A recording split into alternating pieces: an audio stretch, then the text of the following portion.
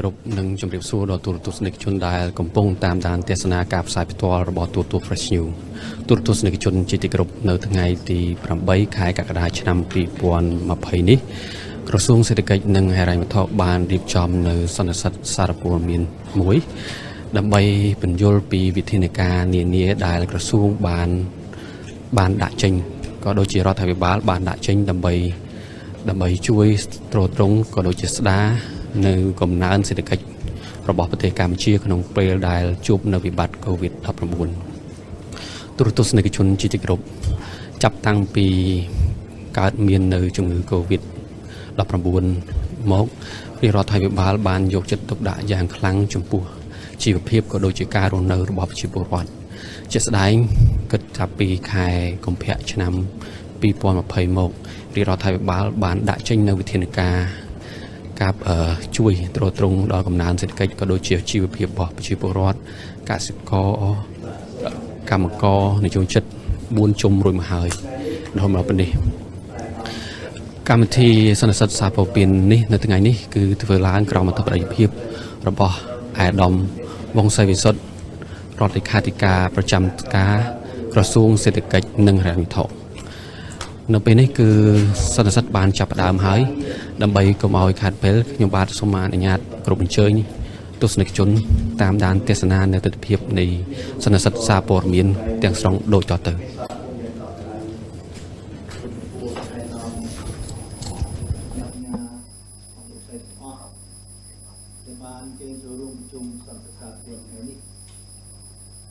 ដើម្បីក្នុងគោលដៅខ្ញុំបានផ្សព្វផ្សាយបន្ថែម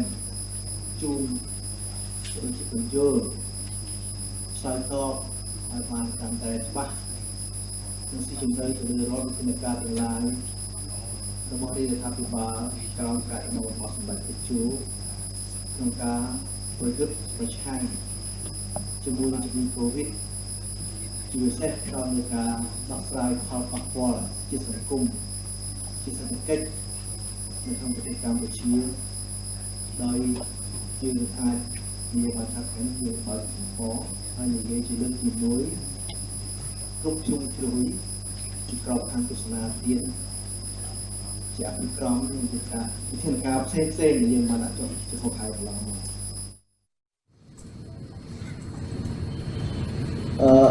COVID គឺជាជំងឺរាតត្បាតពិភពលោកដែលប្រទេសណាក៏គ្មានជារួចដែរហើយជាជំងឺមួយដែលមានចរិតខ្លាំងសាហាវទាំងទំហំទាំងជម្រៅទាំងភាពយូរអង្វែងដែលយើងនឹងចាប់ថ្ងៃពីអង់គ្លេសគេហៅថាវា unprecedented devastating ហើយវា uncertain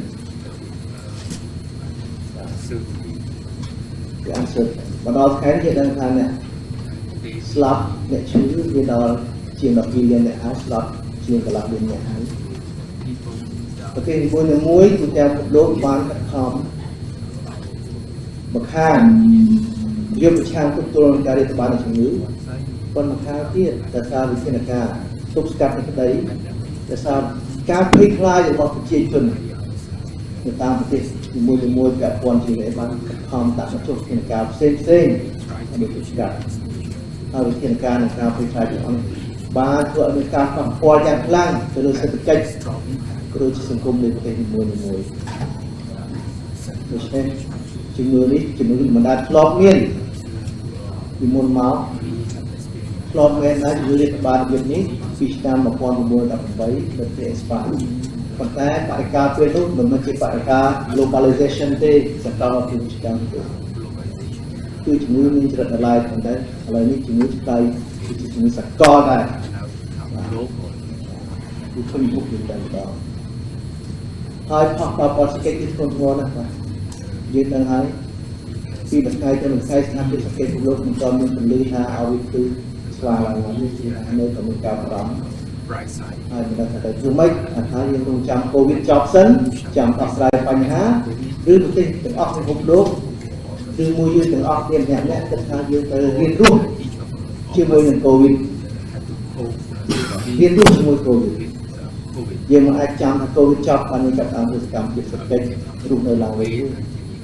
ពួកយើងអាចស្លាប់ជាសេដ្ឋកិច្ចមិនស្លាប់ដោយសារជំងឺកូវីដទៀតហើយនេះជំហរប្រទេសជាច្រើនរដ្ឋាភិបាលជាច្រើនគឺការគោលការណ៍ហ្នឹង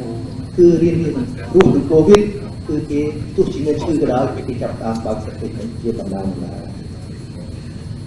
មនុស្សឆ្លងជាងពីកន្លប់អ្នកស្លាប់7 សែនអ្នកអង្គការអត់ចប់មិនអត់ថ្ងៃណាសេដ្ឋកិច្ចពិភពលោកបានធ្លាក់ចុះឡើងខ្លាំងគឺថាតាម IMF ឆ្នាំ2020នេះចំណាយសេដ្ឋកិច្ចពិភពលោកគឺអវិជ្ជមានដក 5% វិជ្ជកម្មអន្តរជាតិធ្លាក់ប្រហែលជា 12% ហើយអាចលើសនេះទៅទៀត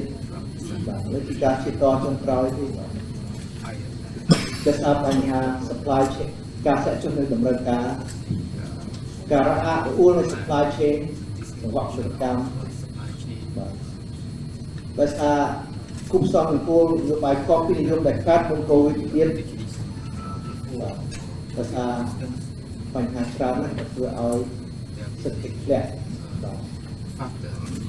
ជាបញ្ហាបង្កើតជាការបាត់បង់ការងារក្រុមហ៊ុនច្រើនត្រូវខ្សែធនបាទមនុស្សភាគច្រើនបានធ្លាក់ក្នុងភាពក្រីក្រទូទាំងពិភពលោកគ្រប់គ្នាការធ្លាក់ចុះនៃសេដ្ឋកិច្ចនិងការកកើតឡើងនៃបញ្ហាសង្គមដែលជាផលបាកនៃការធ្លាក់ចុះសេដ្ឋកិច្ចដែលមកជំងឺនេះក៏ធ្វើឲ្យរដ្ឋាភិបាលគ្រប់ប្រទេសនីមួយៗបានរៀបចំនៅវិធានការអន្តរាគមន៍យ៉ាងខ្លាំងយ៉ាងជ្រាលជ្រៅដែរគឺវិធានការទូទៅគឺក៏មិនធ្លាប់មានពីមុនដែរដែលរដ្ឋាភិបាលពីនេះក៏តាំងពីការឆ្លើយតបទៅជំងឺ Covid ក៏ unprecedented ចាយលើសម្បត្តិក្នុងការសុខទុក្ខតាមរយៈគោលនយោបាយសេដ្ឋកិច្ចមានទាំងនយោបាយ fiscal policy ថាការនយោបាយពន្ធដារនយោបាយរូបិយវត្ថុនយោបាយសង្គមផ្សេងៗដែលជួយធ្វើយ៉ាងម៉េចឲ្យសេដ្ឋកិច្ចមិនធ្លាក់ខ្លាំងទៅជាវិបត្តិគុំគុំហើយទុកឲ្យជាប់នៃការរក្សាការងារ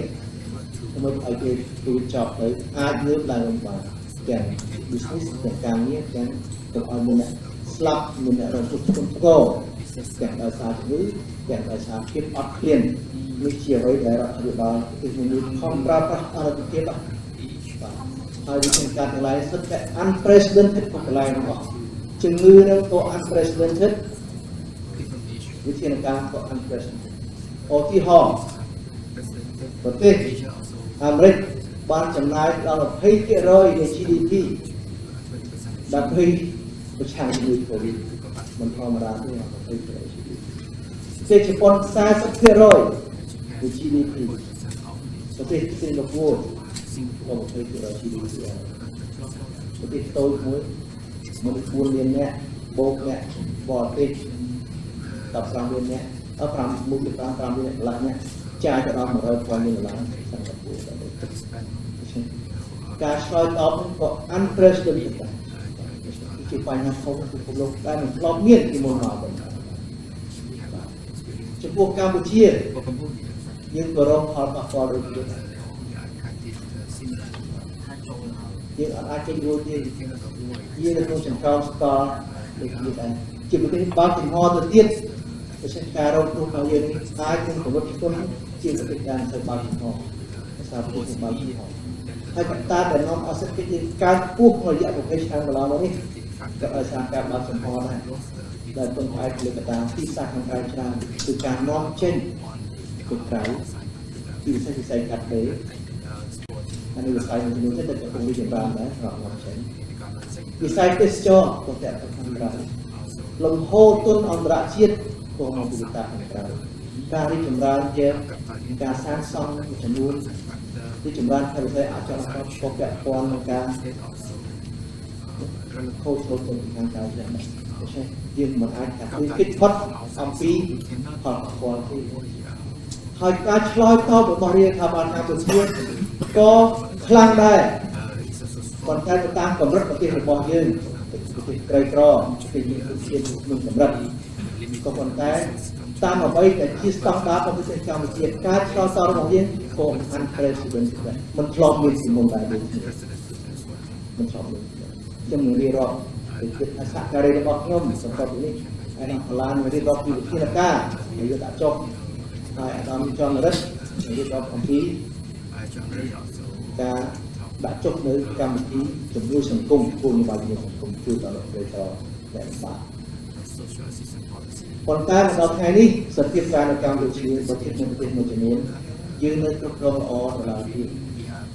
ទាំងផ្នែកជំងឺក៏យើងនៅគ្រប់គ្រងបានល្អទាំងផ្នែកសេដ្ឋកិច្ចសង្គមក៏មិនទាន់អត់ថាបន្តតាមពីខ្លាំងដែរយើងនៅគ្រប់គ្រងបានល្អហើយខ្ញុំយល់ថាកត្តា3ដែលធ្វើឲ្យយើងថ្ងៃនេះយើងនៅក្នុងស្ថានភាពមួយគ្រប់គ្រងបានកត្តាទី1ខ្ញុំគិតថាជាកត្តាទឹកនាំជាសមត្ថភាពដឹកនាំរបស់យុរដ្ឋមន្ត្រីរបស់យើងគឺសម្រាប់ក្នុងការបញ្ជាអគ្គបញ្ជាការទី1ក្នុងការដឹកនាំការប្រយុទ្ធប្រឆាំងជាមួយកូវីដនេះកត្តាទី2កត្តាគោលនយោបាយនិងវិធានការផ្សេងៗដែលយើងបានគិតគូរយ៉ាងម៉ត់ចត់រៀបចំនឹងអត់ដាក់ជាហូរជាហែបត់បែនទៅតាមវិធានការទៅតាមបរិយាវិវត្តអត់ជុំជ្រៅហើយយើងមានក្រុមការងារដែលជាសមាជិករបស់សម្ដេចនាយកក្នុងការរៀបចំគិតគូររៀបចំដាក់ចុះកម្មវិធីការរបស់កត្តាទី3គឺកត្តាចូលរួមរបស់ប្រជាជនកម្ពុជាគេសង្កេតឃើញថានៅក្នុងពិភពលោកនេះប្រទេសដែលមានផ្នត់គំនិតរបៀបខុងជឿស្ដាប់មេកៅច្រើនតែរងផលប៉ះពាល់តិចជាងប្រទេសដែលមានខុងជឿយើងមើលទៅឃើញចឹងមកឥឡូវប្រទេសដែលមានការប៉ះពាល់តិចជាងគេជាក្នុងប្រទេសគឺតំបន់អាស៊ីបូព៌ានេះក្រៅពីជាសមុទ្រទៅកន្លែងហើយខ្ញុំអាចនិយាយថាកត្តាទី4មួយទៀតគឺកត្តាមូលដ្ឋានសេដ្ឋកិច្ចរឹងមាំរបស់យើង fundamental របស់យើងមុនពេលកូវីដនេះរយៈឆ្នាំ6ឆ្នាំមុនកូវីដសេដ្ឋកិច្ចកម្ពុជាយើងការពុះណាស់សង្គមទៅឆ្នាំ2019ដុល្លារដល់7កន្លះដែលបង្កើតជាមូលដ្ឋានរឹងមាំណាស់ហើយនៅថ្ងៃនេះគឺធ្វើឲ្យយើងមានកម្លាំងទប់នៅការជះវិញទុកកម្លាំងកន្លងដល់តែខ្ញុំនឹងនិយាយទៀតតើយើងនឹងស្អីខ្ញុំយល់ថាជាអ្វីដែលយើងបានធ្វើដល់ការនេះគឺថាអាចនឹងបន្តខ្ញុំទៅអស់នេះហើយការវិវត្តនៃការរៀបចំយុទ្ធសាស្ត្រនៃ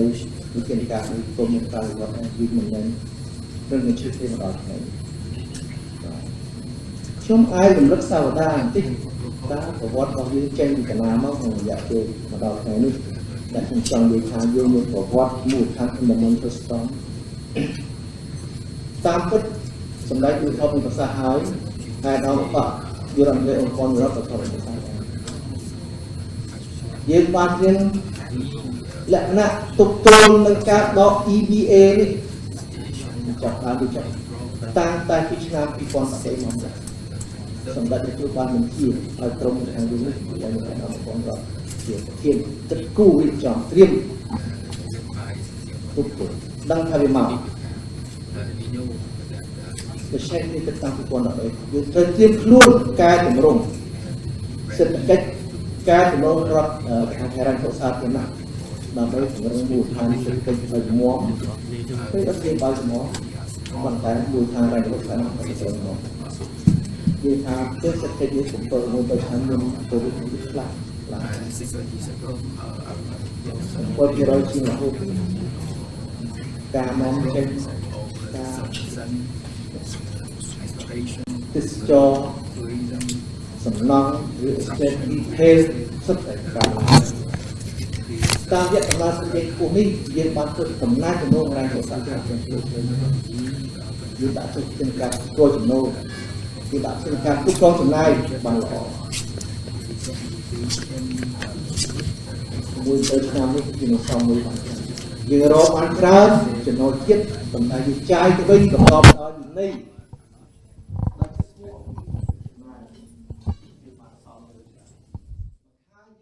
យើងបានពង្រឹងប្រព័ន្ធហិរញ្ញវត្ថុតាមទាំងចំណូលទាំងចំណាយជាប្រព័ន្ធមួយរឹងមាំជាងគាត់មកខាងទៀតវាសល់លុយ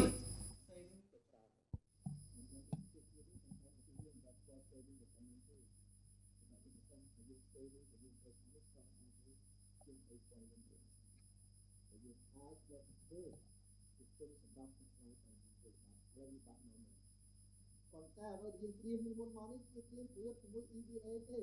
អត់ដែលត្រៀមប្រយុទ្ធជាមួយ COVID វាត្រង់ទៅចោះដូច្នេះនៅពេលរៀបចាប់ដើមរៀបចំថវិកា2020ក្នុងឆ្នាំ2019គឺជាថវិកាមួយដើម្បីទប់ទល់ EVA ហើយជាថវិកាជាតិមួយជាក្របខ័ណ្ឌ macro សេដ្ឋកិច្ចជាតិមួយដែលជាយុទ្ធសាស្ត្រវាយលុក offensive យើងប្រើប្រាស់ការដក EVA ទៅជាឱកាសការប្រែការប្រឈមការគម្រាមនេះទៅជាឱកាសក្នុងការកែតម្រូវយើងមកបង្កើតថវិកាមួយគេហៅថវិកា stimulus ដើម្បីរុញការចាយរបស់យើងបូកនឹងជាការគិតឆ្លងទៀតទៅពង្រឹងភាពប្រកួតប្រជែងសេដ្ឋកិច្ចរបស់យើងគឺដល់លើការវិនិយោគទៅលើប្រព័ន្ធហេដ្ឋារចនាសម្ព័ន្ធការដឹកជញ្ជូន logistics អគ្គិសនី trade facilitation skill development ការបណ្ដុះបណ្ដាលមនុស្សការសម្រួលរបស់ពន្ធដារសេវាសាធារណៈការបើកទីផ្សារ FTA ដែលជួយឈ្មោះទៅរកការធ្វើពាណិជ្ជកម្មសេដ្ឋកិច្ចលុយយើងគ្រោងចាយធំយើងមានថវិកា stimulus មួយឆ្នាំជាង$600 លានសម្រាប់3ឆ្នាំ2020 21 22តែយើងទៀតគឺជាយុទ្ធសាស្ត្រវាយលុកដើម្បីប្រើប្រាស់ការគម្រាមកំហែង EVA ឲ្យទៅជាឱកាសកែតម្រង់ក្នុងការកសាងមូលដ្ឋានសេដ្ឋកិច្ចរឹងមាំហើយងើបខ្ពស់ឈរខ្លួនឯងរូបខ្លួនឯងបានខ្ញុំនិយាយម្ដងហើយនៅខែ1ឆ្នាំនេះនៅពេលធ្វើវិធីការថវិកាយើងបានវាច្រើននេះហើយយើងជឿជាក់ព្រោះយើងមានផែនការយើងមានយុទ្ធសាស្ត្រយើងមានធនធានដែលអាចធ្វើបានប៉ុន្តែសភាពការពីខែ2មកបន្ទាប់ពីខ្ញុំធ្វើវេទិកាថវិកានិងម៉ាក្រូសេដ្ឋកិច្ចនេះមកសភាពការវិវត្តថ្មីហើយពេលខ្ញុំបាននិយាយហើយថាកូវីដចាប់ដើមបាយហើយយើងនឹកស្មានថានៅតែចិនទេមិននឹកស្មានថាដល់ពិភពលោកទេគាត់កូវីដមកដល់ខែ2ចាប់ដើមជះមកវឹកយើង WHO ប្រកាសថាវាជា pandemic ហើយដូច្នេះថវិកា stimulus ថវិកាវិលុករបស់យើងត្រូវទៅយកមកគិតឡើងវិញជាយុទ្ធសាស្ត្រយើងត្រូវប្រយុទ្ធខាងជាមួយ COVID ដែរអ្វីដែលយើងគ្រោងទៅជាការវិលុកនោះបានបកមកត្រឹមតែជាការទប់ទល់ defensive ក្នុងការរៀបចំថវិកានិង macro សេដ្ឋកិច្ចយើងគិតថា COVID ការពេល defensive ហ្នឹងគឺថា6ខែចប់ហ៎បាទក្នុងខែ7នេះចប់ហ៎ COVID ហើយយើងសង្ឃឹមទៅលើ V-shape recovery របស់យើងដូច្នេះការចាត់ចែងគ្រប់គ្រងធនធានរបស់យើងក៏ប្រើប្រាស់ទៅតាមនេះដែរយើងនៅរក្សាដដែលគោលដៅក្នុងការពង្រឹងភាពប្រកួតប្រជែងសេដ្ឋកិច្ច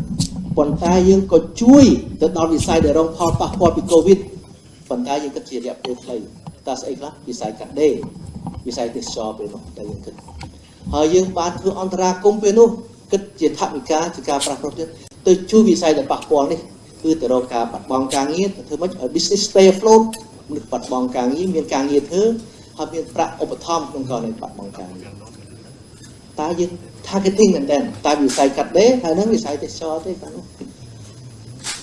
ហើយវិធានការយើងក៏ហើយយើងសង្ឃឹម V-shape recovery ពួកគាត់ថា6ខែអត់អីទេយើងងើបលឿនឡើងវិញបានហើយយើងអត់ដែលគិតថាពិភពលោកដួលទាំងផ្ទាំងអញ្ចឹងទេទាំង supply side ទាំង demand side អញ្ចឹងទេទៅទាំងអស់អញ្ចឹងទេបាទពួកខែ2នេះវាអត់ទាន់មាន lockdown អីគ្រប់ប្រទេសទេប៉ុន្តែសភាពការវិវត្តរហូតមកដល់ខែ3គេថាថ្ងៃ14ខែ2 Valentine ថ្ងៃ14ខែ3 quarantine បាត់គ្រប់ឡាយទាំងអស់ចាប់ដើមលឿនមែនតើយើងចាប់ដើមគិតគូរថាចុំតើ COVID នេះ6ខែឬវែងជាង6ខែ ឥឡូវយើងគិតសេណារីយ៉ូហ្នឹងហើយយើងត្រៀមសេណារីយ៉ូដែលវាវែងជាង6ខែថាគិតថាមកដល់ដាច់ឆ្នាំបានវាចប់ឥឡូវមិនទាន់ដាច់ឆ្នាំទេខែ7ប៉ុន្តែវាហួស6ខែហើយយើងបានកែប្រែយុទ្ធសាស្ត្ររបស់យើងម្ដងទៀតហើយគិតរហូតថាយុទ្ធសាស្ត្រយើងប្រហែលជាដូរពី defensive អ្វីដែលយើងសង្ឃឹមថាជា V shape recovery របស់យើងរបស់ភពលោកហ្នឹងគឺខុសហើយដូរទៀតដោយយកមកត្រឹមថាមករស់សិនឥឡូវ survival យុទ្ធសាស្ត្រនៃការគ្រប់គ្រងសេដ្ឋកិច្ចសង្គមក៏ដូចសហការពេលនេះគឺយើងយកយុទ្ធសាស្ត្រមួយរស់សិនឲ្យរស់សិនកុំឲ្យស្លាប់មិនឲ្យអ្នកណាអត់បាយមិនឲ្យអ្នកស្លាប់នឹងជំងឺអត់ឲ្យគឺយកមនុស្សជាធំមែនតើគឺរស់សិនរស់ហ្នឹងមិនមែនរងចាំថ្ងៃស្លាប់ទេរស់សិនហ្នឹងរស់ដើម្បីថាពេលចប់ទៅយើងងើបឡើងទៅវិញហើយងើបហ្នឹងខ្ញុំនិយាយទៀតដែរគឺយើងងើបពីជំហានងើបដើររយៈពេល1ឆ្នាំ2ឆ្នាំដើរសិនមើលជ្រៃមើលស្ដាំសិនត្រៀមលក្ខណៈបុកគ្រឹះថ្មី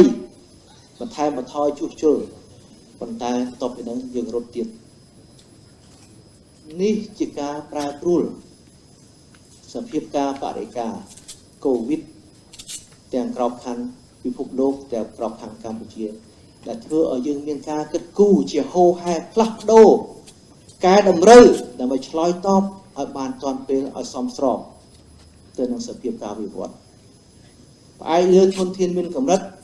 ប៉ុន្តែផ្អែកលើសមត្ថភាពស្ថាប័នផ្អែកលើទុនសង្គមដែល social capital របស់យើងដែលជាប្រទេសមួយប្រជាជនមួយស្ដាប់អ្នកដឹកនាំកត្តាសំខាន់ណាស់គឺប្រឆាំងកូវីដនេះបើប្រព័ន្ធកាន់អំណាចអត់តែមួយទេរវិះរវាមឆ្វេងស្ដាំ multiple power structure ទេទៅអត់រួចទេ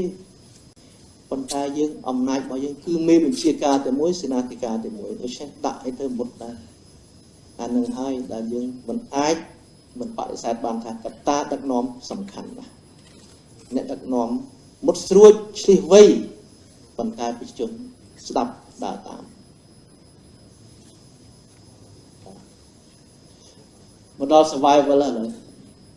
ពីមុនយើងជួយមនុស្សដែលបាត់បង់ការងាររងគ្រោះទៅតាមវិស័យដែលប៉ះពាល់ដល់ឥឡូវមកដល់ដំណាក់កាល survival ចុងក្រោយនេះតែ COVID លើសមក6ខែលើឆ្លងមួយឆ្នាំទេអ្នកណាក៏ប៉ះដែរប៉ះទាំងអស់តែគ្នាទាំងវិស័យទាំង formal ផ្លូវការទាំងវិស័យ informal sector ក៏ប៉ះទាំងអស់ SME ប៉ះទាំងអស់វិស័យដែលប៉ះតែជាងគេគឺវិស័យស្អីកសិកម្ម Telecom ណាម្ហូបអាហារទីទួយប៉ុណ្ណេះខាងផ្នែកវិទ្យាសាស្ត្រកែពីនេះគ្រាន់តែអត់ប៉ះទេប៉ះទាំងអស់ដូច្នេះយុទ្ធសាស្ត្រ survival របស់យើងនេះក្នុងដំណាក់កាលនេះតើយើងធ្វើអីទី1យើងត្រូវគិតថាធ្វើម៉េចឲ្យរស់សិនយើងគិតថាសំណាងប្រទេសយើងមួយទៀតតែមានវិស័យកសិកម្មនៅមានចំណែកធំក្នុង GDP គឺប្រមាណ 25% នៃ GDP ធំដែរទី2ប្រជាជននៅក្នុងខ្សែកសិកម្មក៏ច្រើនដែរជនបទ 40% ដែរកម្លាំងពលកម្មទៀតទី3កម្មកររបស់យើងដែលមកធ្វើការនៅក្នុងវិស័យឧស្សាហកម្មទោះជាក្នុងវិស័យformal ក្តី informal ក្តីនៅតែមានជាប់តាក់ទងទៅនឹងជនបទនៅឡើយពួកកម្មករភាគច្រើនរបស់យើងជាកម្មករគេហៅថា first generations ដូច្នេះពុំមានវិបត្តិបាត់បង់ការងារណាមួយគាត់អាចត្រឡប់ទៅភូមិកំណើតទៅរកម៉ែឪបងប្អូននេះបានមិនបួយប្រទេសខ្លះតែកម្មករហើយគឺដាច់ពីជនបទអត់ទាន់ទេនេះជាកត្តាខ្លាំងរបស់យើងមួយដែរនៅក្នុងពេលនេះគាត់អត់កាំងត្រូវទៅស្រែទៅរស់មួយម៉ែឪបានមានផ្ទះមានអីស្រាប់គឺក៏ផ្ទះហ្នឹងគាត់ផ្ញើលុយទៅឲ្យធ្វើទៀតមិនចឹងបាទអានេះហើយកត្តាទាំងអស់នេះហើយមកខាងក្នុងស្រុករបស់យើងប៉ុន្តែមកខាងនៅពេលមានវិបត្តិសេដ្ឋកិច្ចសកលនេះប្រទេសមួយចំនួនចាប់ដើមបង្កើនសន្តិសុខស្បៀងយើងឃើញថាការនាំចេញផលិតផលកសិកម្មរបស់យើងចុងក្រោយស្រាប់តែឡើងមានតម្រូវការដោយសារបញ្ហាសន្តិសុខស្បៀងទៅតាមប្រទេសផ្សេងដូច្នេះកសិកម្មនេះមានសក្តានុពលមួយអាចមកខាងចិញ្ចឹមប្រទេសកម្ពុជាមិនឲ្យស្លាប់បានទុកជាយើងមិនទាន់មាន គេថាលទ្ធភាពនាំចេញដូចមុនក៏ដោយទុកជាយើងបន្តមានលទ្ធភាពអុកកំណើនយើងឲ្យបាន 7% ដែលប្រើប្រាស់សេដ្ឋកិច្ចក្នុងស្រុកក៏ដោយខ្ញុំសូមបញ្ជាក់ថាសេដ្ឋកិច្ចយើង 7% ជាងមួយឆ្នាំនេះកត្តាក្រៅស្រុកច្រើនកត្តាក្នុងស្រុកសេដ្ឋកិច្ចស្រុកយើងមិនអាចអូសយើងឲ្យកើនបាន 7% ទេប៉ុន្តែមករស់បានមិនស្លាប់គឺគ្រប់គ្រាន់ហើយអាចនាំចេញបានខ្លះទៀតដោយសារបរិការសន្តិសុខស្បៀងនៅក្រៅដូច្នេះកសិកម្មនៅវិស័យផ្សេងទៀតមួយចំនួននៅដើរទេដូច្នេះយើងត្រូវមានភាពចាំបាច់គឺមិនឲ្យវិស័យទាំងអស់នេះណាឲ្យវាដើរឲ្យអស់សក្តានុពលពួកកន្លែងខ្លះជាកសិកម្មជាការហូបចុកយើងនាំចូលឡើយទេដូច្នេះដោះស្រាយបញ្ហាផលិតផងដើម្បីបម្រើត្រូវការក្នុងស្រុកតែកន្លែងខ្លះគឺថា import substitution ពេលហ្នឹងត្រូវធ្វើបានវិជាការចិញ្ចឹមត្រីចិញ្ចឹមសត្វបន្លែនេះយកឱកាសហ្នឹងទៅបាទប៉ុន្តែយើងក៏មិនអាចធ្វើហួសមានដែរកសិកម្មកាលណាយើងវិនិយោគជ្រុលពេកយើងអត់ទីផ្សារទៀតហើយយើងទៅគិតគួរបានដែរកន្លែងហ្នឹងតើយើងអាចនាំចេញបានប៉ុណ្ណាហើយអ្វីទៅដែលជាយើងអាចប្រើប្រាស់ក្នុងស្រុកបានប៉ុណ្ណាទៅវាស់ឃើញហើយដាក់ឲ្យចំយើងមានទីផ្សារហើយក៏ដោយឧទាហរណ៍ប៉ុន្តែបើយើងផលិតនៅវត្ថុនៅរបស់ដែលថ្លៃ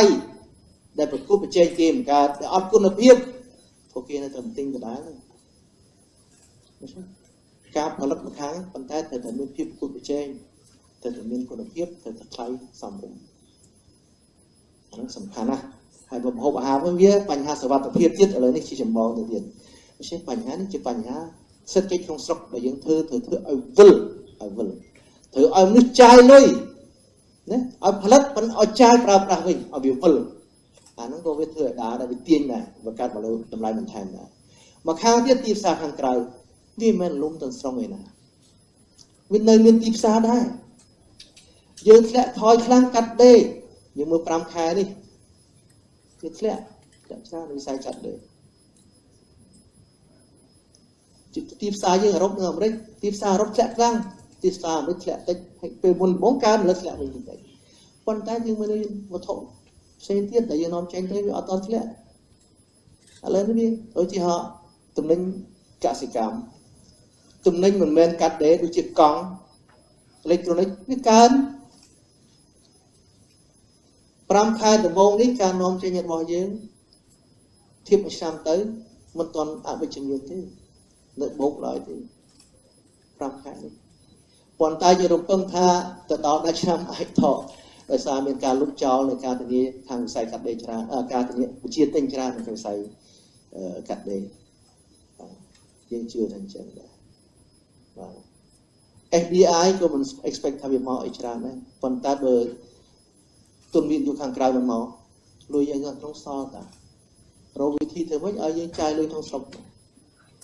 ឲ្យចាយទៅលើការវិនិយោគទៅលើផលិតកម្មមើលឲ្យឈប់ចាយទិញដីបន្ថយការទិញដីទិញផ្ទះខ្លះមើលទៅទិញទៅវិនិយោគទៅលើអ្វីដែលជា productive sector នេះជាគោលនយោបាយទៅគិតពីទៀតនេះជាការគិតគូរក្នុងក្របខ័ណ្ឌសេដ្ឋកិច្ចក្នុងស្រុកជំរុញការវិនិយោគការប្រើប្រាស់តាមរយៈការផលិតការកសាងហើយរួមចាំសភាពការមួយដែលខាងក្រៅតម្រូវការខាងក្រៅកើតឡើងវិញយើងអាចងើបទៅបានទៅទៀតនេះជាការគិតគូររបស់ពេលបច្ចុប្បន្នអ្វីដែលអាចនាំចេញបានពីនេះត្រូវគិតខំសម្រួលការនាំចេញឲ្យបានឥឡូវយើងបាន FTA ពីចិនទេប្រឹងប្រើប្រាស់អន្តរភាព FTA គាត់ជាទីផ្សារតាប៉ុន្តែយើងត្រូវមានរបស់នាំចេញទៅយើងរួចពុនអត់មានបងពុនទេប៉ុន្តែយើងត្រូវដោះស្រាយបញ្ហា SPS ក្នុងករណីទំនិញកសិកម្មទំនិញឧស្សាហកម្ម technical barrier មួយទៀត technical requirement មួយទៀតដើម្បីនាំចេញទៅស្រុកគេបានត្រូវផលិតហើយបាននាំចេញបានមានទីផ្សារគ្រប់ទីបាទទេសចរមិនងាយឡើងវិញទេប៉ុន្តែទេសចរក្នុងស្រុកយើងអាចគិតគូរថាអាចងើបបានប៉ុន្តែទេសចរក្នុងស្រុកក៏អាស្រ័យលើកម្លាំងទិញក្នុងស្រុកដែរប្រាក់ចំណូលក្នុងស្រុកដែរការងារមានក្នុងស្រុកដែរបើមនុស្សអត់ការធ្វើអត់ប្រាក់ចំណូលក៏អត់មានអ្នកលេងបានច្រើនយូរដែរវាវិលអញ្ចឹងសេដ្ឋកិច្ចបាទប៉ុន្តែទេសចរប្រទេសជិតខាងក៏អាចគិតដែរជាប្រទេសអ្នកមានដែរប៉ះដូចយើងអញ្ចឹងប៉ុន្តែជាប្រទេសដែលមានសក្តានុពលងើបលឿនឡើងវិញជាពិសេសវៀតណាមថៃនេះ ប្រងតងើបទេពួកសក្តានុពលគេធំណាស់ដោយសារមានបរិការហៅ trade and investment diversion ការផ្ទេរការវិនិយោគពីចិនមកតំបន់អាស៊ីអាគ្នេយ៍ហើយវៀតណាមនិងថៃនេះគឺប្រទេសទី1ដែលមានសមត្ថភាពស្រូបយកធំជាងគេទាំងអស់ដូច្នេះគេអាចប៊ុំលឿនជាងហើយបើថៃប្រទេសថៃវៀតណាមប៊ុំយើងក៏មានឱកាសដែរទាំងខាងសេដ្ឋកិច្ចទាំងឧស្សាហកម្មទាំងទេសចរណ៍ទាំងអស់ហើយយើងទៅគិតទៅមុខទៀតដែលខ្ញុំចង់និយាយខ្ញុំមិនទាន់និយាយដល់លឿនចង់ជ្រុលនេះអានេះជាយុទ្ធសាស្ត្ររបស់យើងខ្ញុំដែលតែគិតអំពីបញ្ហាទាំងអស់នេះប៉ុន្តែទន្ទឹមនឹងការគិតគូរពីបញ្ហាសេដ្ឋកិច្ចនេះយើងដឹងថានឹងមានអ្នកអត់ការធ្វើអ្នកធាក់ភាពក្រីក្រច្រើនហើយដូច្នេះក្រៅពីវិធានការគ្រប់គ្រងសេដ្ឋកិច្ចយើងត្រូវគិតគូរសង្គមយើងដាក់ចុះទាំងអស់ណាវិធានការអ្វីជាឧបករណ៍សេដ្ឋកិច្ចក្នុងការធ្វើអន្តរាគមន៍របស់យើងគ្រប់ទាំងអស់វិធានការ fiscal ខាងថវិកា tax relief ឧទុបថយពន្ធនឹងដំបងអ្នកប៉ះពាល់ទេឥឡូវឧទុបថយសង្គមតែគ្នាអស់ហើយពន្ធដារឧទុបថយច្រើនណាអាយដាមផល្លានេះយល់ចំណាយក៏ចាយសម្បើមដែរចំណាយក៏ចាយសម្បើមដែរចំណាយទៅលើកូវីដខ្ញុំចង់សរុបថាដល់មកចុងក្រោយសរុបទៅនេះយើងត្រៀមលុយចំណាយទៅលើកូវីដទាំងជំងឺទាំងដោះស្រាយផាសព័ទ្ធសង្គមនិងការជួយខាងវិស័យឯកជនជាលុយថវិកាជាតិមាន$1164 លានជាថវិកាសពថ្ងៃនេះវាជាលេខអចេញ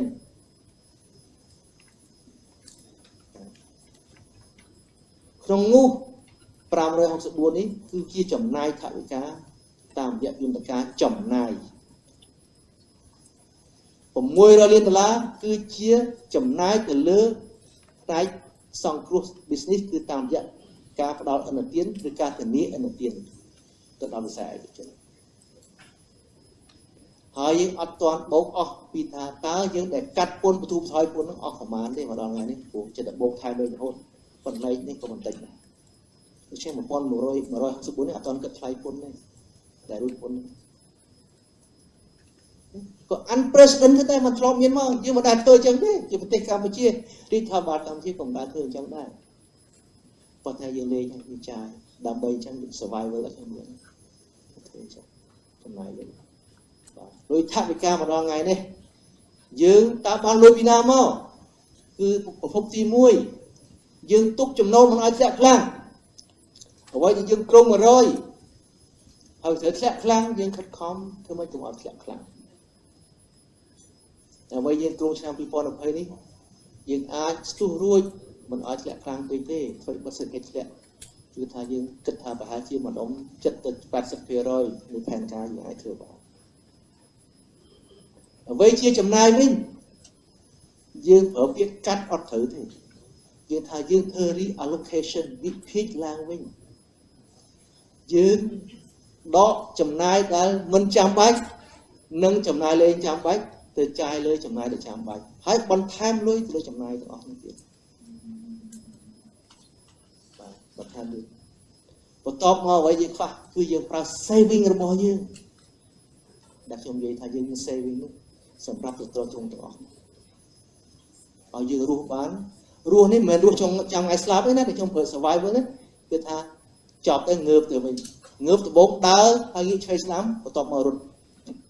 នេះជាផែនការរបស់យើងហើយទៀតខ្ញុំប្រាប់ថាគោលការណ៍ធំយើងធ្វើអីខ្លះជាការរៀបចំផែនការយុទ្ធសាស្ត្រហើយយើងធ្វើអីខ្លះទៀតនេះជាអ្វីដែលខ្ញុំចង់និយាយ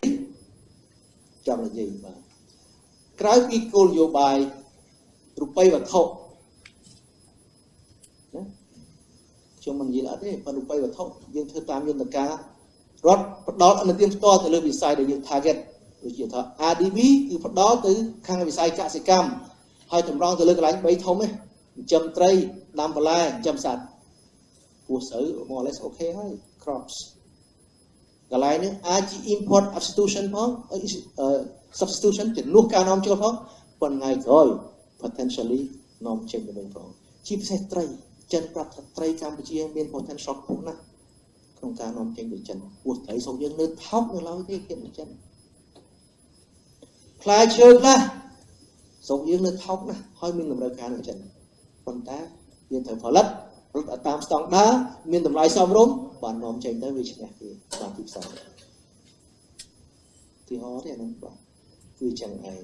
មិនใช่វិធានការយើងវាអញ្ចឹងប៉ុន្តែក៏យើងមានបញ្ហាវិធានការមួយចំនួនដែលមិនមែនជាលុយកាក់មិនមែនជាអនុទានទេមិនមែនជាចំណាយទេមិនមែនជាពន្ធទេគេហៅថា non economic measures មានច្រើនស្អីដូចជា online registration អានោះជួយសម្បើមក្នុងការបង្រឹងភាពប្រកួតប្រជែងឥឡូវមានប្រមាណក្រុមហ៊ុនហ្នឹងទៅផ្សារមើលអត់អស់រៀលទេ4ថ្ងៃបានពីមុនរាប់ខែចាយលុយមកហ្នឹងអស់ប្រមាណដើម្បីបាន registration ឥឡូវចាយទៅ4ថ្ងៃអត់អស់រៀលតើជាការកែតម្រង់អត់អាដាមឧបខ្ញុំថាហ្នឹងជាជំហានតូចមួយប៉ុន្តែមានន័យធំធេងមានន័យធំធេងមានឥទ្ធិពលធំធេងបាទការដកចេញនៅបារយាផ្សេងក្នុងការរកស៊ីការកាត់បន្ថយលុបកម្មសាមលុបនេះលុបនោះអាហ្នឹងសិតទៅចំណេញរកស៊ីមិនចឹងការបង្កើតច្បាប់ថ្មីមួយចំនួននីតិវិធីថ្មីមួយដែលសម្រួលដល់ការរកស៊ីសិតតែជួយទាំងអស់អាហ្នឹងវាមិនមែនជាសេដ្ឋកិច្ចនេះគេហៅថា non fiscal measures វាមានចឹងដែរខ្ញុំមិនចង់និយាយអតិថិភាពផ្នែកនយោបាយគោលនយោបាយរបស់វត្ថុទុកជួយអាដាមឆ្លើយក្រោយក៏បានដែរផល្លានិយាយបន្តទៀតចុះល្អិតទៀតប៉ុន្តែសុទ្ធតែមានការគិតគូរយ៉ាងហ្មត់ចត់ណាស់50លានធ្វើនេះ50លាន100លាន200លានយកទៅធ្វើអីមិនបានធ្វើអញ្ចឹងគឺមានការសិក្សាហ្មត់ចត់ណាស់មិនចេះតែគិតសម័យដាក់ទេអត់ទេគិតអំពីមូលហេតុអីបានត្រូវធ្វើអញ្ចឹងធ្វើអាហ្នឹងមិនបានធ្វើអញ្ចឹងហើយផលបាបវាមិនវាផលប៉ះពាល់មិនបើធ្វើអញ្ចឹងទៅហើយដាក់យ៉ាងម៉េចវាគិតចឹងបានថាយើងបានគិតគូរច្រើនណាស់ពីវិធានការទាំងអស់នេះដែលខ្ញុំចង់និយាយអញ្ចឹងគឺថាបានច្រើនយ៉ាងហើយមិនចត់ហើយឥឡូវនេះនិយាយពីបញ្ហា survival មកដល់ថ្ងៃនេះខ្ញុំនិយាយអស់ហើយពីនៅសង្គមកិច្ចយើងថាអ្នកអត់ការធ្វើច្រើនតិចទៀតឥឡូវតាមវិស័យផ្លូវការ3ដល់10ម៉ឺននាក់សួររោងចក្របាទរោងចក្របិទជាង200ហើយអូតែបិទប្រមាណ100ហើយភោជនាសត្វរាប់ពាន់ហើយមកទៅ entity ដែលបិទតែបិទឲ្យអត់ការធ្វើដូច្នេះអត់ការធ្វើដោយសារការបិទរោងចក្របើក្នុងករណីថាស្ថាប័នហ្នឹងគាត់ជា suspension គាត់ព្យួរទេគាត់មិនបិទទេរដ្ឋជួយ$40កម្មករនេះប៉ុន្តែប្រកាសបិទឲ្យគាត់ក្រហើយយើងមិនអាចជួយតាមវិស័យបានទៀតទេព្រោះឥឡូវវាមិនប៉ះតែទេសចរនិងប៉ះតែវិស័យចាត់ទេណាវាប៉ះទាំងអស់ទៅគ្នាដូច្នេះបើយើងយកវិស័យមកធ្វើមូលដ្ឋានសម្រាប់ជួយអ្នកដែលប៉ះពាល់ជាការងារជីវភាពក្រីក្រគឺអត់កើតទេដូច្នេះគោលការណ៍របស់យើងថា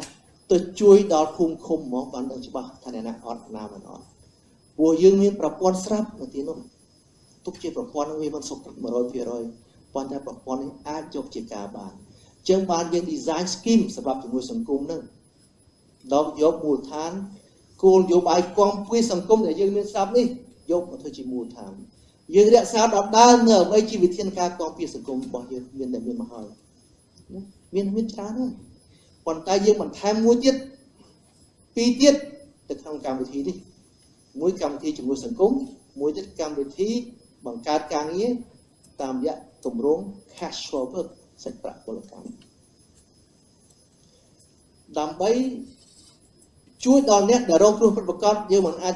ទៅគិតតាមវិស័យបានទៀតទេយើងទៅគិតកន្លែងគាត់រស់នៅតែម្ដងហើយគាត់រស់នៅណាគាត់នៅតាមភូមិដូច្នេះយើងប្រព័ន្ធ ID Pool Plus ដើម្បីធ្វើអត្តសញ្ញាណកម្មអ្នកក្រដើម្បីទទួលផលពីរដ្ឋជួយមិនឲ្យគាត់ស្លាប់មិនមែនចាំគាត់ទាំងស្រុងទេណាគាត់ទៅជួយគាត់ក្នុងចំណែកណាមួយឲ្យគាត់មិនស្លាប់ហើយគាត់អាចធ្វើការអីនេះនោះបន្ថែមមកព្រោះបានបាទអាហ្នឹងអាយ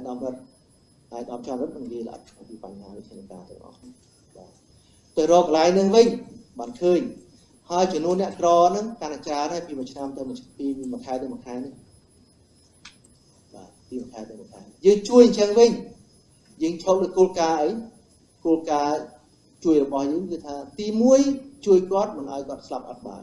ប៉ុន្តែក៏ទុកឱកាសឲ្យគាត់រកការងារជាមួយសង្គមយើងបានក្រុមថវិកា$300 លាន ហើយ target ទៅលើមនុស្សឥឡូវនេះ2លាន3សែននេះឬមួយ56ម៉ឺនគ្រួសារជា ID pool class ប៉ុន្តែឥឡូវនេះគ្រាន់តែប្រហែលថ្ងៃនេះឆ្នាំខែក្រោយទៅឡើង20000គ្រួសារទៀតបាត់ហើយឡើង58ម៉ឺនជាងចំនួនឡើងរហូតយើងអត់ខ្វល់ទេឡើងចោះបើគាត់ក្រមែនព្រោះយើងត្រូវជួយប៉ុន្តែសំខាន់គឺធ្វើអត្តសញ្ញាណកម្មឲ្យបានត្រឹមត្រូវនិងយុត្តិធម៌តាមគោលដៅហើយតើយន្តការយើងជួយយ៉ាងម៉េចយើងប្រើប្រាស់យន្តការ ID Pool ដើម្បីកំណត់អត្តសញ្ញាណកម្មអ្នកដែលលំបាកឧបករណ៍គឺតាមភូមិឃុំអ្នកដែលកំណត់គឺភូមិកម្រិតភូមិជនបង្គោលមិនមែនអាជ្ញាធរណាជនបង្គោលក្នុងមានអាជ្ញាធរដែលមាន questionnaire ហើយធ្វើ interview ហើយបូកបន្ទុកគ្រួសារណាចុះបន្ទុកយកមកដាក់សាលាឃុំក្រុមប្រឹក្សាគុំពិនិត្យហើយចូលទៅ check បញ្ជាក់ថាអូខេគ្រួសារហ្នឹងក្រមែនផ្ញើមកក្រសួងផែនការវាយចូលទិន្នន័យណាហើយផ្ដល់ការសមត្ថភាពបានសមត្ថភាពអានេះតើតើនឹងអត្តសញ្ញាណកម្មយន្តការជាងហើយយន្តការនេះអាប់ដេតរៀងរាល់ខែឥឡូវធ្វើ on demand ហើយតាមប្រព័ន្ធ IT ទៅទៀតឥឡូវនេះជាយន្តការអត្តសញ្ញាណកម្មអ្នកទៅផងអ្នកបើកផ្ដល់ក្រសួងផ្សេងសង្គមកិច្ចតាមរយៈប្រព័ន្ធបើកផ្ដល់ដែលយើងប្រើជាមួយ UNICEF ជួយសម្រាប់បើកផ្ដល់ទៅដល់មានដាទារកកុមារទាំងអស់នេះយើងឥឡូវនេះបើកផ្ដល់ទៅដល់អ្នកដែលរងគ្រោះក្នុងប្រព័ន្ធ COVID ទេដែលមួយ transaction គេត្រូវចាយ3កាក់ទៅឲ្យវិញគឺប្រព័ន្ធ IT ទាំងអស់អត់មានណាប៉ះលុយទេគឺ IT ទាំងអស់តែបើការទៅបើកលុយពីវិញខ្លួនឯងទៅក្រសួងសង្គមកិច្ចអ្នកគ្រប់គ្រងកិច្ចការទាំងអស់ក្រុមការងារថ្នាក់ជាតិជា trouble shooter អ្នកបើកដល់សង្គមកិច្ច trouble shooter ក្នុងន័យអីក្នុងន័យថាមានភាពបាតកម្មអីណាមួយឬមួយការតវ៉ាណាមួយគាត់ជួយដោះស្រាយប្រហែលថានេះមិនក៏បានខ្ញុំបានគាត់ជួយដោះស្រាយអ្នកនេះផ្ដល់គ្នាអីក៏ដោយជួនកាលកន្លែងខ្លះមានបញ្ហាគាត់អ្នក trouble shooter គឺក្រុមងារថ្នាក់ជាតិដែលយើងបានកំណត់ហើយគឺចោះជួយផ្ទាល់ទាំងធ្វើអត្តសញ្ញាណកម្មទាំងការបើកផ្ដល់ទាំងបាត់ភាពផ្សេងៗដែលកើតឡើងហើយយើងជឿថាការរុញទៅដល់ការដោះស្រាយដល់ភូមិនេះយើងអាចគ្រប់គ្រងសភាពការបានថាបើមានកើតអីឡើងវាកើតត្រឹមភូមិវាមិនកើតដល់ថ្នាក់វិស័យដល់ scale ប្រទេសអីកើតទេគឺតែភូមិនោះយើងអាចដោះស្រាយបានក្នុងភូមិដូច្នេះអត់មានបញ្ហាក្រសួងហិរញ្ញវត្ថុជាអ្នកផ្ដល់ថវិកាក្រុមប្រឹក្សាកងពារសង្គមជាអ្នកធ្វើ M&E monitoring evaluation ដូចជាប្រព័ន្ធមួយ check បានសម្បើមណាហើយដៃគ្រូយើងចូលរួមសឹងទាំងអស់គ្នាណាមិនចឹង UNDP UNICEF World Bank សិតតែ scheme មួយដែលមានការចូលរួមឈានចូលខាងផ្នែក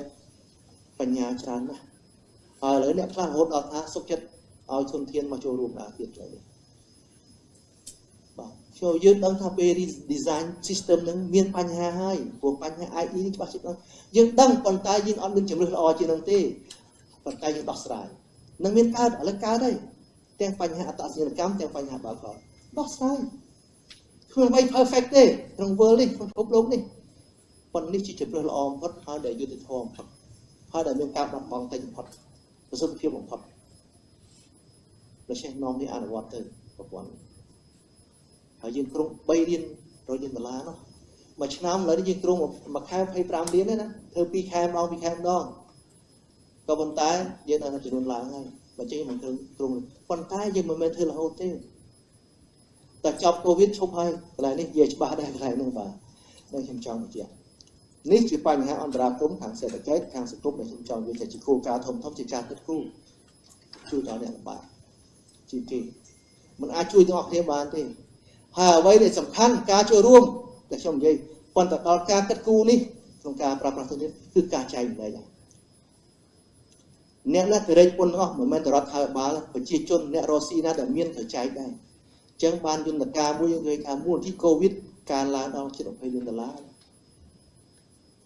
ទាំងមន្ត្រីឆ្ការទាំងឯកជនទាំងសប្បុរសជនចូលលុយទៅក្នុងការប្រយុទ្ធឆ្នាំកូវីដជិត$20លានមិនតិចតួចទេបាទនេះហើយជា social capital ការចូលរួមការចែកម្លែកហ្នឹងការស្ដាប់មេបញ្ជាការក្នុងពេលវិបត្តិហ្នឹងសំខាន់ណាស់អាហ្នឹងហើយវាជាកត្តាឈ្នះមួយធំហើយគេស្ដាប់សម្រាប់តែចូលខ្ញុំជួយប្រជាជនយើងនឹងតែការទាំងអស់នេះឥឡូវទៅទៀតពីបញ្ហាទាំងអស់នេះហើយចំណុចមួយទៀតខ្ញុំចង់គូបញ្ជាក់ដែរយើង approach អភិក្រមរបស់យើងក្នុងការដោះស្រាយបញ្ហាគ្រប់គ្រងកូវីដនេះគឺយើងថ្លឹងថ្លែងរវាងការឈឺ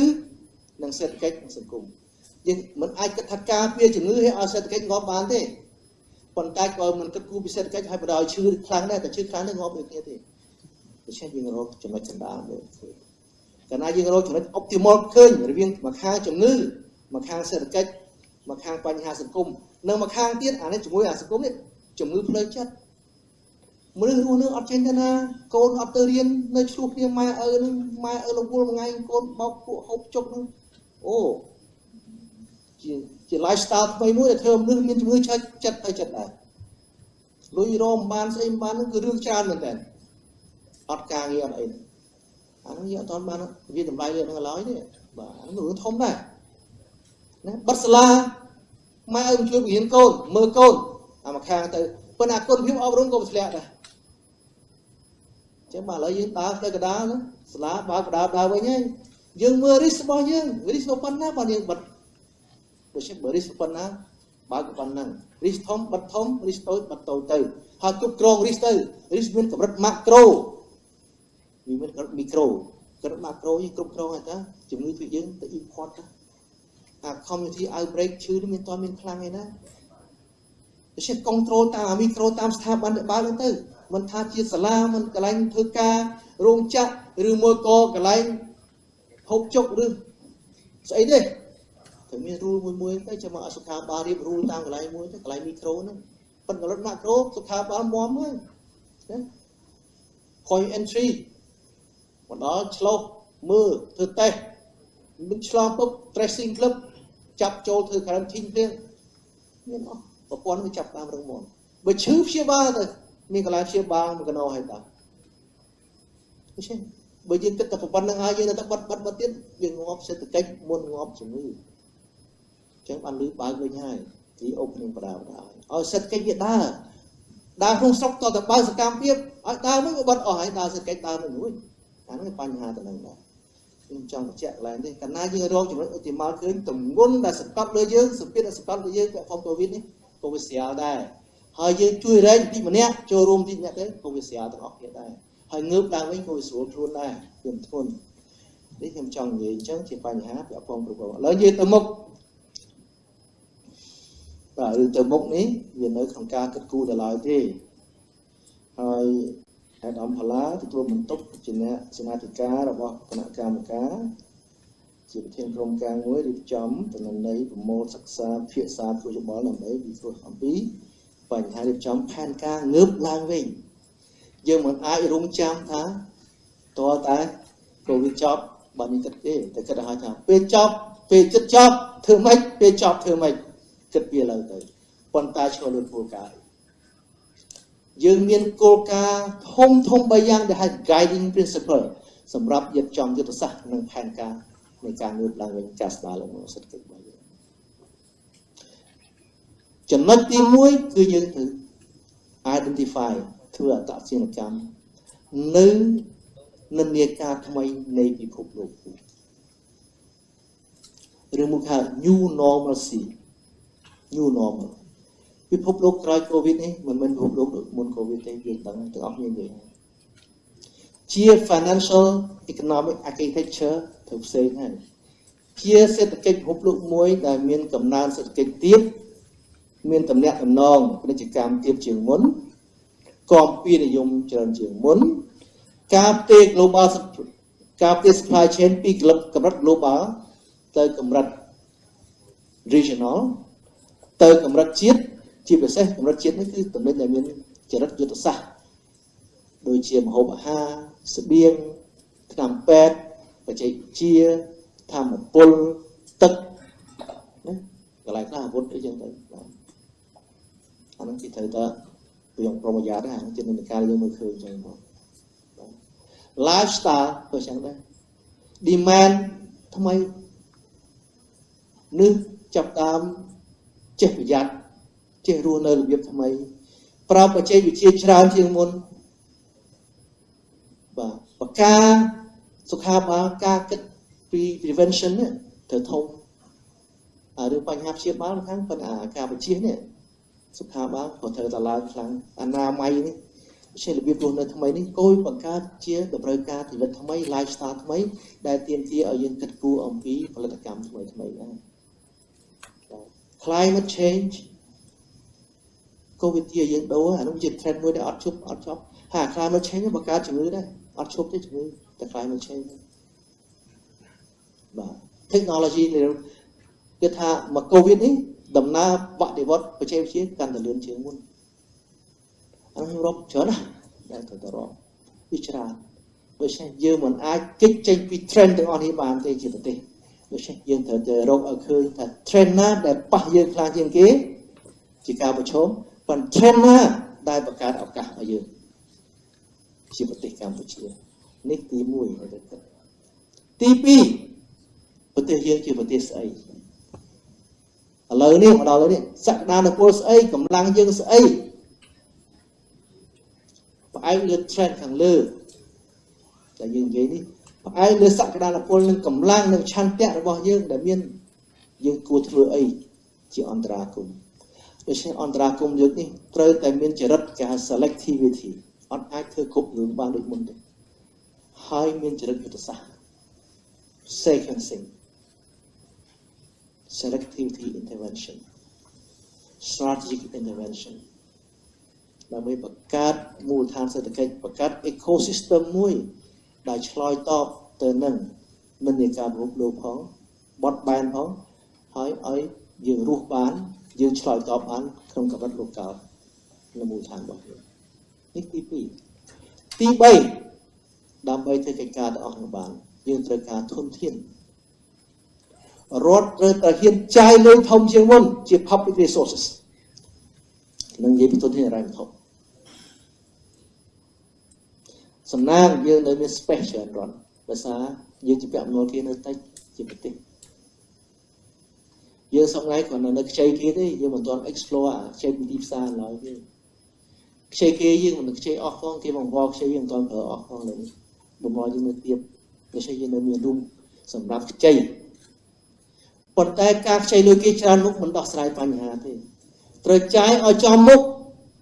និងចាយឲ្យតាមនីតិវិធីមួយដើម្បីធានាប្រសិទ្ធភាពនៃការប្រើប្រាស់កម្ចីឬធនធានសាធារណៈទាំងអស់នេះឥឡូវយើងមានអស់ហើយសំណាងដែរយើងមាន framework ដែលរៀបចំឲ្យអស់ហើយសឹងតែឲ្យអស់ហើយ public investment management firm budget framework មានអស់ហើយ PPP framework ឥឡូវ PPP law ចិត្តហើយណា investment law ក៏រៀបចំអស់ហើយដែរសិតជា framework មួយដែលប្រមូលធនធានទាំងរដ្ឋទាំងឯកជនយកទៅវិនិយោគចាយលើអ្វីដែលយើងនិយាយច្រើនពីទីមិនទៅលុយរដ្ឋទេលុយឯកជនយើងដែរយើងមានប្រភពយើងមាន space សម្រាប់ចាយ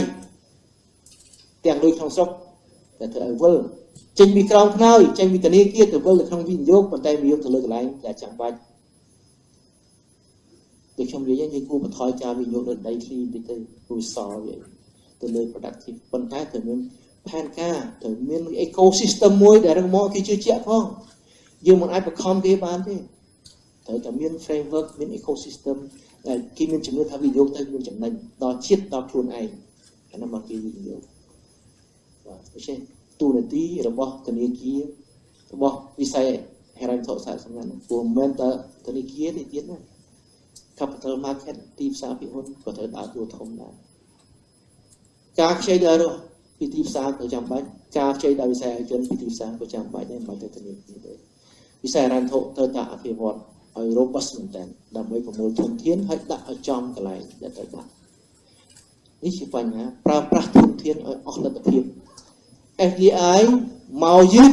មិនដឹងអញ្ចឹងប៉ុន្តែទុនក្នុងស្រុកបើយើងចេះប្រើវាឲ្យវិលចំទិសដៅក៏មិនអន់បានដែរប្រគំគ្នាកន្លែងហ្នឹងធនធានមនុស្សក៏ចឹងដែរមកខាងប្រើប្រាស់ឲ្យចំទិសដៅ ប៉ុន្តែខាងទៀតត្រូវបង្កើនគុណភាពអប់រំបច្ចេកទេស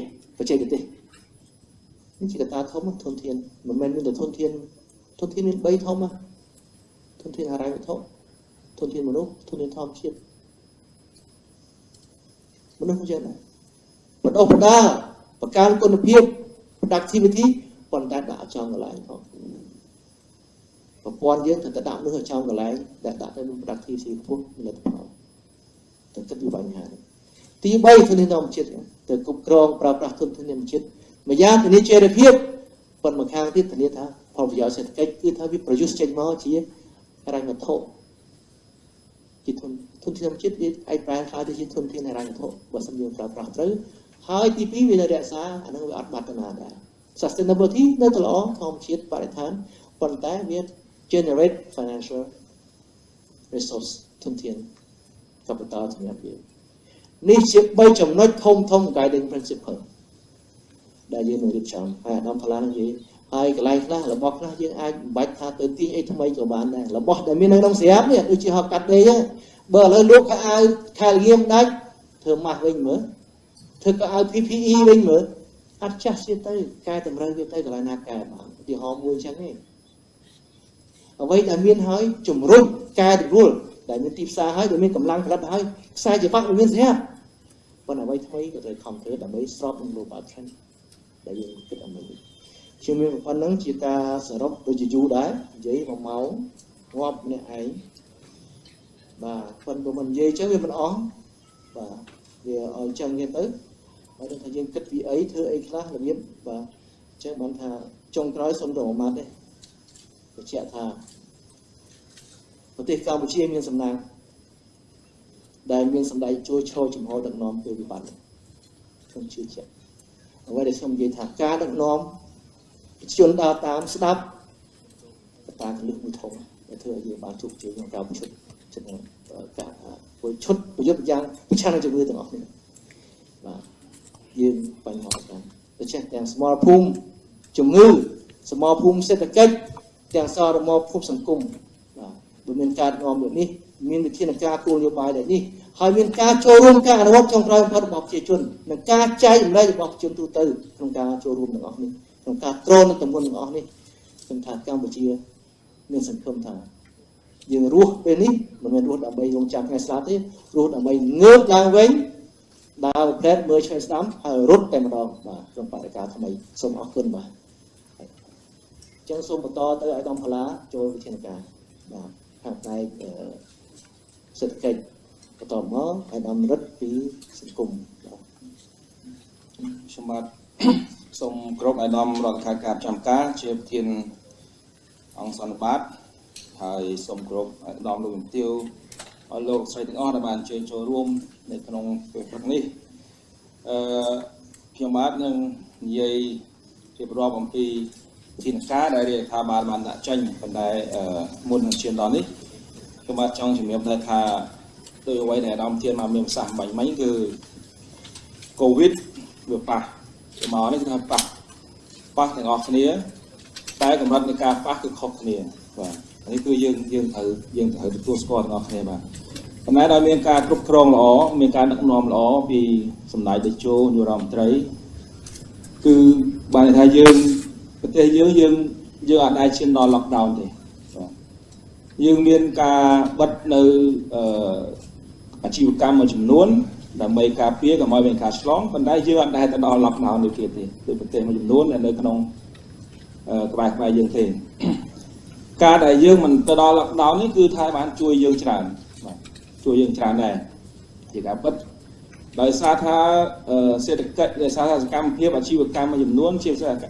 កម្មភាពអាជីវកម្មតូចតាចដែលជាសកម្មភាពសំខាន់សម្រាប់ជួយដល់បងប្អូនយើងនៅស្ទាប់កណ្ដាលឬក៏ស្ទាប់ក្រោមនេះគឺគាត់នៅមានសកម្មភាពបាទទោះបីជាថាវាមិនលក់មិនសូវដាច់ឬក៏មិនប៉ុន្តែជារួមគឺសកម្មភាពនៅបន្តចឹងហើយការងារនេះគឺបានជួយយើងច្រើនដែរសម្រាប់ជាសេដ្ឋកិច្ចជាការគ្រប់គ្រងនឹងការសម្រួលជីវភាពរបស់បងប្អូនយើងបាទខ្ញុំបាទនៅក្នុងនេះគឺថាមានជាមាតិកាគឺមាន3ចំណុចគឺទី1ពាក់ព័ន្ធជាមួយនឹងធានការដែលបានដាក់ចេញកន្លងមកហើយនឹងវឌ្ឍនភាព ប្រតិទី2ក៏ចង់ជំរាបដែរអំពីការគ្រប់គ្រងតំណែងយុទ្ធសាស្ត្រហើយថ្ងៃទី3នេះគឺការគិតគូរអំពីទៅថ្ងៃមុខអំពីយុទ្ធសាស្ត្រទៅទៅអនាគតទៀតថាតើយើងគួរធ្វើអីព្រោះយើងមិនមែនគិតត្រឹមថាបច្ចុប្បន្នយើងដោះស្រាយកូវីដហើយយើងមិនបានគិតគូរថ្ងៃមុខទេបាទហើយអ្វីដែលសំខាន់នោះគឺថាទាំងពីរទាំងពេលឥឡូវនិងពេលអនាគតនេះសំខាន់ដូចគ្នាជាការគិតគូរបាទអញ្ចឹងសម្រាប់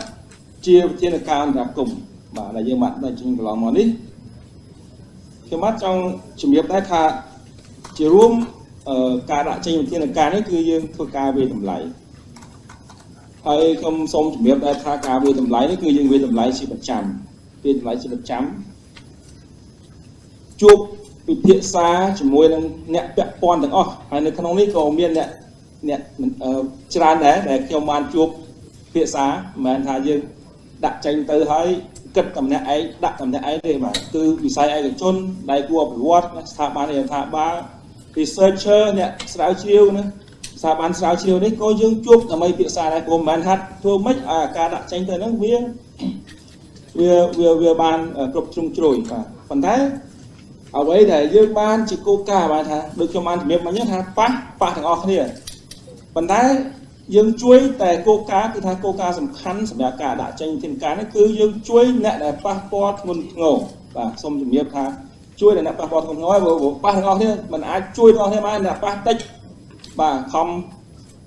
មិនបានទទួលការជួយទេប៉ុន្តែអ្នកប៉ះធ្ងន់ធ្ងរគឺយើងជួយបាទឧទាហរណ៍ថាឥឡូវនៅក្នុងវិស័យកាត់ដេរនៅក្នុងវិស័យទេសចរវិស័យទាំងពីរនេះគឺប៉ះធ្ងន់ធ្ងរហើយនេះគឺយើងទទួលស្គាល់ទាំងអស់គ្នាបាទអញ្ចឹងហើយយើងជួយទន្ទឹមហ្នឹងគឺមួយទៀតគឺថាយើងជួយយ៉ាងម៉េចយើងជួយគឺរក្សាលំនឹងអាជីវកម្មរបស់គាត់ព្រោះនៅក្នុងវិស័យកាត់ដេរនៅក្នុងនេះគឺថាគាត់គាត់សុំជួអញ្ចឹងយើងត្រូវចាំម៉េចជួយគាត់ដើម្បីឲ្យគាត់អាចជួហើយគាត់អាចនៅពេលដែលគាត់មាន order គាត់មានបញ្ជាទិញវិញគាត់អាចបើកហើយគាត់ចាប់ផ្ដើមការងាររបស់គាត់វិញបានបាទនេះគឺជាការជួយខ្ញុំថាជួយសម្រាលបន្ទុកអាជីវកម្មគឺមិនឲ្យគាត់នៅអាចបន្តបានទី2គឺជួយដល់បងប្អូនកម្មករនិយោជិតយើងដែលត្រូវគេជួដែលរោងចក្រត្រូវជួបាទអញ្ចឹងជួគាត់អាចមានប្រាក់ឧបត្ថម្ភខ្លះដើម្បីគាត់អាចបន្តជីវភាពរបស់គាត់នៅក្នុងកម្រិតមួយសមរម្យនិងអបអរមាអានេះគឺថាជាសម្រាប់ជាគោលការណ៍នៃការជួយប៉ុន្តែទន្ទឹមនឹងដូចខ្ញុំបានជំរាបមកអញ្ចឹងថាទោះបីជាយើងរៀបចំជាវិធានការដាក់ចេញសម្រាប់ទប់ទល់កាត់បន្ថយផលប៉ះពាល់ជាអវិជ្ជមានពី COVID នេះប៉ុន្តែយើងក៏មិនមែនថាភ្លេចហើយមិនយកឱកាសនេះឱកាសគេហៅថាឱកាសឧបសគ្គឲ្យคล้ายដូចជាឱកាសសម្រាប់ការកែតម្រង់យើងក៏បានដាក់ចេញក៏បានគិតគូរនៅក្នុងបញ្ហានេះដែរបាទហើយទន្ទឹមហ្នឹងក៏យើងត្រូវតែបានថាវិស័យណាដែលនៅមានសក្តានុពលយើងត្រូវជំរុញឲ្យអស់យើងត្រូវជំរុញអញ្ចឹងហើយនៅក្នុងទានការនេះខ្ញុំនឹងជំរាបពេលក្រោយទៀតថាតើស្អីខ្លះដែលជាទានការដែលយើងដាក់ចេញទៅដើម្បីជំរុញអ្វីដែលយើងគិតថាវានៅមានសក្តានុពលព្រោះយើងជួយអ្នកប៉ះធ្ងន់អ្នកប៉ះតិចគាត់នៅបន្តខ្លួនឯងបានប៉ុន្តែវិស័យមួយចំនួនគឺថាគាត់យើងត្រូវជួយគាត់បន្ថែមដើម្បីធ្វើឲ្យគាត់រត់តែខ្លាំងគាត់អាចមានលទ្ធភាពបន្តទៀតហើយគាត់អាចជួយផ្ដល់ការងារជួយផ្ដល់ជាចំណូលសម្រាប់បងប្អូនជនរដ្ឋនេះក៏ដូចជាជួយដល់រដ្ឋាភិបាលដែរអញ្ចឹងការងារនេះគឺថាយើងរៀបចំជាគោលការណ៍ធំទេហើយបន្តមកទៀតគឺថាយើងពិនិត្យបន្តទៀតបាទមិនមែនថាយើងដាក់ប៉ុណ្្នឹងហើយនៅរឹងកញ្ជឿទេគាត់ថាកន្លែងខ្លះត្រូវដូរពីព្រោះកូវីដនេះវាមកគឺថាវាអត់ដឹងថាវាទៅបែរទៅទិសណាខ្លះហើយទំហំដូចអារម្មណ៍ជាមានប្រសាសន៍មិញទាំងទំហំទាំងជំរឿទាំងគេហៅផលប៉ះពាល់នេះគឺថាធំធេងចឹងហើយអ្វីដែលយើងបានដាក់ចេញនេះគឺយើងត្រូវមានការផ្លាស់ប្ដូរពីពេលទៅពេលទៅតាមការចាក់ស្ដែងទៅតាមផលប៉ះពាល់ចាក់ស្ដែងបាទអញ្ចឹងនៅក្នុងនេះគឺថាបន្តកន្លងមកឈរលើគោលការណ៍នេះគឺរដ្ឋាភិបាលបានដាក់ចេញក្នុងនេះខ្ញុំបានគិតថា4ជុំប៉ុន្តែបើយើងមើលមែនទែន5ជុំបាទជុំទី5នេះគឺជុំការដាក់ចេញនៅជំនួយសង្គមកាលពីថ្ងៃទី24បាទ24កន្លងខែមុននេះបាទហើយវិស័យដែលយើងបានជួយនោះគឺថាយើងឃើញថាមានវិស័យកាត់ដេរវិស័យទេសចរអាកាសចរហើយជនក្រីក្រ1 2នេះហើយក៏ដូចជាវិស័យអប់រំបាទឧត្តមសិក្សាមួយចំនួនតូចដែរ ខ្ញុំបាទដោយសារថាវិការដាក់ចេញទាំង5ជុំនេះគឺមានច្រើនជាវិធានការចឹងហើយខ្ញុំមិនទៅចាំជុំនីមួយទេហើយខ្ញុំបាទក៏យល់ដែរបាទបានដឹងថាព្រោះនេះគឺជា public ជាឯកសារសាធារណៈបានផ្សព្វផ្សាយទៅតាមសារព័ត៌មានទៅតាមអីហើយប៉ុន្តែអ្វីដែលសំខាន់ដែលខ្ញុំចង់បញ្ជាក់នោះគឺថាចេះការដាក់ចេញវិធានការគឺយើងដាក់បាទប៉ុន្តែអ្វីដែលសំខាន់ជាងការដាក់ចេញវិធានការគឺការអនុវត្តដាក់ទៅហើយអនុវត្តមិនបានក៏មិនបានអីដែរចឹងហើយគឺដាក់ភ្លាមត្រូវអនុវត្តបានភ្លាមបាទហើយនៅក្នុងនេះគឺថាខ្ញុំបាទជំរាបដែរថាការដាក់ចេញវិធានការទាំងអស់នេះឧទាហរណ៍នៅក្នុងវិស័យកាត់ដេរនេះបាទវិស័យកាត់ដេរនេះឧទាហរណ៍ការបង់ប្រាក់ឧបត្ថម្ភដល់បងប្អូនកម្មករយើងនៅពេលរោងចក្រជួបាទ$40នេះគឺយើងបានអនុវត្តហើយបាទគឺរៀបចំយន្តការអនុវត្តប្រកាសចេញឲ្យគាត់ធ្វើមិនព្រោះវាមិនមែនជារឿងងាយស្រួលដែរទេក្នុងការអនុវត្តប្រាក់ឧបត្ថម្ភ$40នេះបាទហើយឯកឧត្តមហេសួរអាចបន្ថែមមកប៉ុន្តែពេលខ្លះយើងឲ្យគាត់ដាក់លេខទូរស័ព្ទដើម្បីយើងអាចផ្ញើលុយតាមវិញជូនគាត់ប៉ុន្តែលេខទូរស័ព្ទnóខុសបាទអញ្ចឹងហើយការរៀបចំយន្តការអនុវត្តនេះក៏វាមិនមែនជាការងារស្រួលប៉ុន្មានដែរសម្រាប់ការងារទាំងអស់នេះយើងមើលពេលខ្លះយើងឃើញថាវាដូចបើកលុយ40រៀលជូនកម្មករប៉ុន្តែដល់ពេលអនុវត្តមែនតើដល់សុំលេខទូរស័ព្ទក៏ពេលខ្លះក៏ទូរស័ព្ទនឹងអត់ត្រូវដែរបាទអញ្ចឹងប៉ុន្តែការងារនេះយើងបានអនុវត្តហើយមកថ្ងៃនេះគឺខ្ញុំបានបើសិនជាការបើកប្រាក់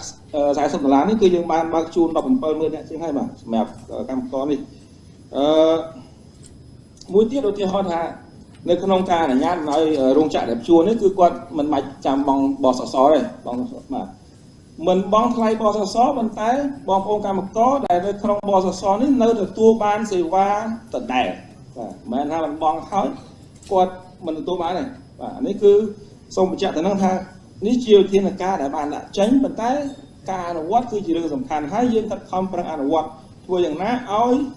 វិធានការនេះដាក់ទៅបានអនុវត្តហើយបានដោយប្រសិទ្ធភាពហើយមានលទ្ធផលបាទនេះគឺជាពាក់ព័ន្ធជាមួយនឹងវិស័យកាត់ដេរពាក់ព័ន្ធនឹងការបណ្ដុះបណ្ដាលក៏យើងបានរៀបចំព្រោះថាដំបូងយើងគិតថាយើងបរៀន soft skill គាត់ហើយ soft skill នេះក៏បានរៀបចំបរៀនហើយដែរបាទពាក់ព័ន្ធជំនាញរយៈពេលវែងក៏យើងកំពុងរៀបចំប៉ុន្តែខ្ញុំអាចចង់ជំរាបមួយដែរថាមិញឯកឧត្តមប្រធានលោកបានមានប្រសាសន៍ថាពាក់ព័ន្ធជាមួយនឹងការគេហៅថា adaptation ការផ្លាស់ប្ដូរជាយុទ្ធសាស្ត្រនេះហើយយើងឃើញថាវិស័យកាត់ដេរនៅពេលឥឡូវនេះគឺអាចថាយើងមានកំពុងមានបញ្ហាហើយការផ្លាស់ប្ដូរចង្វាក់ផលិតកម្មទៅជាការដេរម៉ាស់ឬការដេរ PVE នេះគឺជារឿងមួយដែលសំខាន់ទោះបីជាមិនបានការងារច្រើនតែក៏ជា sector មួយឬក៏ជាមុខទំនិញមួយដែលកំពុងតែត្រូវការច្រើនលើពិភពលោកចឹងហើយអ្វីដែលរដ្ឋាភិបាលបានដាក់ចេញនោះមិនមាននៅក្នុងប្រកាសទេនេះមិនមាននៅក្នុងប្រកាសទេបាទប៉ុន្តែអ្វីជាការស្នើសុំផងសមាគមកាត់ដេរកម្ពុជាគឺថាពីមុននោះទៅបំធ្វើម៉ាស់ផ្លាស់ប្ដូរចង្វាក់ផលិតកម្មទៅដេរម៉ាស់ទៅដេរហ្នឹងគឺថាត្រូវសុំច្រើនស្ថាប័នណាបាទចឹងហើយចុងក្រោយគឺសម្ដេចតេជោ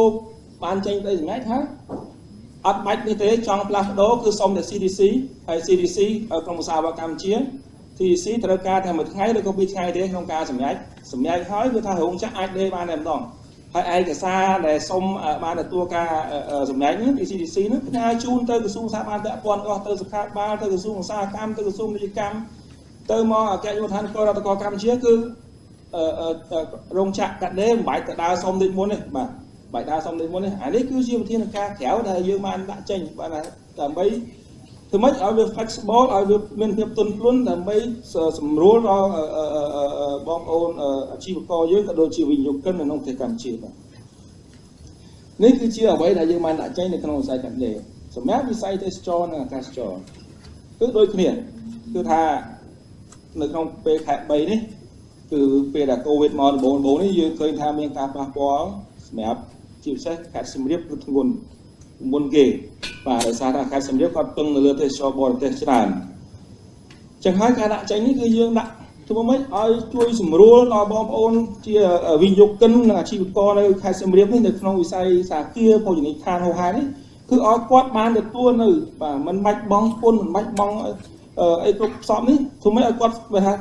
សម្រួលនៅបន្ទុករបស់គាត់បាទអានេះគឺជាគោលការណ៍ធំហើយយើងឃើញថាការដាក់ចេញនេះគឺដំបូងយើងដាក់3ខែទេ យើងមើលសិនថាតើជា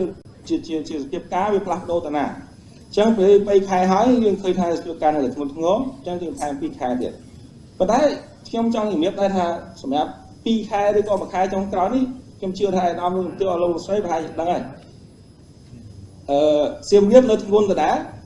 ប៉ុន្តែបើយើងមើលឃើញកែបហើយនឹងកពតបាទហើយកំពង់សោមគាត់មានការងើបឡើងខ្លាំងដែរគ្រាន់បើដែរប៉ុន្តែបើយើងឃើញមើលកែបហើយនឹងកពតនេះគឺថាវិស័យសហគ្រាសនេះគឺចាប់ដើមគាត់ថាគាត់ប្លុកមកសឹងអថាធម្មតាវិញហ្នឹងពីព្រោះថ្ងៃចុងសប្តាហ៍អីគឺពិបាករកបន្ទប់គេងដែរសម្រាប់នេះព្រោះ2ខែ4ខែ5នេះនៅក្នុងផ្ទះផងអីផងភ័យផងយើងរៀង stress ដែរអញ្ចឹងដល់ពេលឥឡូវអត់មានការឆ្លងជាសហគមន៍ហើយអត់មានឆ្លងក្នុងប្រទេសគឺថាយើងទប់បាននៅ2ខែ3ខែកន្លងមកនេះអញ្ចឹងត្រូវតែដើរខ្លះហើយបាទអញ្ចឹងឥឡូវតែនៅកែបនៅវងសោមនៅកពតគឺពេញញ៉ាត់ចុងសប្តាហ៍ហើយថ្ងៃធម្មតាក៏មានមនុស្សទៅបានតាមបានដែរបាទជានេះអញ្ចឹងហើយអានេះគឺថាយើងនឹងពិនិត្យមើលតាមសភាពការចាក់ស្ដែងថាតើគួរបន្តតើគួរដាក់គួរដកណាពីការចេញឬក៏មិនគឺយើងនឹងពិនិត្យចាក់ស្ដែងអញ្ចឹងបាទអានេះគឺជាអ្វីដែលខ្ញុំបាទសូមជំរាបហើយទំនេះដែរក៏យើងបង់ប្រាក់ឧបត្ថម្ភជូនដែរសម្រាប់ស្ថាប័នណាដែលលោកជួអាជីវកម្មនេះក៏យើងបង់ជូនដោយវិស័យកាត់ដេរដែរបាទនេះគឺយើងបានដាក់ចេញហើយបានធ្វើការងារនេះរួចហើយដែលកំពុងតែធ្វើកំពុងតែបើកផ្ដល់ជូនដែរមួយទៀតខ្ញុំសូមនេះដែរថាពាក់ព័ន្ធជាមួយនឹងការមិនបង់ថ្លៃសេវាអាជ្ញាប័ណ្ណនេះក៏ជាវិធានការដែលបានដាក់ចេញហើយវិធានការមួយចំនួននេះគឺទាំងអស់នេះគឺថាមិនបាននៅក្នុងការប្រកាសទេប៉ុន្តែជាការដាក់ចេញខាងក្រៅព្រោះជាការស្នើសុំរបស់ក្រសួងទេសចរអញ្ចឹងយើងពិនិត្យមើលទៅយើងឃើញថាមានការត្រឹមត្រូវហើយគួរផ្ដល់ជូនពួកគាត់ពីព្រោះពួកគាត់អត់មាននេះផងអត់មានសកម្មភាពអាជីវកម្មផងអញ្ចឹងយើងផ្ដល់ជូនសម្រាប់ការបំបង់នៅអាជ្ញាប័ណ្ណទេសចរក៏ដូចជាអាជ្ញាប័ណ្ណសម្រាប់អ្នកគាត់ទេសអញ្ចឹងអានេះគឺសម្រាប់2020និង2021គឺយើងបានផ្ដល់ជូនរួចហើយបាទហើយទៅនេះនៅក្នុងវិស័យឧត្តមសិក្សាក៏ខ្ញុំនេះដែរសូមលើកតិចថាក៏មានការផ្ដល់ជូននៅការបំបង់បសសដែរសម្រាប់វិស័យឧត្តមសិក្សានេះក្នុងពេលដែលយើងគិតថាវាមានប៉ះពាល់បាទជួឧត្តមសិក្សាពេលដែលគាត់ជួគាត់បិទសាលាបណ្ដោះអាសន្ននេះបាទនៅក្នុងវិស័យអាកាសចរស៊ីវិលយើងមានវិធានការមួយចំនួនតូចដែលយើងបានជូនគាត់ជាពិសេសពាក់ព័ន្ធជាមួយនឹងការមិនបង់ minimum tax ហើយនឹងការពន្យាពេលបង់បែរថា fee ការគាត់ជំពាក់នឹង6ខែបន្តទៀតហើយវិធានការចុងក្រោយគឺយើងបានលើកលែងតម្រូវការនៅក្នុងការបង់ធានារ៉ាប់រងសុខភាពសម្រាប់បងប្អូនជាពលរដ្ឋយើងដែលវិលត្រឡប់មកកម្ពុជាយើងវិញខ្ញុំសូមចូលទៅវិធានការពាក់ព័ន្ធ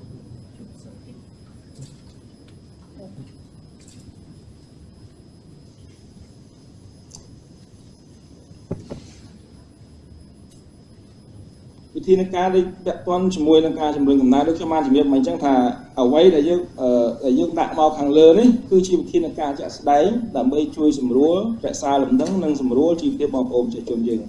ប៉ុន្តែមិនមែនមានន័យថាយើងមិនយកឱកាសនេះដើម្បីធ្វើការកែតម្រង់ទេបាទព្រោះឧបសគ្គណាបញ្ហាត្រូវប្រែទៅជាឱកាសសម្រាប់ការងើបឡើងវិញសម្រាប់ការកែតម្រង់អញ្ចឹងនៅក្នុងនេះគឺថាក្រៅពីវិធានការដែលបានដាក់ចេញនេះគឺមានវិធានការមួយចំនួនទៀតជាលក្ខណៈកែតម្រង់ឧទាហរណ៍មិញឯកឧត្តមប្រធានលោកបានលើកអំពីពាក់ព័ន្ធជាមួយនឹងការដាក់ចេញនៃការចុះបញ្ជីតាមប្រព័ន្ធថ្នាក់ព័ត៌មានវិទ្យានេះតែកាលមុនយើងត្រូវចុះបញ្ជីក្រុមហ៊ុនមួយត្រូវឆ្លង3 4 5ស្ថាប័នតែឥឡូវនេះអត់ទេឡើងតែwebsite មួយណាឡើងលើ portal មួយថ្នាក់ព័ត៌មានវិទ្យាហ្នឹងហើយចូលព័ត៌មានទាំងអស់ upload document attach document ទៅណារយៈពេលដែលបានទៅវិញយូរបំផុត8ថ្ងៃបាទ8ថ្ងៃនឹងបានទៅវិញហើយមកដល់ថ្ងៃនេះខ្ញុំសូមជំរាបដែរថាប្រហែលជា47ក្រុមហ៊ុនបានចុះបញ្ជីដោយជោគជ័យបាទក្នុងរយៈពេល3អាទិត្យបាទជិតប្រហែលជា3អាទិត្យជាងតិចព្រោះថ្ងៃ15យើង launch អញ្ចឹងរហូតដល់នេះ3អាទិត្យអញ្ចឹងឥឡូវនេះគឺថា47ក្រុមហ៊ុនបាទហើយអត់មានអីទៅរត់អីការញ៉ៃទេបាទនេះគឺថាជាអ្វីដែលយើងបានដាក់ចេញហើយ មួយទៀតដែរខ្ញុំបានសូមជំរាបដែរថាយើងក៏បានបង្កើតគណៈកម្មការនេះចំណុចទី1នេះគេហៅគណៈកម្មាធិការសកម្មភាពគោលនយោបាយដើម្បីជំរុញអភិវឌ្ឍសហគ្រាសធុនតូចនិងមធ្យមយើងដឹងថា SME ជាវិស័យមួយសំខាន់សម្រាប់សេដ្ឋកិច្ចប៉ុន្តែ SME ជួបបញ្ហាច្រើនស្ថាប័នច្រើនគ្រប់គ្រងគាត់ជួបបញ្ហាក៏ច្រើនអញ្ចឹងឥឡូវយើងបង្កើតគណៈកម្មការនេះហើយយើងកំពុងតែរៀបចំនៅយុទ្ធសាស្ត្រដើម្បីដោះស្រាយបញ្ហាជូនគាត់បាទឥឡូវនេះសម្រាប់ការងារនេះគឺយើងបានរៀបចំជាយុទ្ធសាស្ត្រហើយជាវិធានការចាក់ស្ដែងថាត្រូវធ្វើអីដើម្បីជួយដល់ SME បាទអញ្ចឹងឥឡូវយើងបានបញ្ចប់ហើយនឹងរៀបចំប្រជុំគណៈកម្មការនេះនៅក្នុងខែនេះបាទនៅក្នុងខែនេះអញ្ចឹងពេលដែលប្រជុំហើយនឹងដាក់ចេញវិធានការដើម្បីជួយដល់គាត់ទន្ទឹមនឹងដែរអាដាមធានលោកបានមានប្រសាសន៍ឲ្យថាវិស័យកសិកម្មជាវិស័យដែលនៅសល់សក្តានុពលអញ្ចឹងហើយជាការគិតគូរគឺយើងត្រូវរុញទៅមិនឲ្យវិស័យកសិកម្មជាឧទាហរណ៍ការដាំបន្លែចំត្រីចំសត្វនេះឲ្យគាត់មានដំណើរការឲ្យគាត់បានថាខ្លាំងជាងមុនអញ្ចឹងយើងក្នុងនេះគឺថាយើងបានដាក់ចេញនៅថវិកាចំនួន$50 លានសម្រាប់អានិយាយគេអវត្តជនបទនិងកសិកម្មដើម្បីឲ្យគាត់ជួយនៅក្នុង3វិស័យនេះ$50 លានប្រាក់interest ការប្រាក់គឺទៀត5កន្លះ6កន្លះ5កន្លះបាទ5កន្លះហើយមួយទៀតគឺយើងចំណាយ$50 លានដែរដោយជាគេហៅថា co-financing ជាមួយនឹងជាការងាររបស់ធនាគារសហគ្រាសធុនតូចនិងមធ្យមជាមួយនឹងធនាគារពាណិជ្ជនិង MFI ផ្សេងដែលគាត់ co-financing ចូលមកបាន50ម្នាក់ចឹងទំហំនេះគឺ$100 លានសម្រាប់ជួយដល់ SME នៅក្នុងវិស័យឧស្សាហកម្មបាទចឹងអានេះគឺជាបានថាមិនបានថា SME សំខាន់ក្រៅពីការដាក់ចេញនៅវិធានការជួយចាក់ស្ដែងយើងជួយជាហិរញ្ញប្បទានព្រោះ SME គឺថាបញ្ហាធំរបស់គាត់គឺហិរញ្ញប្បទានហើយនឹងគេហៅថា compliance បាទការអនុលោមភាពចឹងហើយឥឡូវយើងដោះស្រាយអនុលោមភាពនៅក្នុងគណៈកម្មាធិការគោលសកម្មភាពគោលនយោបាយតែយើងដោះស្រាយជាហិរញ្ញប្បទាននៅតាមរយៈការផ្ដល់ហិរញ្ញប្បទានតាមធនាគារ RDB ក៏ដូចជា SME Bank តាមនេះដែរអ្វីដែលជាចំណុចមួយខ្ញុំគិតថាប្រហែលជាអាជីវករវិនិយោគិនយើងភាគច្រើនលោកប្រហែលជាចង់បានហើយតាមការពិភាក្សាជាមួយនឹងសមាគមធនាគារគឺបែរថាមិនឥឡូវនេះនៅក្នុងវិស័យខ្លះគឺយើងមានបែរថាយើងមានលុយនេះនៅក្នុងធនាគារប៉ុន្តែអត់មានគេហៅថាអត់មានការចង់ខ្ចីឬក៏ការឲ្យខ្ចីអញ្ចឹងហើយបែរថា risk appetite ណាមិនមានចំណងការខ្ចីឬក៏មិនចង់ឲ្យខ្ចីអញ្ចឹងនៅក្នុងនេះគឺយើងនឹងរៀបចំជាហៅថា credit guarantee scheme ដែលដើម្បីធ្វើម៉េចជំរុញឲ្យមានការខ្ចីជំរុញឲ្យមានការអាចថាជាឲ្យទុនដែលនៅសល់នេះអាចវិលបាទទៅដល់វិស័យឯកជនដើម្បីគាត់យកទៅប្រើប្រាស់នៅក្នុងការធ្វើរៀបចំ business របស់គាត់ខ្ញុំសូមពាក់ព័ន្ធនឹងវិធានការត្រួតត្រងកំណែនេះហើយនឹងជំនួយសង្គមនេះខ្ញុំសូមថ្លែងប៉ុណ្ណេះហើយបន្តទៀតខ្ញុំសូមចូលទៅដោយសារថាអាដាមចនរិទ្ធលោកនឹងមានប្រសាសន៍ពាក់ព័ន្ធនឹងរឿង cash work ហើយនឹងពាក់ព័ន្ធនឹងសង្គមគឺខ្ញុំមិននេះទេប៉ុន្តែខ្ញុំសូមជំរាបដែរថាក្រៅពីវិធានការដាក់ចេញដើម្បីជួយដល់អាជីវកម្មជួយដល់ធុរកិច្ចវិធានការកែតម្រង់ត្រួតត្រងកំណែយើងក៏គិតដែរយើងគិតថាអីខ្លះដែលជាតំណែងសំខាន់ព្រោះ COVID មកនេះគឺថាដូរដល់លោកវិទ្យាអស់លោកស្រីដឹងហើយថាវាដូរប្រទេសគ្រប់ទាំងអស់ទៅយើងចង់និយាយពាក្យថាក្លាប់ចាក់ណាអ្វីដែលកាលមុនតំណែងនេះម៉ាស់នេះតែយើងនាំគ្នាពាក់នេះអត់ដែរទេមានដែរស្គាល់ដែរប៉ុន្តែមិនមែនជាតំណែងយុទ្ធសាស្ត្រទេបាទអាកលយើងប្រើពុមុតដៃមុតជើងនេះទួយណាពេទ្យក្នុងទីពេទ្យហ្នឹងគាត់ប្រើប៉ុន្តែយើងអត់ដែរចង់មកទិញរបៀបថានាំគ្នាកាន់ចេះទេអត់ទេបាទចឹងហើយអានេះគឺជាការផ្លាស់ប្ដូរមួយធំណាស់ចឹងហើយជាការគិតគូររបស់រដ្ឋាភិបាលខ្ញុំបានអាដាមធានលោកមានប្រសាសន៍ថារដ្ឋាភិបាលការគិតគូរនេះគឺគិតគូរបានគ្រប់ជ្រុងជ្រោយមិនមែនយើងគិតថាមកជ្រុងហើយយើងខ្ញុំបានឥឡូវគិត business គិតជាជនណាគិតធុរកិច្ចគិតជាជនហើយគិតត្រៀមថាស្អីខ្លះដែលជាតំណែងសំខាន់សម្រាប់យើងហើយការងារនេះគឺយើងបានពិនិត្យមើលដោយឧទាហរណ៍ដោយតាមការណែនាំរបស់សម្ដេចនាយករដ្ឋមន្ត្រីគឺថាអកលគឺយើងត្រៀមហើយតាំងតិច1លានលីត្របាទហ្នឹងសម្រាប់នេះម៉ាស់ណាហើយស្រូវអង្គកាលមុនអត់អីទេត្រេតណាការធ្វើពាណិជ្ជកម្មហូរទៅហូរមកស្រួលអត់បញ្ហាចង់ខ្វះទៅទិញពីនោះបាទទិញនេះប៉ុន្តែពេលកូវីដមកបិទប្រទេសគ្រប់គ្នាទៅទៅរកទិញពីណា chẳng hỏi tầm ninh sợi có đấy của dương ban kết cú tiêm trong cả đấy để tha ở khoa thế và dương ban tiêm càng nghiền ấy dương kết âm pi mà làm hết mi tật sót này sầm mẹ bom ôn dương này nơi từ cá chua mốc nó của ban kết đấy tinh tiêm túc túc rồi tật tray tật yêu được ở đấy cái tham bơ bùi và lại thì sánh kết chia cả tròn mình nói tha pe na môi khoa này ở bên này nó cứ chỉ cả kết cú lo móc là mây sầm rúa đó chỉ thiệp chỉ chuẩn ở bom ôn dừng không bài được ca ní ở đây chị ở bên ở đây là các bạn chuẩn bị đấy cứ chỉ ca kết cú này về phải chụp mỏng còn thế đôi dương ở các bạn chuẩn bị vị 4 thà ca kết cú bao dương mệnh kết cú rồi mà tập về phải chụp mỏng này hai tập về đà lớn đi admin covid long chia sẻ công liên tiếp từ tham miên ca bạn ha chia sầm biết ra đây trong ca Arsenal xong bao nhiêu win đấy hay tổ miên ca sầm biết là tha cho từ ngày mốc tá chia sẻ cách dương cụ đá lên na dương cụ tơ lên na ấy dương thấy kết cú hay những chị ca nghĩa đấy dương ban cầm cung để điệp trong kết cú chỉ không ca kết cú hết các bạn mà là kết cú được cho bạn biết trong tham mình là kết cú đậm nãy cứ chua bịa xa ca nghe chỉ môi tay cú bẹ quan thôi của thương mấy mình cho ai thả vậy là dương đại tới nó vì đã tới khoa này ní khoa bị say luôn cái thứ mấy ở việc chụp chụp rồi chẳng hay là làm thiên mấy mà mình sao hay khi cô ca thông thông trong ca điệp trong ca kết điệp trong du lịch xa chụp rồi cùng này ní này là con ấy cho mình xong mình về để tết mình tay trong xong chuẩn bị tha chia ca kết cứu dương kết nhân pi tầm nặng của tha pi po mà pay chiếm xét một pay pi po mà pay đấy cái tha chưa năm là sủng khánh hay là dương kết cứu thử thua mất chui đó ở bom ôn dương ai đồ ban chỉ một cam ai cả to thiệt ban hay trong đấy trong sông chỉ biết đấy tha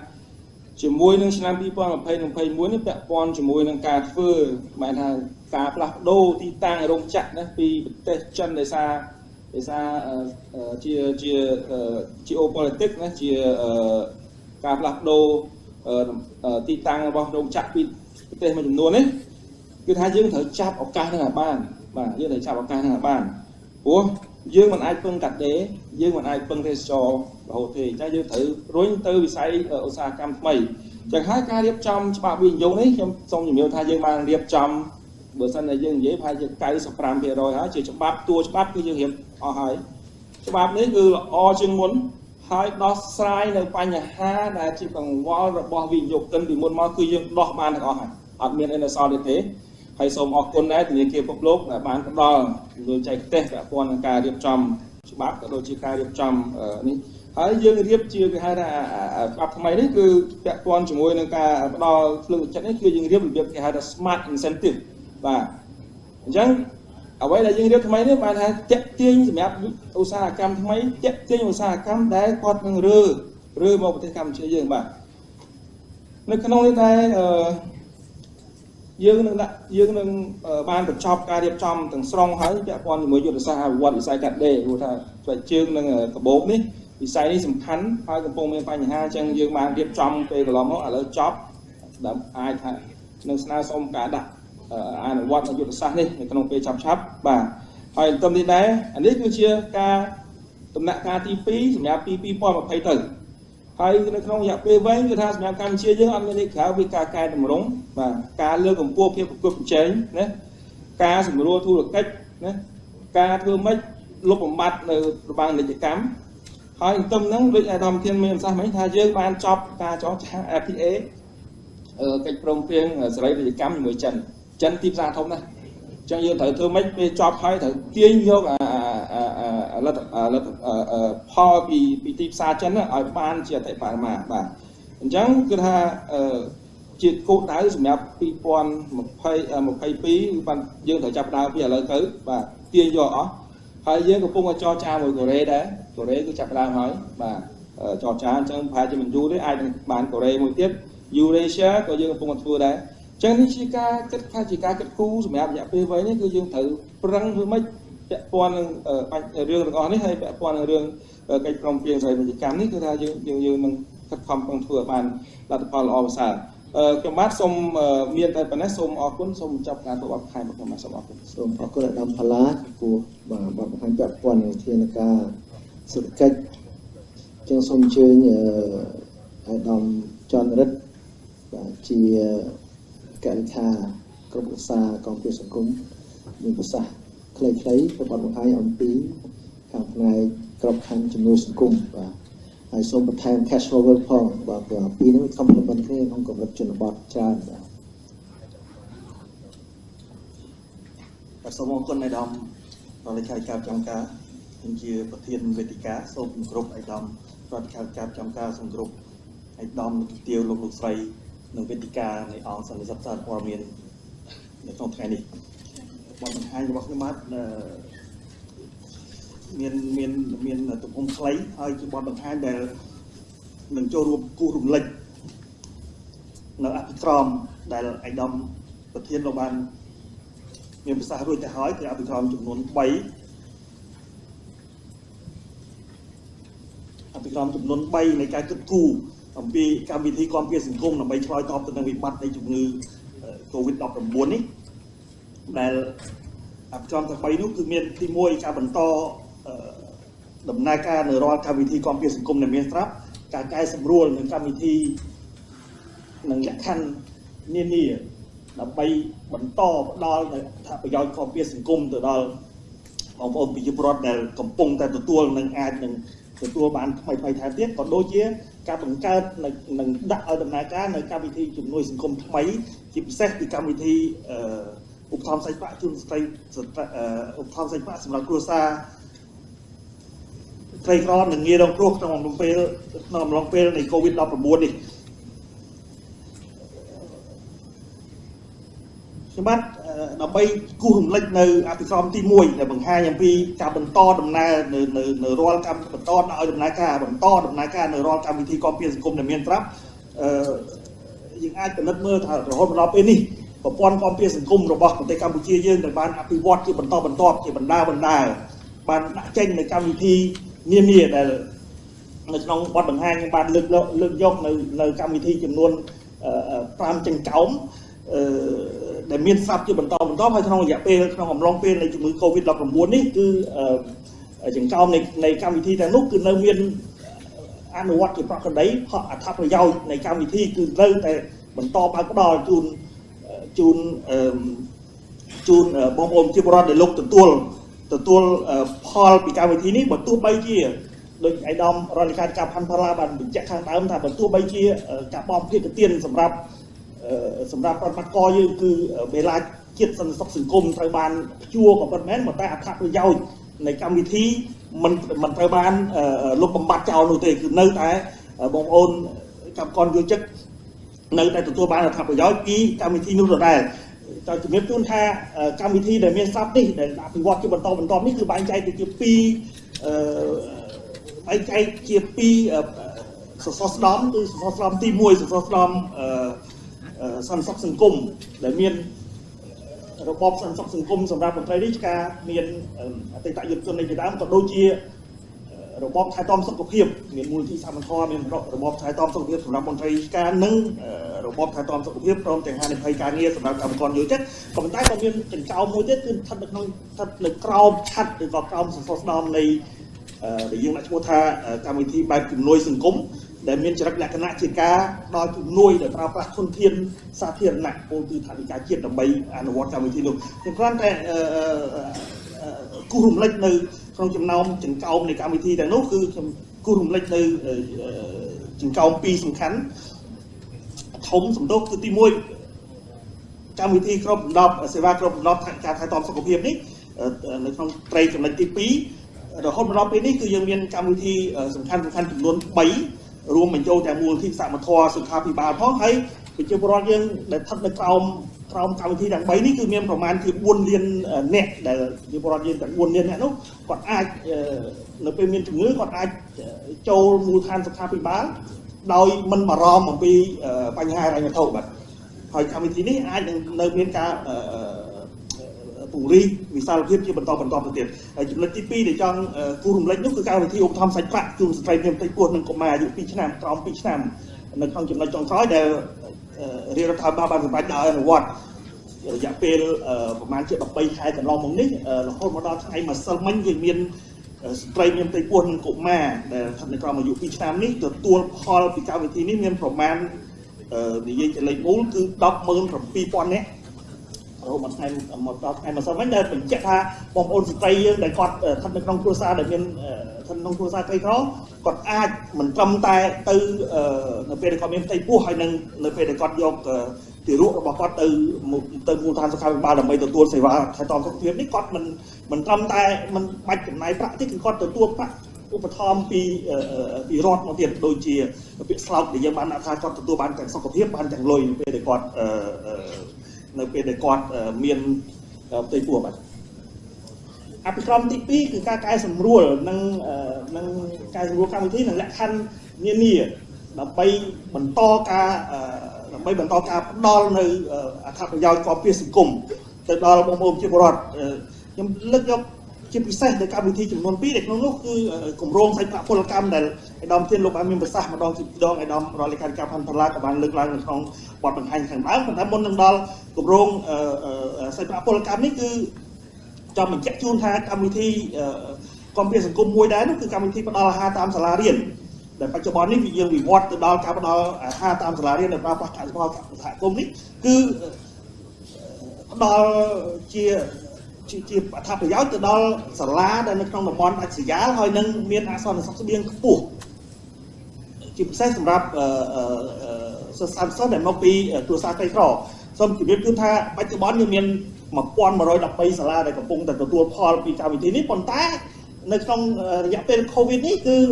កម្មវិធីមិនអាចអនុវត្តបានពីព្រោះសាលាបិទទៅហើយប៉ុន្តែសាលាបិទមិនមែនបានសេចក្តីថាបងប្អូនយើងគាត់មិនត្រូវការមហូបមិនត្រូវការបរិភោគទេដូច្នេះ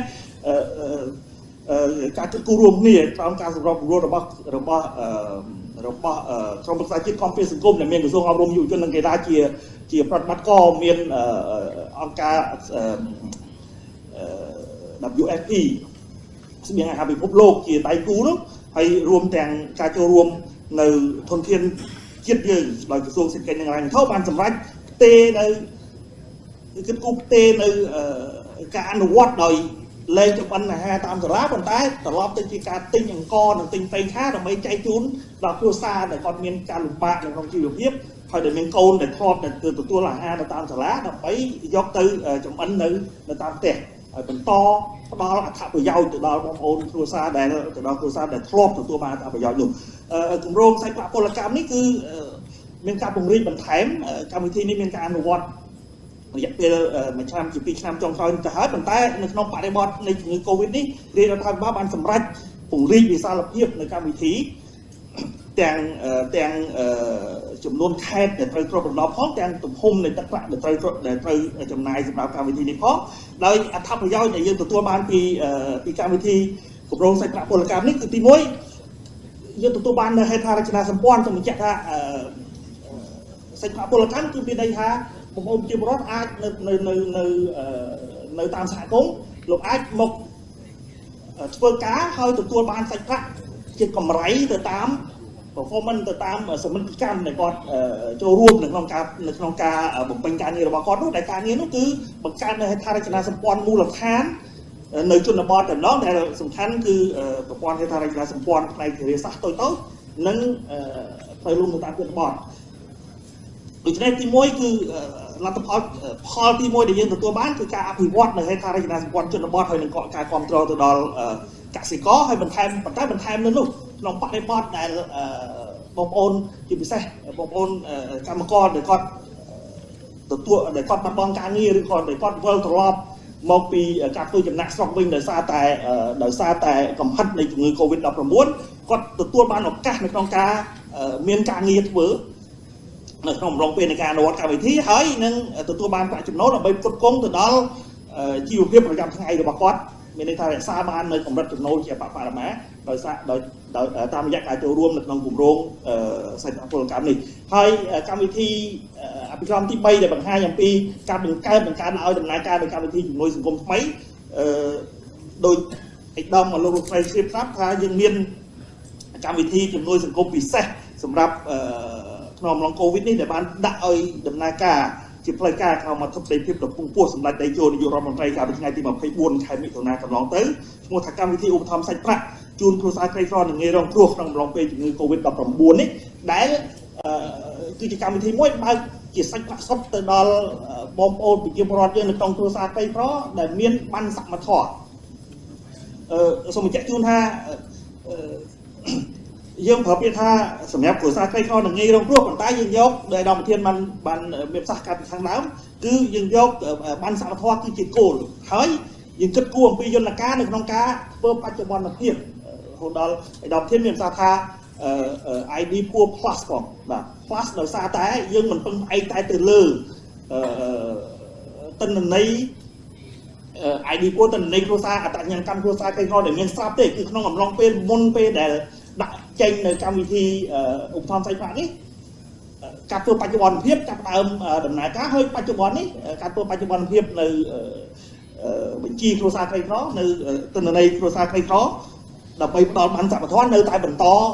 អនុវត្តជាបន្តបន្ទាប់ផ្ដល់គឺជាកម្មវិធីជំនួយសង្គមពិសេសសម្រាប់តែអំឡុងពេល COVID នៅពេលដែលអតិពលនៃជំងឺ COVID នេះថមថយទៅថយចុះទៅ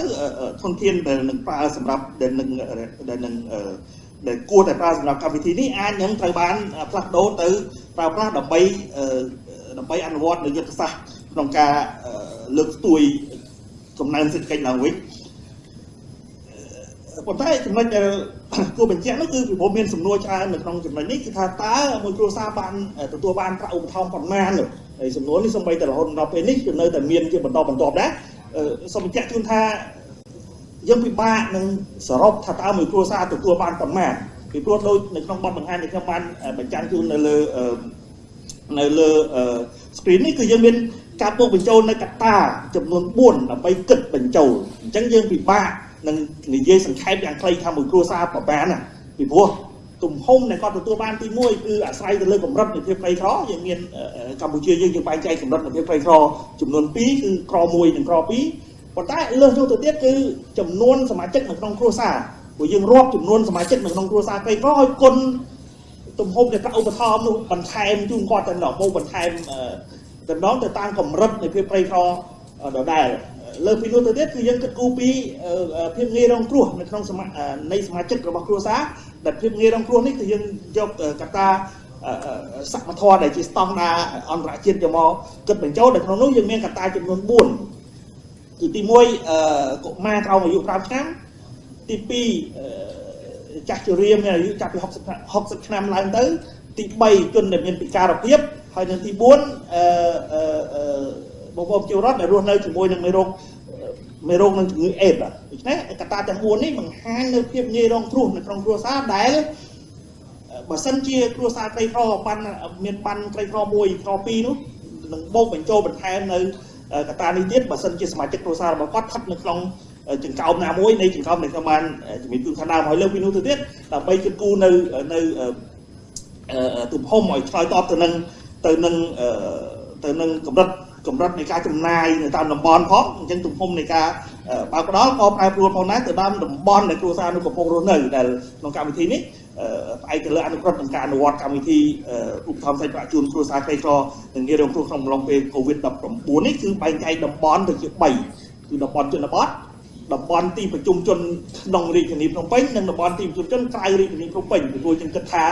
ទំហំនៃការចំណាយដើម្បីធានានូវជីវភាពរស់នៅប្រចាំថ្ងៃរបស់គាត់មានភាពខុសគ្នានៅក្នុងតំបន់ទាំង3ប្រភេទនេះគឺជាចំណុចដែលខ្ញុំបានចង់គូរំលឹកនៅក្នុងបទបង្ហាញដើម្បីម្ដងទៀតដើម្បីជា illustration ទៅលើអភិក្រមទាំង3ដែលអាដាមធានបានមានប្រសាសន៍នៅខាងដើមខ្ញុំនឹងបញ្ចប់បទបង្ហាញនេះជាមួយនឹងគោលការណ៍នៅក្នុងការគិតគូរអំពីកម្មវិធីជំនួយសង្គមក្នុងកំឡុងពេលជំងឺ COVID-19 នេះបាទការគិតគូរក៏ដូចជាការឲ្យអនុវត្តគឺបានធ្វើឡើងដោយឈរលើគោលការណ៍សំខាន់ចំនួន3គឺការផ្ដល់ឲ្យចំអ្នកដែលត្រូវការជៀសវាងការឆក់ល្វែងផ្ដល់មិនចំបាទហើយទី2គឺមិនបណ្ដោយឲ្យមានអ្នកដាច់ពោះស្លាប់ដោយសារតែ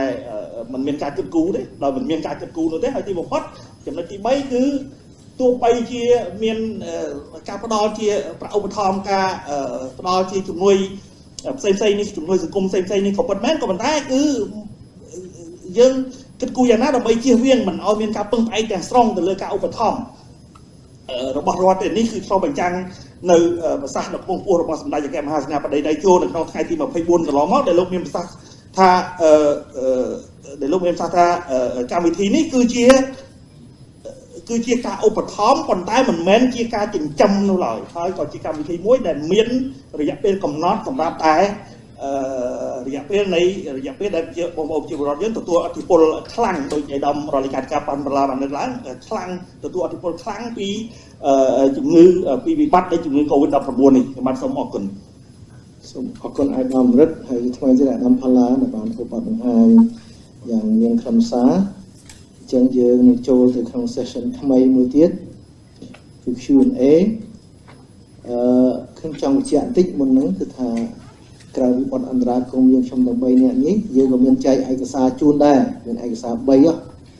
កសារអក្សរពាក់ព័ន្ធនឹងវិធានការផ្នែកសេដ្ឋកិច្ច4ជុំនេះហើយឯកសារទាក់ទងនឹងកម្មវិធីជំនួយសង្គមនេះហើយដូចជាឯកសារមួយទៀតស្ដីពីបញ្ហាថវិកាដែលយើងគ្រោងសម្រាប់ទប់ទល់នឹង COVID បាទប៉ុន្តែក្រៅពីរឿង COVID ដែលយើងនិយាយ1164ហ្នឹងណាក្នុងក្របខ័ណ្ឌថវិកាជាតិឆ្នាំ2000នេះខ្ញុំបាននិយាយហើយនិយាយទៀតថាយើងកាត់តែចំណាយណាដែលមិនចាំបាច់ហើយលែងចាំបាច់ទេចំណាយចាំបាច់យើងទុកទាំងអស់ដើម្បីធានានិរន្តរភាពនៃប្រទេសនៃសេដ្ឋកិច្ចនៃជីវភាពរបស់ប្រជាជនប្រាក់ខែអត់ប៉ះទេចំណាយថែទាំផ្លូវបន្លាយអត់ប៉ះទេវិនិយោគលើផ្លូវលើបន្លាយលើអត់ប៉ះទេកាត់តែវិនិយោគធ្វើអគារធ្វើអីទេជាអ្វីដែលមានជាការចាំបាច់ក្នុងការទ្រទ្រង់ជីវភាពប្រជាជននិងសេដ្ឋកិច្ចគឺយើងទុកច្រើនណាស់បាទទោះទៅវិញយើងបន្ថែមទៀតដូចជាសេដ្ឋកិច្ចពលកម្មអញ្ចឹងយើងមានតែគ្រោងទៅ38,000 30 លាននេះយើងថែមដល់100លានដែលពីស្កូបណាទំហំខេត្តជំរឿយើងមិនធ្វើតែបន្លាយនឹងដែលផ្លូវជនបទទេឲ្យស្លាស្រាបឹងបួស្រះទៀតព្រោះហ្នឹងជាប្រភពទឹកទី1គឺថាដល់ពេលអត់ទឹកពេលស្ដារទៅមានទឹកនៅហើយវាម្យ៉ាងទៀតរក្សាដីសហគមន៍បានជិះវៀងការមលោកពីអ្នកណាមួយទៀតកាលណាយើងធ្វើចឹងបានអានេះយើងងប់ច្រើនណាស់ឆែយើងហើយកំពុងយើងគិតឲ្យវាបញ្ហាតែនៅក្នុងតំបន់ទីជជនទីក្រុងយើងគួរធ្វើអី cash flow នេះដើម្បីបំពេញបន្ថែមទៅលើការជួយដល់ជនក្រីក្រព្រោះថាមិនចង់ឲ្យរស់ដោយសារតែយើងឧបត្ថម្ភនេះប៉ុន្តែចង់បង្កើតឱកាសដើម្បីគាត់រកការងារបន្ថែមទៀតការបង្កើតការងារសំខាន់ណាស់បាទជាថ្ងៃឥឡូវនេះហើយទៅថ្ងៃមុខទៀតrất làសំខាន់បាទយើងក៏មុខគាត់ខាងក្រុមក្រុមខំការស្ដារឡើងសេដ្ឋកិច្ចនេះមិនមែនតែវិញតែសេដ្ឋកិច្ចទេជាប់នោះគឺការបង្កើតការងារ decent job ទៀតបាទហើយជាការគិតគូរមិនធម្មតាដែលយើងគិតបានមកចត់ហើយកំពុងបន្តសិក្សាផែនការទាំងអស់នេះអញ្ចឹងថ្ងៃនេះក្នុងកម្មវិធីស្នូកឡោនេះយើងខ្ញុំមានធីមធំហើយធីមទាំងអស់នេះមិនបាននិយាយទាំងអស់នេះប៉ុន្តែសិតជាអ្នកចូលរួមអ្នកដៃដល់ទាំងជួរមុខជួរក្រោយនេះឯងខ្ញុំចង់និយាយចឹងកិច្ចការទាំងអស់ដែលយើងនិយាយមកផឹកយ៉ាងវែងនេះហើយនៅសល់ច្រើនទៀតហ្នឹងគឺធីមទាំងអស់ហ្នឹងដែលបានខិតខំធ្វើកន្លងមកហើយខ្ញុំសូមយកឱកាសដើម្បីថាណែនាំឲ្យបានស្គាល់ទាំងអស់គ្នាផងប៉ុន្តែជាស្គាល់អស់ហើយគឺទី1អាយដាមច័ន្ទរិទ្ធគាត់ជាអនុរដ្ឋលេខាធិការនិងជាអគ្គលេខាក្រុមគាំពារសង្គមក្រុមសហគមន៍សង្គមឯនេះបន្តមកទៀតអាយដាមច័ន្ទសិទ្ធិរដ្ឋលេខាធិការក្រសួងហិរញ្ញវត្ថុទទួលបន្ទុកថវិកាជាតិ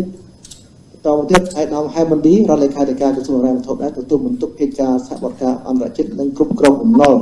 ប៉ុន្តែក្រៅពីនេះលោកមានកិច្ចការបន្ថែមច្រើនមុខណាស់100ជំពូក A to Z ក្នុងក្រសួងនេះបាទហើយតមកអាដាមស៊ីឡាវ៉ាក៏មិនខុសគ្នាដែរគឺគាត់ទទួលបន្ទុកជាអគ្គលេខាកមែតម្រងហិរញ្ញវត្ថុសាធារណៈផងហើយជាអ្នកទទួលបន្ទុកខាងវិស័យហិរញ្ញវត្ថុមិនមែនធនាគារបាទប៉ុន្តែធនាគារក៏ដែរឥឡូវនេះទាំងអស់អត់តែវិស័យហិរញ្ញវត្ថុមិនថាធនាគារមិនថាមិនមែនធនាគារដូចជា capital market ដូចជា insurance ដូចជាស្អីៗអស់គឺគាត់ទទួលកិច្ចការទាំងអស់នោះទៀតបាទហើយ affordable housing ក៏លើដៃគាត់ដែរបាទតាមពិតទៅបាទអាដាមផនផល្លាជាមនុស្សព្រះនរាយណ៍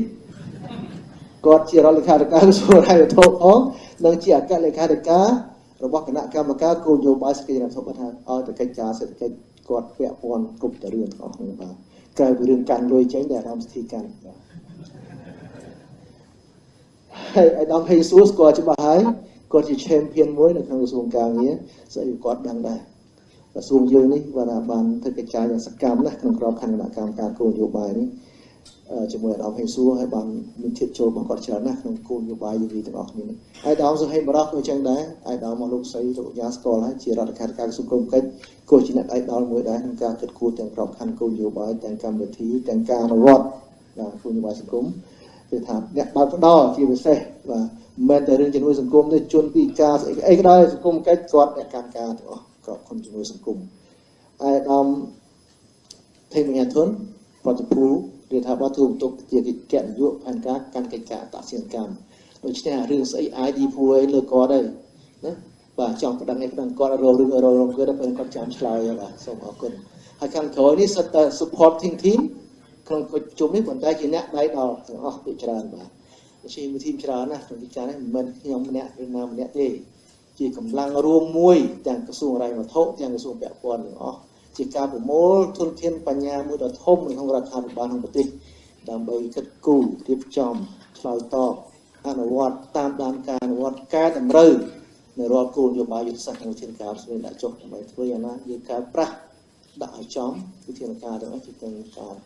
ទាំងបរិការទៅនឹងការឆ្លើយតបប្រើប្រាស់ធនធានឲ្យមានប្រសិទ្ធភាពបំផុតយើងមានលុយតិចប៉ុន្តែចាយចំមុខវាល្អជាងមានលុយច្រើនហើយចាយមិនចំមុខយើងលឺប្រទេសខ្លះSME ចាយ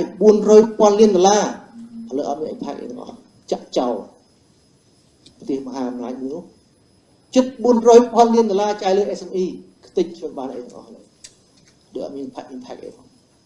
អាហ្នឹងហើយដែលជាក្រុមក្តាំងណាអត់បានគិតមកចត់លោតតាមអារម្មណ៍លោតតាមនយោបាយយើងអត់ទេយើងច្បាស់$1របស់យើងចាយទៅបានប្រយោជន៍អីវិញសំខាន់ណាស់ធនធានតិចណាស់પણមានកំណត់វិនិយោគចេះចាយមិនឲ្យដួលកដាលទីមិនឲ្យដល់កំពុងលងទុកព្រោះការគិតគូររបស់យើងមិនមែនរឿងកូវីដមករឿងអីផ្សេងទៀតច្រើននយោបាយសេដ្ឋកិច្ចសង្គមផ្សេងទៀតដែលក្រៅរឿងកូវីដណាយើងមិនទាន់និយាយដល់ការបោះឆ្នោត2022-23ផងយើងដល់នឹងហួសនឹងទៀតជាការគិតគូររបស់យើងទៅជាការគិតគូរដល់វែងឆ្ងាយទៅថ្លឹងរយៈពេលវែងរយៈពេលខ្លីទៅត្រឹងជំងឺជាមួយសេដ្ឋកិច្ចជាមួយសង្គមតើយកជំរឿនណាដែលល្អបំផុតគ្មានជំរឿនដែលល្អបំផុតទេជំរឿនដែលល្អជាងគេវិញជានេះព្រោះគ្មាន perfect ទេដំណោះស្រាយក៏ដោយមានបូកមិនតប៉ុន្តែយកណាចំណេញច្រើនជាងគេល្អជាងគេអត់មានបំផុតទេចឹងអរគុណសូមបើកទូរទស្សន៍ទៅខាងថ្ងៃ session Q&A ហើយសូមបើកការសួរជាមួយ comment ក៏បានសួរក៏បានពួកខ្ញុំយល់ថាថ្ងៃនេះកិច្ចការយើងធ្វើប្រហែលខែកន្លងមកនេះអនុវត្តនេះថ្ងៃយើងសាកល្បងដាក់ជាកញ្ចប់រួមទាំងមូលទាំងហ្មងបាទហើយបើសិនមានការចាំបាច់ចង់ពាក់ព័ន្ធរឿងបញ្ហាគ្រប់គ្រងជំងឺដូចជាសម្បត្តិនិងស្រាប់ខាងសុខាភិបាលមកគឺជាអ្នកដៃដល់មួយមេបញ្ជាការ Field Commander នៅទីនេះដែរហើយខ្ញុំក៏ជាសមាជិកនៃគណៈកម្មការដែរខ្ញុំនឹងគ្រប់សមរភូមិទាំងអស់សមរភូមិជំងឺសេដ្ឋកិច្ចសង្គមនៅទាំងអស់អាដាមស៊ីក៏នៅក្នុងគណៈកម្មការដែរអាចជួយឆ្លើយបានដែរក្នុងរឿងនេះចឹងសូមបើក Q&A session បាទសូមជឿបាទហើយសូមបញ្ជាក់ពីអត្តសញ្ញាណខ្លួនឯងផងបាទសូមជឿបាទសូមជឿខាងនោះ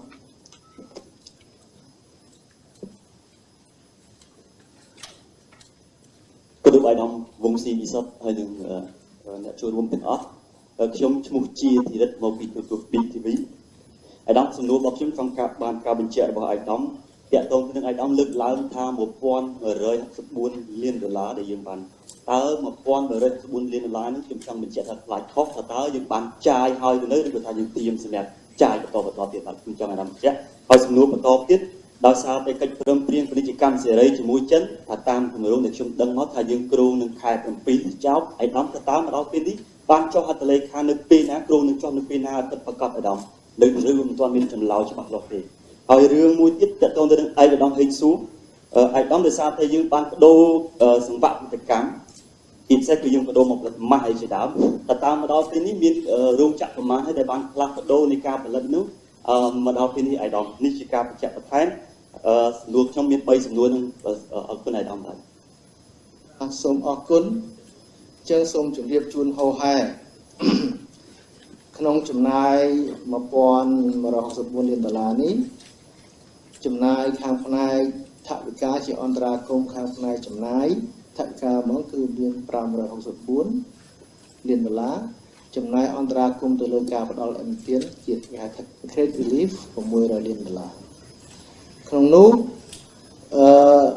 ការបើកផ្ដំដល់ថ្ងៃនេះខ្ញុំអាចជម្រាបជូនបានគឺទី1ខាងផ្នែកជំងឺដែលយើងគ្រោង100លានហ្នឹងយើងបើកបាន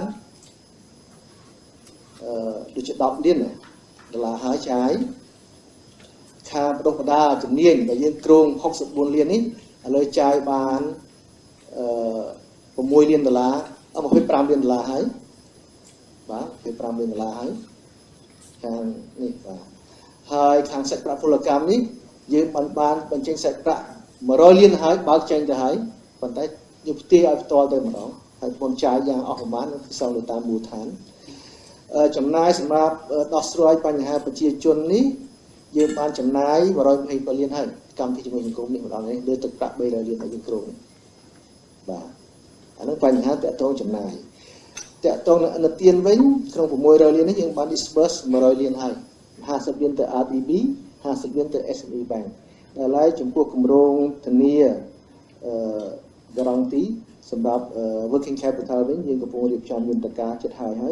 នឹងដាក់ធ្វើការជាមួយធនាគារ Phoenix ដែលយើងអាច trigger ការផ្ដល់កម្ចីថ្មីដល់ទៅ2ទៅ3000លានដុល្លារនោះយើងមានលុយ200លាននេះប៉ុន្តែដោយសារយើងធានាបង្កើត risk appetite ហើយធនាគារឯកជននឹងផ្ដល់កម្ចីរហូតដល់2-3000លានបន្ថែមទៀតទៅផ្អែកលើការធានារបស់យើង200លាននេះជាទូលេខជាក់ស្ដែង FTA នេះពីមួយថ្ងៃទៀតនេះរដ្ឋមន្ត្រីពាណិជ្ជកម្មទាំងប្រទេសទាំងពីរនឹងប្រកាសហើយពីការបញ្ចប់ការចរចាលទ្ធផលនៃការចរចានេះហើយតាមការសម្រេចរបស់សម្ដេចតេជោលោកគ្រងធ្វើដំណើរទៅប៉េកាំងមុនថ្ងៃទី12ខែអូហ្គស្នេះខែសីហានេះដើម្បីទៅធ្វើជាអធិបតីភាពនៃការចុះហត្ថលេខាលើ FTA កិច្ចព្រមព្រៀងពាណិជ្ជកម្មចិនកម្ពុជានេះនៅទីក្រុងប៉េកាំងលោកអញ្ជើញទៅផ្ទាល់ខ្លួនឯងបាទបន្ថែមពីរឿងនោះលោកអាចនឹងពិភាក្សាងារជាមួយភាគីចិនទៀតពីបញ្ហាពាក់ព័ន្ធនឹងកិច្ចសហប្រតិការផ្សេងៗទៀតដើម្បីបង្កើនល្បឿនណា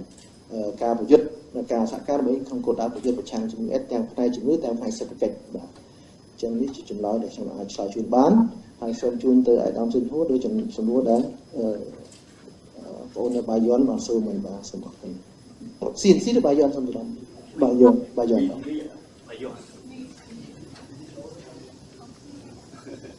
បាទសូមអរគុណអាយដាមដោយការប្រចាំការពាក់ព័ន្ធជាមួយសំណួរខាង BTV នេះខ្ញុំគ្រាន់តែចង់បញ្ជាក់ថាមកដល់ពេលនេះគឺយើងមានរោងចក្រជាង10បានស្នើសុំប្រែផ្នែកខ្លះនៃសង្វាក់ផលិតកម្មរបស់ខ្លួនទៅផលិត mask ដោយមុននេះអាដាមផាន់បាឡាបានបញ្ជាក់ចឹងគឺថាការផលិត mask គឺត្រូវការសង្វាក់ផលិតកម្មខ្លីហើយត្រូវការកម្លាំងពលកម្មនឹងមិនច្រើនទេប៉ុន្តែវាមានតម្លៃបន្ថែមហើយនឹងទំហំនៃការនាំចេញជាទឹកប្រាក់នេះគឺធំជាទូទៅគឺក្នុងមួយសង្វាក់ផលិតកម្មនៃការផលិត mask ដែលអាចផលិតបាន2លាន mask ក្នុងមួយខែគឺត្រូវការកម្លាំងពលកម្មតែ20នាក់តែប៉ុណ្ណោះហើយឥឡូវនេះដូចមុននេះអាដាមផាឡាក៏បានបញ្ជាក់គឺថាយើងបានធ្វើការជាមួយនឹងសមាគមរោងចក្រកាត់ដេរនៅកម្ពុជាដើម្បីលើកទឹកចិត្តឲ្យរោងចក្រដែលគាត់នៅសល់ទំនេរសង្វាក់ផលិតកម្មខ្លះអាចបង្វែរមកផលិត mask នេះឡើងវិញជាពិសេសគឺផលិតនៅឧបករណ៍ PPE ហើយរោងចក្រផលិត mask នៅកម្ពុជានេះមាន2មួយគឺផលិត surgical mask ដែលដូចជាកំពុងពាក់ហើយមួយទៀតផលិតដែរប៉ុន្តែផលិតกระดาษបាទអានេះអ្វីដែលកណាត់ជាសាច់កណាត់ដែលយើងកំពុងតែមាននៅក្នុងស្រុកខ្មែរយើងនេះប៉ុន្តែប្រធានពិតមិញបងសម្បត្តិបញ្ជាក់មកគឺថាមែនតើបើនិយាយពី mask មាន4ប្រភេទប៉ុន្តែគាត់ថាអ្វីដែលយើងកំពុងតែធ្វើនៅទីនេះគឺយើងផលិត surgical mask នេះហើយនឹង fabric mask ហើយនឹង PPE ដែលមាននៅកំពង់ចាមនៅកំពង់សោមហើយនៅរាជធានីភ្នំពេញនិងនៅខេត្តកំពង់ស្ពឺបាទសូមអញ្ជើញថែមទៀតបាទសូមគោរពអាយដាមបាទខ្ញុំបាទវុទ្ធាមកពីគេហទំព័រប្រតិអេរីបាទតាមការលើកឡើងរបស់សូមដាក់ឲ្យផ្ទៀកទៀតលើច្បាស់មកពីខាងដល់មកពីបាំងនេះផងបាទសូមគោរពអាយដាមខ្ញុំបាទវុទ្ធាមកពីគេហទំព័រប្រតិអេរីបាទតាមការស្ដាប់ការ ការបត់បង្ហាញរបស់ឯកឧត្តមជុំវិញការធ្វើច្បាប់វិទ្យុថ្មីក្នុងអំឡុងពេលកូវីដនេះចង់ជំរាបសួរឧត្តមថាច្បាប់នេះវាជាអតិពលល្អយ៉ាងណាខ្លះនៅពេលដែលយើងបានធ្វើហើយច្បាប់នេះនឹងចូលជាធរមាននៅពេលណាឬក៏អាចនិយាយបានថាអនុវត្តនៅក្នុងឆ្នាំ2020ហ្នឹងសូមឯកឧត្តមបកស្រាយខាងនឹងបានច្បាស់បន្តិចមួយទៀតតាមប្រសាសន៍របស់ឯកឧត្តមវង្សសុសុទ្ធឯកឧត្តមបានលើកឡើងពីការផ្អាកការបញ្ជាទិញមិនផ្អាកនេះបន្ថយបញ្ជាទិញដីធ្លីហើយបង្វែរផលិតកសិកម្មអីចឹងចង់ជំរាបនេះចង់ជំរាបសួរឯកឧត្តមថាវិស័យដីធ្លីអាចនិយាយបានថាវិស័យចលនាទ្រព្យក៏ជាវិស័យមួយទ្រទ្រង់ផ្នែកវិស័យសេដ្ឋកិច្ចនៅក្នុងប្រទេសកម្ពុជាយើងហើយកន្លងមកនេះជាពិសេសក្នុងពេលវិបត្តិកូវីដនេះអ្នករស់ស៊ីវិស័យដីធ្លីជាច្រើនដែលជាអ្នកមានលុយ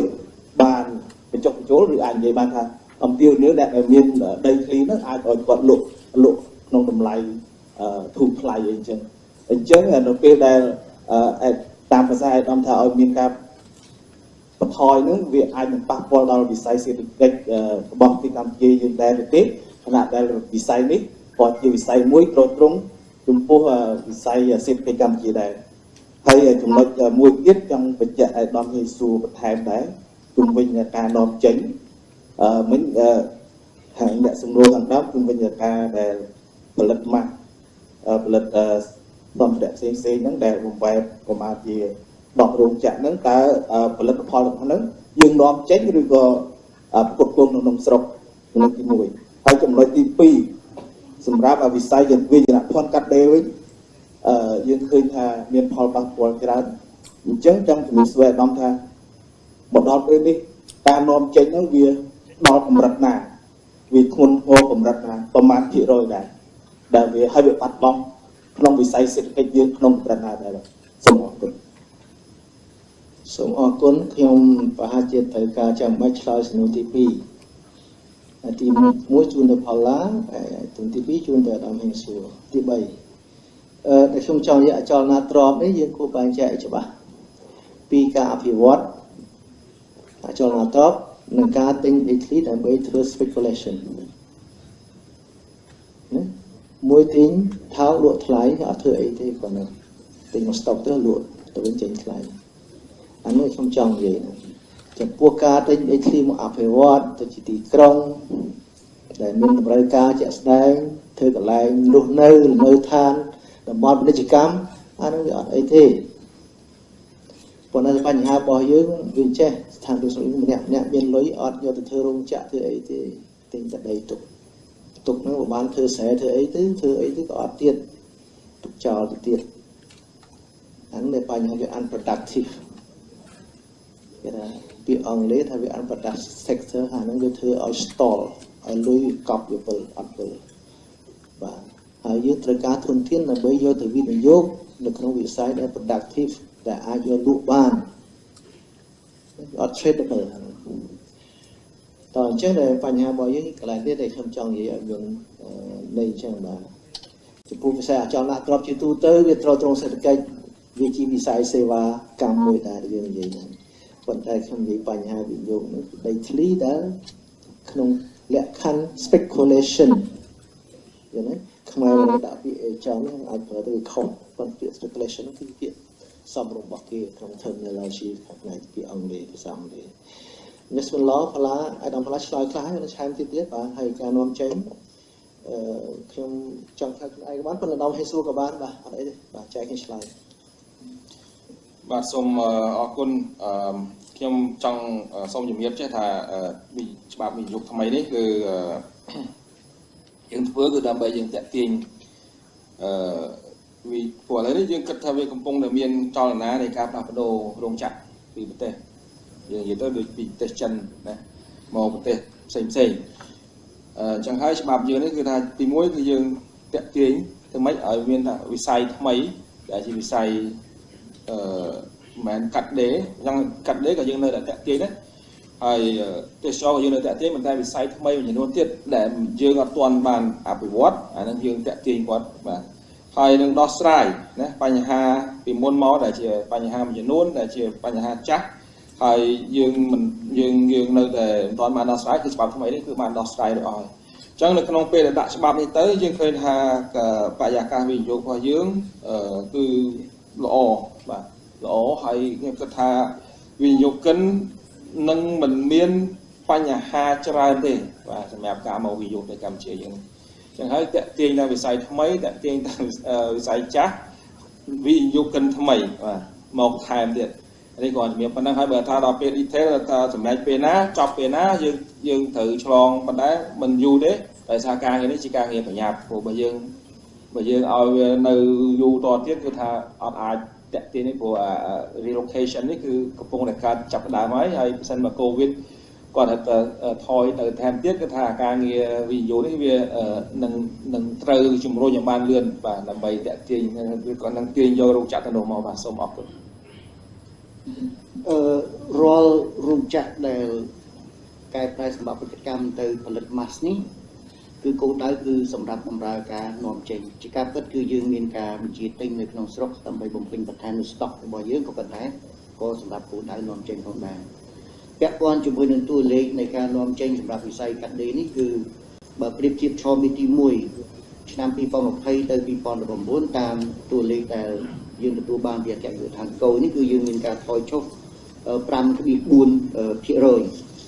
ដែលឆ្នាំកន្លងទៅគឺយើងនាំចេញក្នុងឆមាសទី1នេះគឺជាង 4,000 លាន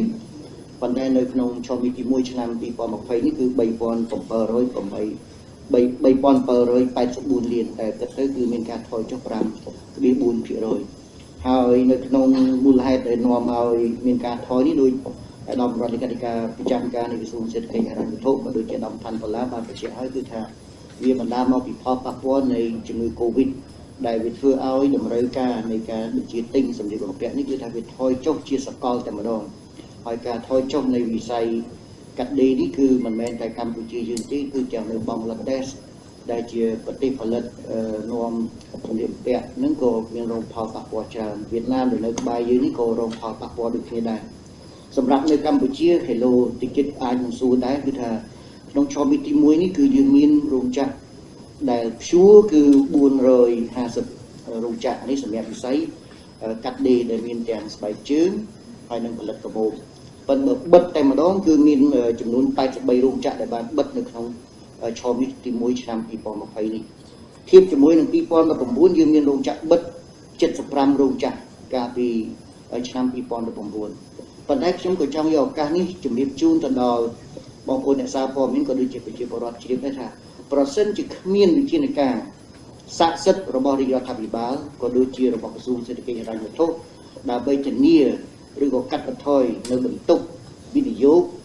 ឬក៏រោងចក្រនេះទេចំនួនដែលបិទនេះគឺថាអាចកើនជាងនេះច្រើនប៉ុន្តែអ្វីដែលជាការទប់ស្កាត់ជាអតិបរមាក្នុងការបិទនេះគឺថាឃើញមានប្រសិទ្ធភាពព្រោះចំនួនដែលបិទនៅឆ្នាំ2019មាន75រីឯបិទក្នុងឆ្នាំ2020មានតែ83មានន័យថាវាអាចជួយទប់ឬក៏ពជាការងារជូនបងប្អូនយើងបានច្រើនបើសិនជាយើងមិនចាត់វិធានការក្នុងការជួយបឋមទៅដល់បងប្អូនកម្មករជួយសម្រួលការធ្វើពាណិជ្ជកម្មឬមួយក៏បន្ទុករបស់វិស័យឯកជនទេគឺថាបងប្អូនរាប់សិបម៉ឺនអ្នកផ្សេងទៀតអាចនឹងបាត់បង់ការងារទាំងស្រុងតែម្ដងបាទខ្ញុំសូមថែមបន្តិចចំពោះរោងចក្រអព្យួរនេះកម្មករក្រៅពីទទួល benefit $40នេះគាត់អាចមានកម្មវិធីរៀនសូត្រពេលខ្លីទៀតឡើយបាទរៀនសូត្របាទបណ្ដុះបណ្ដាលពេលខ្លីទៀតនេះទី1ទី2ខ្ញុំចង់គូបញ្ជាក់ឡើងវិញថាអ្វីត្បិតតែការនាំចេញខោអាវធ្លាក់ចុះប្រមាណជាង 5% សម្រាប់5ខែដំបូងនេះក្តីបាទតាមបទលេខទីឆ្នាំមុនប៉ុន្មានលេខ5ខែនេះបាទវាធ្លាក់ចឹងប៉ុន្តែសម្រាប់5ខែនេះការនាំចេញរបស់កម្ពុជាទាំងមូលនៅតែវិជ្ជមានដដែលធ្លាក់ចុះកាត់ដេរជាពិសេសធ្លាក់ខ្លាំងណាស់ដល់ទៅ 10% ជាងប៉ុន្តែនាំទៅអាមេរិកឡើងវិញអញ្ចឹងមកនៅសល់5ហ្នឹងគឺមានអញ្ចឹងដែរប៉ុន្តែជាការនាំចេញរួមកាត់ដេរធ្លាក់មែនប៉ុន្តែមិនមែនកាត់ដេរឡើងកង់ខោអាវកង់កនិងវត្ថុធាតុ electronic ផ្សេងទៀតឡើងដូច្នេះវាអត់តន់អវិជ្ជមានទេមកដល់នេះនៅតែវិជ្ជមានដដែលការនាំចេញរបស់យើងវាមាន resiliency ដែរណាសេដ្ឋកិច្ចយើងវាអញ្ចឹងដែរចឹងបានខ្ញុំថាយើងមាន fundamental មួយមុន COVID វា strong ទាំងសេដ្ឋកិច្ចទាំងហិរញ្ញវត្ថុជាប្រព័ន្ធហ្មងបាទបើប្រព័ន្ធហិរញ្ញវត្ថុបើអត់មានប្រព័ន្ធហិរញ្ញវត្ថុទៀតខ្លាំងមុន COVID ទេយើងធ្ងន់ណាស់ទាំងការប្រមូលចំណូលទាំងការចាយទាំងលុយសល់ saving សល់បានប៉ុន្តែដោយសារប្រព័ន្ធវារឹងពេលហ្នឹងមកដល់ឥឡូវយើងប៉ះហើយប៉ុន្តែកម្រិតនៃការប៉ះនេះវានៅទប់ទល់បានវានៅឈរជើងមាំបានមកដល់ថ្ងៃនេះខ្ញុំសូមបញ្ជាក់ប៉ុណ្ណឹងសូមជឿទៀតបាទចាសសូមជំរាបសួរអាដាមនាងខ្ញុំឈ្មោះហំផានិតនាងខ្ញុំជានាយកព័ត៌មានរបស់សារព័ត៌មាន Electronic Cable News សូមពីសំណួរដំបូងគឺនាងខ្ញុំមុននឹងអាដាមបានមានប្រសាសន៍ថាមានកម្មករប្រមាណជា 13,000 នាក់បានបាត់បង់ការងារធ្វើពីវិស័យកាត់ដេរហើយវិស័យកសិកម្មគឺកំពុងតែមានកាលានុវត្តភាពនៅក្នុងអំឡុងពេលនេះអញ្ចឹងចង់សួរថាតើរដ្ឋាភិបាលមានយុទ្ធសាស្ត្រឬក៏គោលនយោបាយអ្វីខ្លះទៅដើម្បីប្រើប្រាស់កម្លាំងពលកម្ម 13,000 នាក់ជាងដែលបាត់បង់ការងារធ្វើនៅអំឡុងពេលនេះឲ្យគាត់ងាកទៅចាប់យកឬក៏ធ្វើកសិកម្មវិញប៉ុន្តែការធ្វើកសិកម្មនេះយើងចង់ឲ្យមានការធ្វើលក្ខណៈយូរអង្វែងមួយមិនមែនធ្វើតាមអំឡុងពេល COVID ហ្នឹងចា៎អញ្ចឹងអ្វីដែលជាសំណួរគឺគោលនយោបាយអ្វីខ្លះក៏ដូចជាយុទ្ធសាស្ត្រអ្វីខ្លះសំណួរទី2តើរដ្ឋាភិបាលមានវិធានការអ្វីខ្លះដើម្បីជួយសម្រួលរោងចក្រអាចបើកដំណើរការវិញបានឆាប់រហ័សនៅពេលដែលជំងឺ COVID បានធូរស្បើយស្ថានភាពនេះគឺបានធូរស្បើយនៅទូទាំងពិភពលោកជាពិសេសនៅទីផ្សារធំនៅចិនអឺរ៉ុបអង់គ្លេសអាមេរិកជាដើមធូរស្បើយតែយើងមានវិធានការជំរុញឲ្យវិស័យនេះបានដើរវិញបានយ៉ាងឆាប់រហ័សចា៎អរគុណបាទរឿងបង្កើតការងារនេះជាបញ្ហាធំ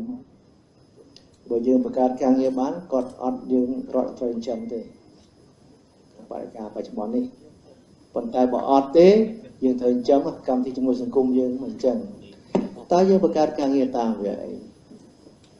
អ្វីដែលសំខាន់ sustainable ល្អជាងគឺកម្មការបង្កើតធុរកិច្ចនេះឯងខ្ញុំនិយាយថាធ្វើឲ្យសេដ្ឋកិច្ចក្នុងស្រុកវាដើរវាវិលសម្រាប់ប្រព័ន្ធសេដ្ឋកិច្ចក្នុងស្រុកនេះហើយខ្ញុំជួយឲ្យទៅលើវិស័យអាម៉ានេះតើមានប្រព័ន្ធសេដ្ឋកិច្ចដើរហើយធុរកិច្ចធ្វើឲ្យដើរតាមនឹងដែរហើយហ្នឹងកន្លែងបង្កើតការងារនេះខ្ញុំជឿថាបច្ចុប្បន្នហ្នឹងមានអ្នកមួយចំនួនដែលទៅពីពេញទៅបាត់កងការងារទៅមួយចំនួនគាត់ទៅនៅស្រុកស្រែវិញទីមួយគាត់ទៅធ្វើការឲ្យចំការមួយចំនួនដែលមានដំណើរការធម្មតានឹងកំពុងរីកគាត់មានការងារទី2គាត់ទៅធ្វើស្រែខ្លួនឯងជាមួយម៉ែឪដែលមិនសូវធ្វើពីមុនគាត់ច្រើនជួលគេនៅស្រុកស្រែអ្នកខ្លះម៉ែឪមានដីស្រែអញ្ចឹងគាត់អត់ដែលបានធ្វើពួកកូននំពេញអស់ហើយជួលតែគេតាំងពីជួលរស់ចូលកាត់លក់អីទាំងអស់អត់ដែលមានតែដីមានផ្ទះប៉ុណ្ណាដែរនៅតែ2នាក់តានិយាយប៉ុន្តែឥឡូវកូនមានបញ្ហាទៅនៅជាមួយទៅជួយបានដែរហ្នឹងក៏កន្លែងការងារហើយបើទៅវាមិនផ្លូវការប៉ុន្តែជាការងារដែរទី3 cash flow work ដែលយើងដាក់$100 លានទៅនេះក៏បង្កើតការងារច្រើនដែរថ្ងៃមុនខ្ញុំក្តីឧបក្តីបានទៅដល់ក្នុងចំណោមកសិករដែលកំពុងជីកបន្លាយធ្វើហ្នឹងធ្វើស្រែជីកបន្លាយចូលស្រែខ្លួនឯងហ្នឹង cash flow work ហ្នឹងមានអ្នកទៅពីពេញច្រើនដែរមួយចំនួនដែរគាត់ថាឥឡូវទៅបើមានបន្លាយចូលចឹងហើយគាត់ធ្វើស្រូវទៅលក់ស្រូវបានអញ្ចឹងគាត់ថាដូចម្យ៉ាងដែរនៅជាមួយម៉ែឪហើយមានប្រាក់ចំណូលមានអីចឹងដែរអាចមិនបាច់ទៅវិញក៏បានដែរប៉ុន្តែក៏មានប្រភេទមួយចំនួនដែរគាត់មិនចង់ទៅស្រុកស្រែវិញដែរកម្មករដែលបត់ការងារហ្នឹងដូច្នេះគាត់ត្រូវកន្លែងអ្នកខ្លះកន្លែងខ្លះមានរោងចក្រខ្លះអាចបិទប៉ុន្តែខ្លះបើកថ្មីដែរមិនអញ្ចឹងកន្លែងខ្លះជីវកម្មខ្លះដែលបិទអាចបើកវិញដែរបាទនេះយើងមិនអាចនិយាយថាអូទៅកន្លែងសេវាកម្មកន្លែងផ្សេងៗនេះក៏មានបើកដែរប៉ុន្តែគ្រាន់ជាគោលការណ៍យើងចេះការងារបង្កើតតាមគម្រោងវិនិយោគគម្រោងរដ្ឋនិងការ self employment យើងខិតខំបង្កលក្ខខណ្ឌទាំងអស់តាមរយៈការវិនិយោគក្តីតាមការបង្កើតបរិយាកាសក្តីផ្សេងៗបរិយាកាសជាក់ផ្សេងៗនេះជាការគាត់អាចមានការងារបានខ្ញុំសូមជម្រាបថានៅជនបទមកដល់បច្ចុប្បន្ននេះយើងអត់កាត់លុយទេការបង្ហូរលុយទៅជនបទការវិនិយោគសាធារណៈទៅជនបទបន្លាយទឹកផ្លូវជនបទអត់មានទេមានតែថែម cash flow work ឥឡូវនេះមូលនិធិឃុំសង្កាត់ថែមឲ្យ$68 លានទៀតមួយឆ្នាំ មូលធិគុំស្រុកឲ្យទៅទៀតលុយថែមទៀតប៉ុន្តែលុយហូរទៅជនបទ cash flow ក៏ទៅក្នុងជនបទច្រើនដែរទៅជនបទច្រើនដែរដូច្នេះកន្លែងហ្នឹងបរិការកន្លែងហ្នឹងទឹមហ្នឹងឥឡូវលុយនេះកសិកម្មយើងចាប់ដើមចាយលុយទៅលើតាមផ្នែក product ត្រីឥឡូវយើង support ឲ្យប្រមាណជាង 2000 យើង support ជួយអ្នករកស៊ីចិញ្ចឹមត្រីឥឡូវកំពុងគិតស្វាយដែលឯងនាំចេញបានកំពុងតែត្រូវឲ្យលុយប្រមាណក្រសួងកសិកម្មដើម្បីជួយអ្នកនាំចេញស្វាយប៉ុន្តែវិស័យឯកជនដូចសរននេះគាត់ថាមិនបាច់រដ្ឋជួយទេរឿងលុយកាក់នោះជួយទៅដោះស្រាយរឿងគាត់ឈឺក្បាលកន្លែងតិធាញ៉ៃញ៉ៃទៅបានហើយណាឥឡូវកំពុងគិតថាជួយមិនអញ្ចឹងកន្លែងស្វាយនោះព្រោះមានទីផ្សារហើយស្វាយតាមវិស័យរបស់ក្រសួងថានេះ 10,000 ហិកតាអញ្ចឹងណាតាមពិតប្រទេសរបស់សរនណាធំជាងនោះច្រើនអ្នកដាំស្វាយប៉ុន្តែដាំស្អីគុណភាពមិននាំចេញមិនអានោះបញ្ហាមានទីផ្សារហើយធ្វើផលិតអ្វីមួយដែលមានតម្លៃទាំងតម្លៃសមរម្យទាំងគុណភាពស្តង់ដារអានោះបានទៅរួចបើគាត់ផលិតដាំសបាយទេអត់ទៅរួចទេដូចខ្ញុំដាំស្វាយតែមិនដាំដើម្បីសបាយមិនដាំដើម្បីរកស៊ីទេខ្ញុំមានត្រង់នេះចាស់ហូបអស់ទេមួយឆ្នាំនោះដាំដីទូចមួយទៅដល់វាចឹងដែរបញ្ហាកសិកម្មក៏ចឹងដែរណាយើងថាចាំបាច់ហើយកម្រិតទី1ធានាថា lifeline សេដ្ឋកិច្ចខ្មែរមានកម្រិតកសិកម្មប៉ុណ្ណឹងដែល self sufficiency អ្នកឯងមានអីមកខ្ញុំរស់ខ្លួនឯងបានអត់ពឹងអ្នកណាប៉ុន្តែកម្រិតមួយទៀតនាំចេញប៉ុន្តែបើចង់នាំចេញត្រូវមានតម្លៃសមរម្យត្រូវមានគុណភាពត្រូវមាន supply របស់យើង stable របស់ដែលគេទៅលក់ទីផ្សារមួយឆ្នាំមួយឆ្នាំយើងធ្វើបានតែ2ខែលក់មិនអាណាគេទិញយើងអានោះខ្ញុំអត់និយាយ seasonal fruit ទេណាតំណែងខ្លះវាត្រូវ stable របស់ supply អានោះយើងត្រូវគិតជាប្រព័ន្ធអ្នកខ្លះគេឲ្យយោបល់ខ្ញុំថាធ្វើ agglomeration ទៅអា concept នាំចេញទៅនឹងផលិតផលធំហ្នឹងទៅ concept cluster agglomeration បានទៅរួចចែកក្រោយទៀតអាហ្នឹងក្នុងវិស័យកសិកម្មណាក្នុងវិស័យកសិកម្មយើងមាន layer 2 food security ប៉ុន្តែ layer ទៀត commercialization ប៉ុន្តែនោះត្រូវទាមទារគុណភាពណាដូច្នេះការវិនិយោគរបស់យើងមិនថាអូកសិកម្មសំខាន់ហើយស្អីក៏ធ្វើក៏មុខអត់ទេត្រូវឈរលើគោលការណ៍លើក្របខ័ណ្ឌច្បាស់លាស់ដែរហើយការងារ permanent មានវិស័យកសិកម្មនៅបញ្ហាអីយើងយកគោលការណ៍ agro industry development ផលិតហើយទៅជាការច្នៃមុខពីរសញ្ញាមួយជាម្ហូបអាហារហ្នឹងគេហៅថាកសិឧស្សាហកម្មជាមួយ agro food system មកខាងទៀត agro processing វាទៅជារបស់ប្រើប្រាស់កសិកម្មងាយពីដល់ចេញពីទៅ processing ទៅពីកន្លែងទៀតទៅគិតបានបត់ចិត្តថាហ្នឹងត្រូវមានផែនការការគិតគូរស្រួលបួលអត់ប្រើអារម្មណ៍បានទេប្រើការសិក្សាមកចាត់ហើយវិធានការដាក់ចុះត្រូវចេះបត់បែនហើយត្រូវចេះដោះបញ្ហាទៅយកគោលការណ៍ value chain ដោះ product កម្រិត macro កម្រិត meso កម្រិត micro ត្រូវគិតឲ្យប្រតិកន្លាគ្នានឹងជាការយកឃើញរបស់ខ្ញុំបាទហើយការងារសំខាន់ជាងទេយើងទុកឲ្យ skill ហ្នឹងថាវាប្រជាជនយើងមាន skill ទៅធ្វើអីក៏បានល្អជាងថាអូត្រូវតែនៅនឹងឲ្យរហូតបើនៅនឹងគាត់ earn $100 ឧទាហរណ៍ឬ200ប៉ុន្តែបើគាត់រៀនអីបន្តិចគាត់ទៅធ្វើកន្លែងផ្សេងដែលជាឱកាសថ្មីគាត់ earn បាន$300ត្រូវឲ្យគាត់មានឱកាសហ្នឹងដើម្បីធ្វើការកន្លែងផ្សេង$300ដែលរៀល$100មួយខែវិញទៅអានោះជាបញ្ហាគ្រប់គ្រងបញ្ហា skill បញ្ហាការងារខ្ញុំគិតថាអញ្ចឹងប៉ុន្តែឥឡូវនេះអ្វីយើងខិតខំបង្កើតការងារគឺថាលើកវិនិយោគជនបទហ្នឹងហើយកសិឧស្សាហកម្មកសិកម្មហ្នឹងហើយដែលជាឱកាសទី1បំពេញសេចក្តីការទីក្នុងស្រុកប៉ុន្តែទី2បម្រើការនាំចេញប៉ុន្តែការនាំចេញ require បញ្ហាច្រើនដូចខ្ញុំនិយាយអញ្ចឹងប៉ុន្តែខ្ញុំគិតថាឲ្យគាត់ទៅធ្វើមិនហ្នឹងគាត់ទៅណាក៏បានដែរគាត់ទៅមាន choice ក្នុងការរើសកន្លែងការងារ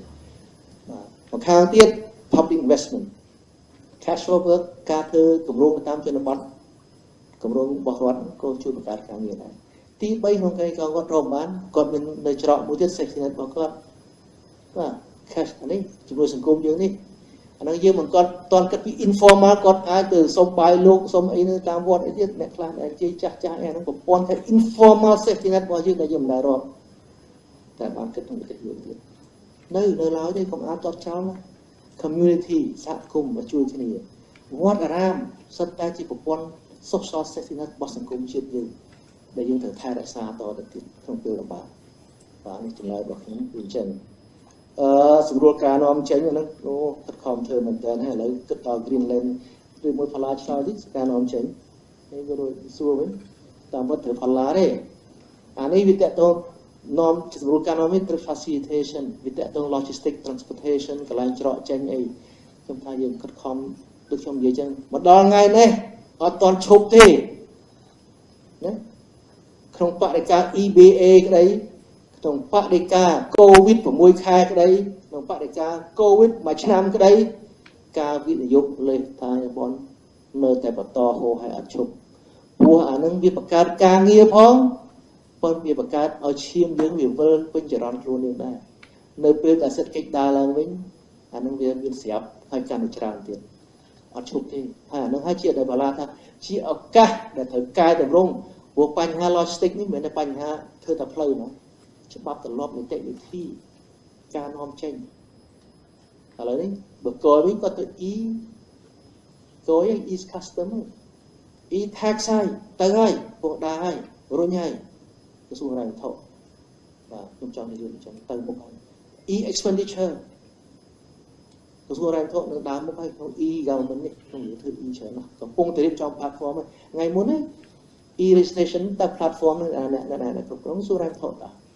Cam DX ហ្នឹងកន្លែង exchange ក្រសួងហិរញ្ញវត្ថុជាអ្នកដឹកមុខអាយដល់បាក់យើងខ្ញុំមានឆន្ទៈ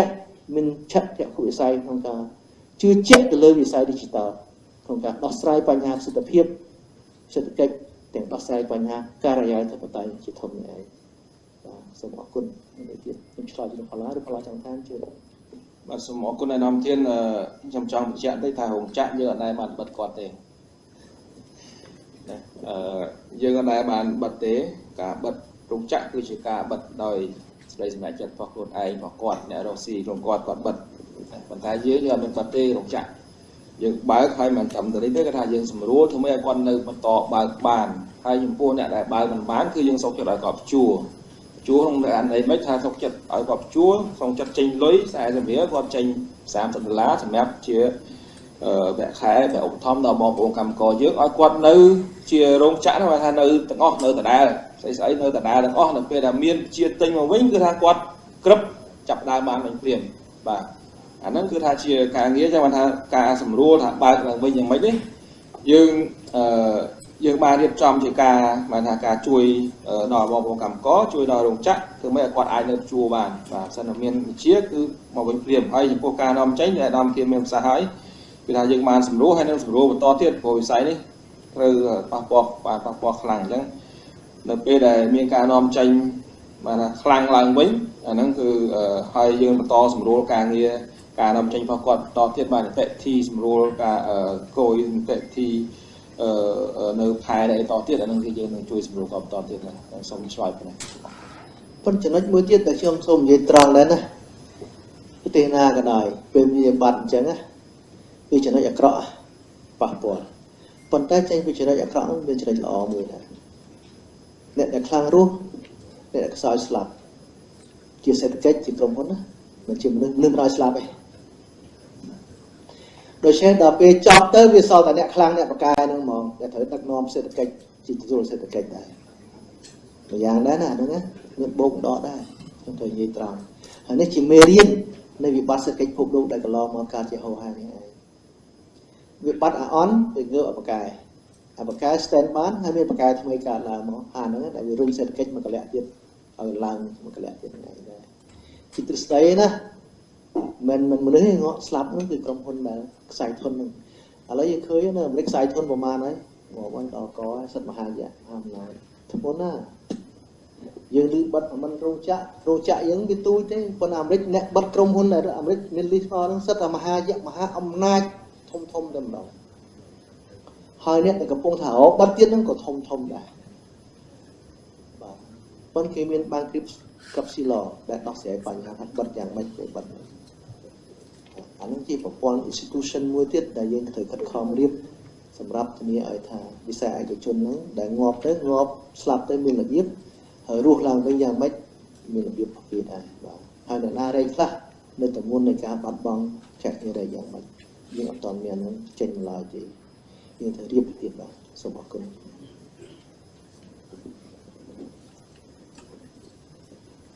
Hi, good morning, His Excellency. My name is Sangeeta and I'm from the Phnom Penh Post.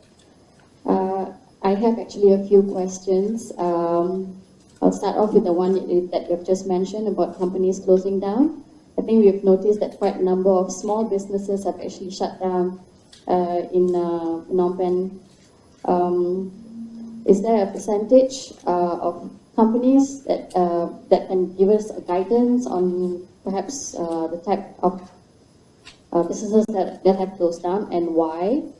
and what are the ways that the government can actually help these small businesses? The other questions are based on the economy itself. What is the expected revenue the government is anticipating this year? And how much from the savings has been drawn down for the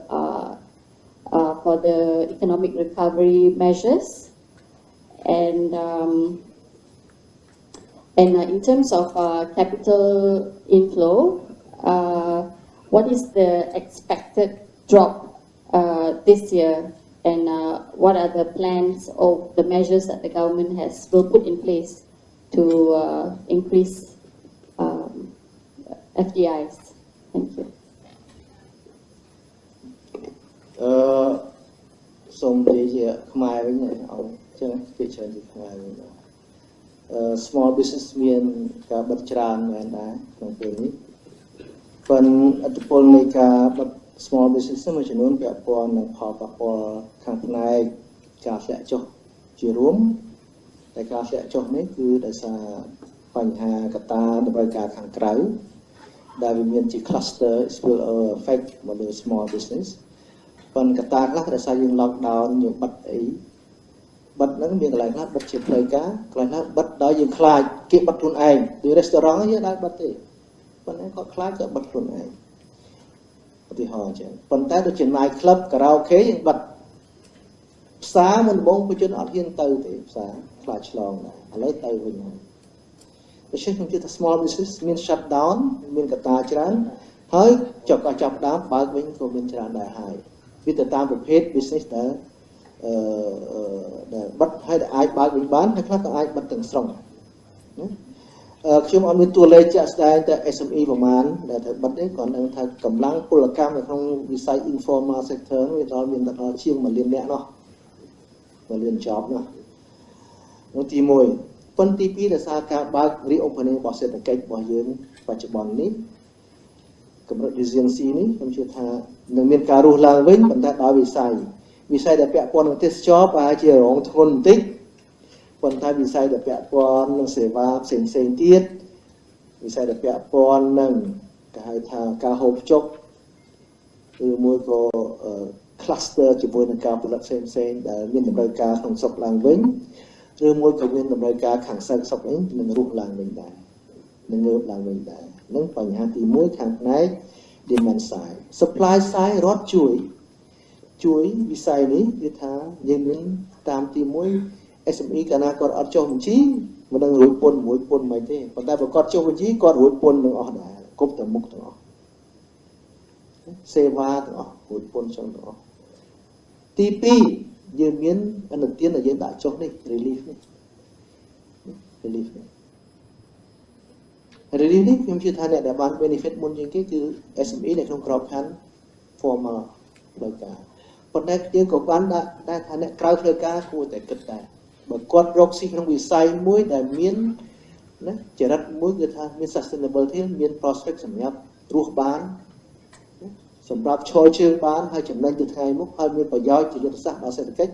គាត់ក៏ត្រូវបានដែរទោះគាត់ជា SME informal ក៏ដោយក៏ត្រូវមានដែរដូច្នេះ SME នឹងរស់ឡើងវិញតាមរយៈការងើបឡើងវិញសេដ្ឋកិច្ចក្នុងស្រុកនឹងការងើបឡើងវិញនៃការនាំចេញមួយចំនួនដែលជាតម្រូវការខាងក្រៅហើយងើបឡើងវិញតាមរយៈគម្រោងនិងវិធានការថ្មីៗរដ្ឋាភិបាលដាក់ចូលនេះតាមរយៈការចាយក្តីតាមរយៈវិធានការឥណទានក្តី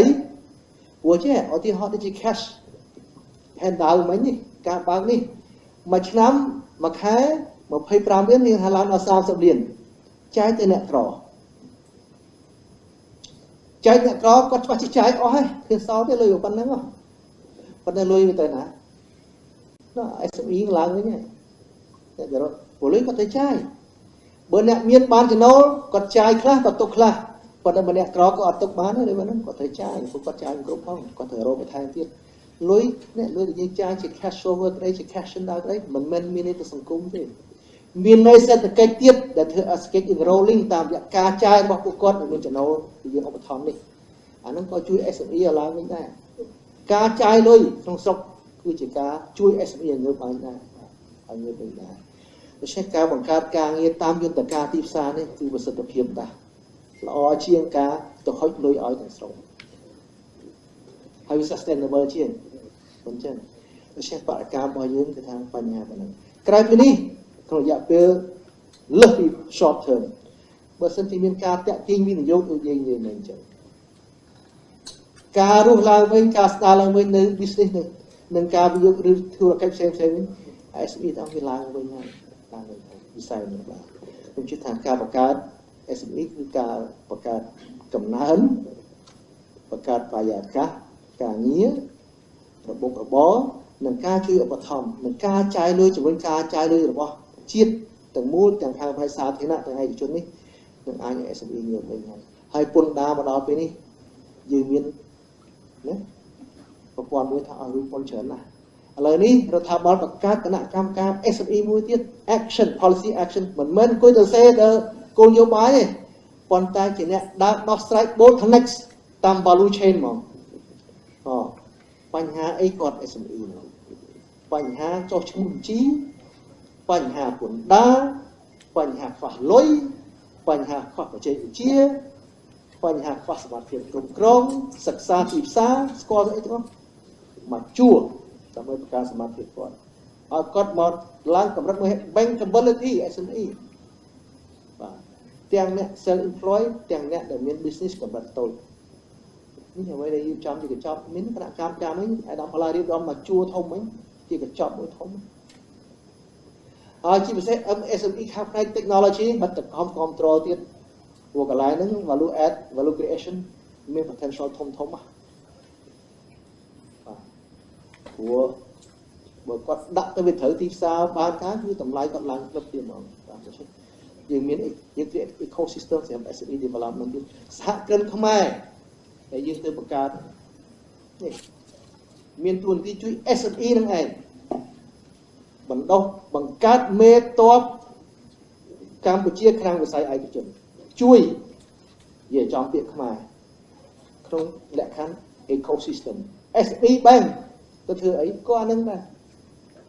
SME center innovation startup technology ទីទៀតយើងបង្កើត SME center មួយធំកំពុងរៀបចំដាក់មកកញ្ចប់នឹងហ្មងកញ្ចប់នឹងហ្មងអ្វីដែលជា ecosystem ជា financing training ទាំង skill ទាំង management ទាំង technical skill អីដាក់មកគៀមកដុំហ្មងរដ្ឋអ្នកជួយសម្របសម្រួលអ្នកជួយគ្រប់គ្រងនេះរយៈពេលប្រជុំរយៈពេលវែងកំពុងរៀបចំហើយជាកញ្ចប់ធំបាទ EDF fund startup គឺមានទាំងជួយឲ្យ grant សម្រាប់ឲ្យ startup រស់បានមានទាំងជួយជា co-investment ទៅទៀត upgrade ដូចជា capacity networking ជាមួយ banker ជាមួយ investor ជាមួយអ្នកផ្សេងទៀតដែលជាដៃគូ cultural promotion បណ្ដុះគំនិតស្មារតីរស់ស៊ី entrepreneur សហគ្រិនទៅដល់មិនអ្នករស់ស៊ីក្មេងៗរបស់យើងក្រសួងនេះយើងខំបង្កើតកសាងមេតបខាងវិស័យសាធារណៈប៉ុន្តែយើងខំទៀតលើនេះលោកដៃវិស័យឯកជនកសាងមេតបក្នុងវិស័យឯកជនពួកយើងត្រូវប្រយុទ្ធនឹងសមរភូមិសេដ្ឋកិច្ចមួយដែលស្មុគស្មាញនៅមុខក្នុងក្របខ័ណ្ឌតំបន់ពិភពលោកនេះជាទស្សនវិស័យរបស់យើងចូលតាមជាតិរបស់យើងក្នុងការរៀបចំប្រព័ន្ធនៃមនុស្សខ្ញុំនៅតែមានជំនឿណាស់ចំពោះការដឹកនាំ leadership institution human quality capital 3ទៅធ្វើទៅកម្មករច្រើនណាស់ប៉ុន្តែថៅកែមានតិចស្រុកខ្មែរថៅកែសិរបរទេសភាគច្រើនខ្ញុំអត់ចង់ឃើញចឹងទេខ្ញុំចង់ឃើញ10ឆ្នាំទៀតថៅកែខ្មែរច្រើន ប ប៉ុន្តែតកាយមួយដែលមាន mindset ផ្សេងដែលមាន corporate response social responsibility ចេះចំណេញមិនចេះចែកទៅវិញបាទគិតកើតមកសពថ្ងៃកំពុងរៀបប្រព័ន្ធនឹងសម្បើមប៉ុន្តែ COVID មកវា hit ប៉ុន្តែដល់ផ្លា hit ក៏ដោយអា hit នឹងក៏កន្លែងខ្លះក៏ធ្វើបានដែរធ្វើបានអីយកប៉ុណ្ណឹងជាយកគោលការណ៍ pragmatism ក្នុងការរៀបចំប្រព័ន្ធទាំងអស់នេះឲ្យវាកើតឡើងហើយវា sustainable ហើយវា strong ទាំងនេះដូចខ្ញុំនិយាយចឹងបើអត់មានប្រព័ន្ធហិរញ្ញវត្ថុសាធារណៈរឹងមាំមុន COVID ទេពិបាកទេប៉ុន្តែយើងបានរៀបចំដោយសារសម្ដេចមាន vision តាមពិតប្រឆាំងប្រយុទ្ធមួយ EDA ប៉ុន្តែយើងមកប្រយុទ្ធជាមួយ COVID ទៀតអត់តាន់អីហ្មងទេអត់តាន់អីទេអត់តាន់មានអ្នកណាមកស្រែកយើងឥឡូវ World Bank IMF ADB យ៉ាងហ្នឹងគេថាកម្ពុជាគ្រប់គ្រងមកដល់ថ្ងៃនេះទាំងជំងឺទាំងសេដ្ឋកិច្ចទាំងស្អីទាំងអស់គេមិនសូវនិយាយពីយើងទេអន្តរជាតិអាព័ន្ធមានហ្នឹងពួកយើងតែសរសើរយើងទៅវាមិនកើតព្រោះធ្លាប់តែតិចទៀតយើងបបសើបាក់រសាវាជ្រះពី mindset ពី stereotype របស់គេដែលមានមកលើយើង it takes time ហើយលោកអង្គត្រូវការពេលត្រូវការ proof យើងកំពុង proof បដាហើយអត់ទេជួយទៀតបាទសល់កន្លះម៉ោងទៀតសូមគោរពអាយដាមខ្ញុំជិតថាមកពីអង្គភាពកូន fresh new មានពីរសំណួរដែរសំណួរទី1ពាក់ព័ន្ធជាមួយអត្រានៃភាពក្រីក្រ revenue សុំទោសខ្ញុំឆ្លើយអត់ទេសំណួរលោកស្រីមកភ្នំពេញប៉ុស្តិ៍តើដក drawing ប្រមាណ capital inflow មិនអូឆ្លើយតែរឿងបញ្ហានេះទេមែន revenue ខ្ញុំអាចនិយាយថា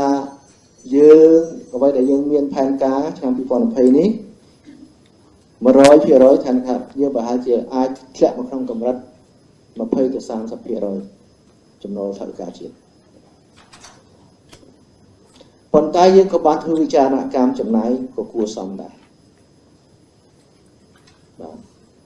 យើងកាត់អ្វីដែលមិនចាំបាច់យើងកាត់អ្វីដែលលែងចាំបាច់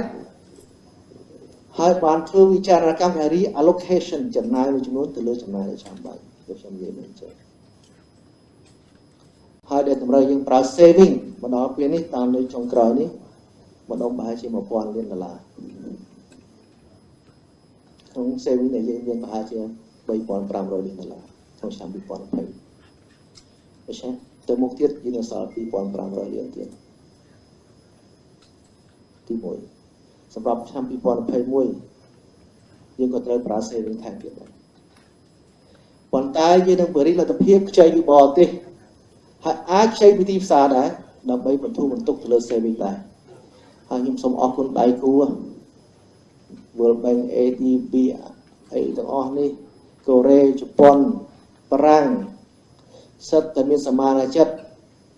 ជួយផ្ដល់ឥណទានមិនមែនសម្រាប់តែគ្រប់គ្រងគម្រោងអភិវឌ្ឍទេគឺគ្រប់គ្រងថវិកាជាតិតែម្ដងតែជាងសម្រាប់ saving យើងមិនឲ្យធំពេកព្រោះការគិតគូររបស់យើងធនធានយើងមានកម្រិតដែរមួយខាងយើងប្រឹងតម្លើងចំណូលប៉ុន្តែមួយខាងទៀតចំណាយយើងក៏អត់កាត់បានទៀតដែរ2021នេះគោលការណ៍យើងនិយាយមិញហើយចាយធំចាយទៅបានទេក្នុងដំណាក់កាល recovery ទៅចាយលទ្ធបတ်មិនកើតប៉ុន្តែចាយធំទៅលើអ្វីដែលចាំបាច់មិនចាយធំគ្រប់កន្លែងទេ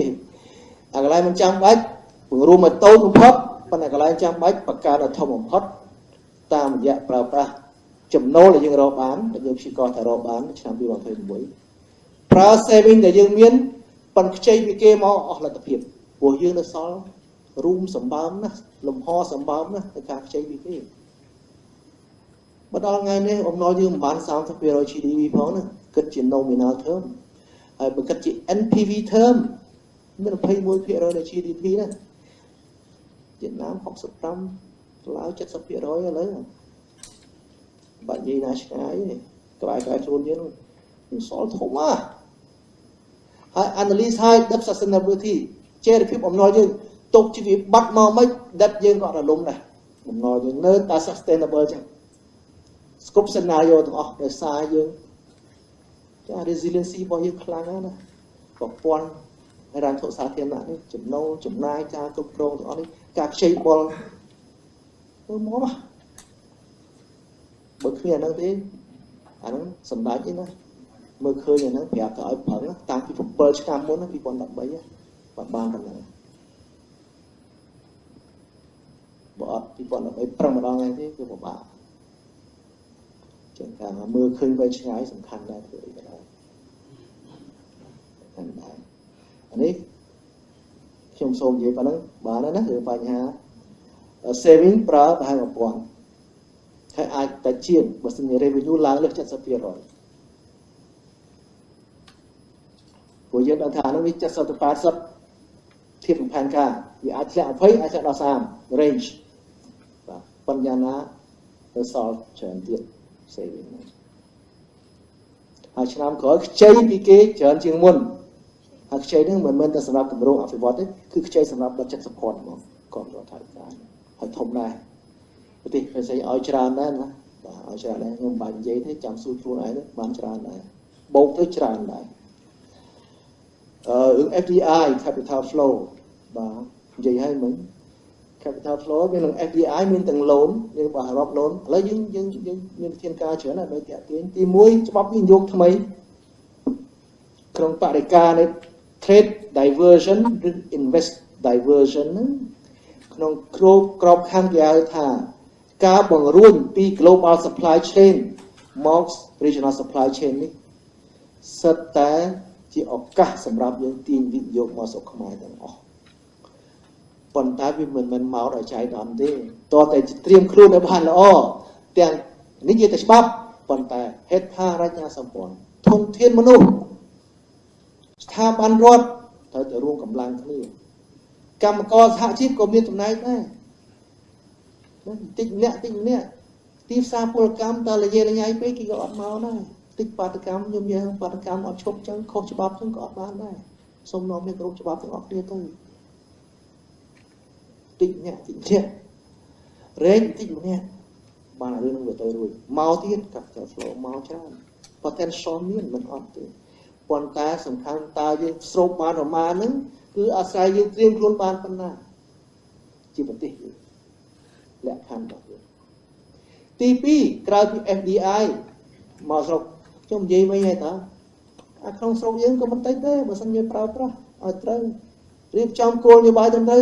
វិនិយោគក្នុងស្រុកក៏ដើរតួសំខាន់ហើយក៏សំខាន់ដែរវិនិយោគក្នុងស្រុកហ្នឹងហើយដែលវានៅនឹងវាអត់ទៅណាវាអីទាំងអស់វានៅនឹងចាំឲ្យខ្ញុំថាខ្ញុំចង់ចិត្ត concept មួយថា agglomeration ប៉ុន្តែប្រើប្រាស់ investment ក្នុងស្រុកដោយធ្វើដៃគូខ្លះជាមួយខាងក្រៅដើម្បីទាញយក expertise technology នេះគិតឧទាហរណ៍ទៀតអានេះខ្ញុំចង់និយាយបាទសូមចប់តាមនឹងឆ្លើយប៉ុណ្ណឹងបានហើយខ្ញុំខ្ញុំសូមជឿទៀតបាទសូមលោកអាដាមខ្ញុំជាថាពី Facebook សូមពីសំណួរពាក់ព័ន្ធជាមួយនឹងពន្ធ COVID និងការហាត់ភាពក្រីក្ររបស់កម្ពុជាប្រហែលជានៅក្រោមគាត់ 11% ស្ថានភាពពេលនេះតើក្រសួងមានការវិនិច្ឆ័យថាការភាពក្រីក្រវាកើនឡើងប្រមាណហើយបើនៅពេលជួបបញ្ហាហ្នឹងហើយតើជាអត្តពលយ៉ាងណាចំពោះគោលនយោបាយឆ្នាំ2030ទី2 GDP ផលក្នុងសរុបរបស់ជីវរដ្ឋម្នាក់នៅក្នុងមុន COVID ប្រហែលជាទង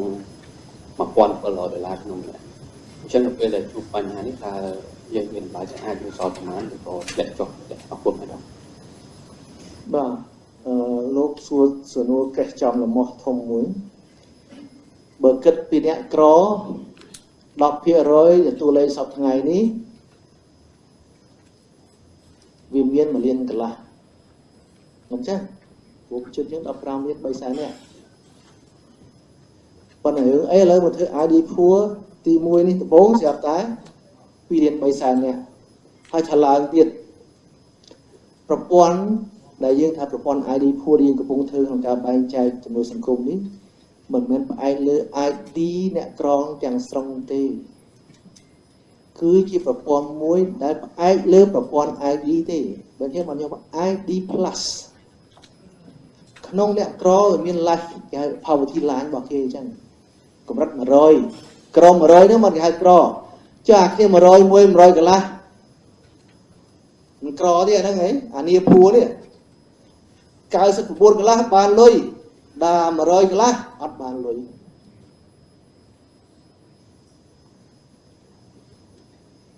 អញ្ចឹងយើងបានបង្កើតយន្តការផ្លាស់នោះគឺបង្កើតក្រុមបង្គោលតាមភូមិតាមវាយតម្លៃហើយដោយធ្វើជា questionnaire ហើយ interview ដាក់បន្ទុក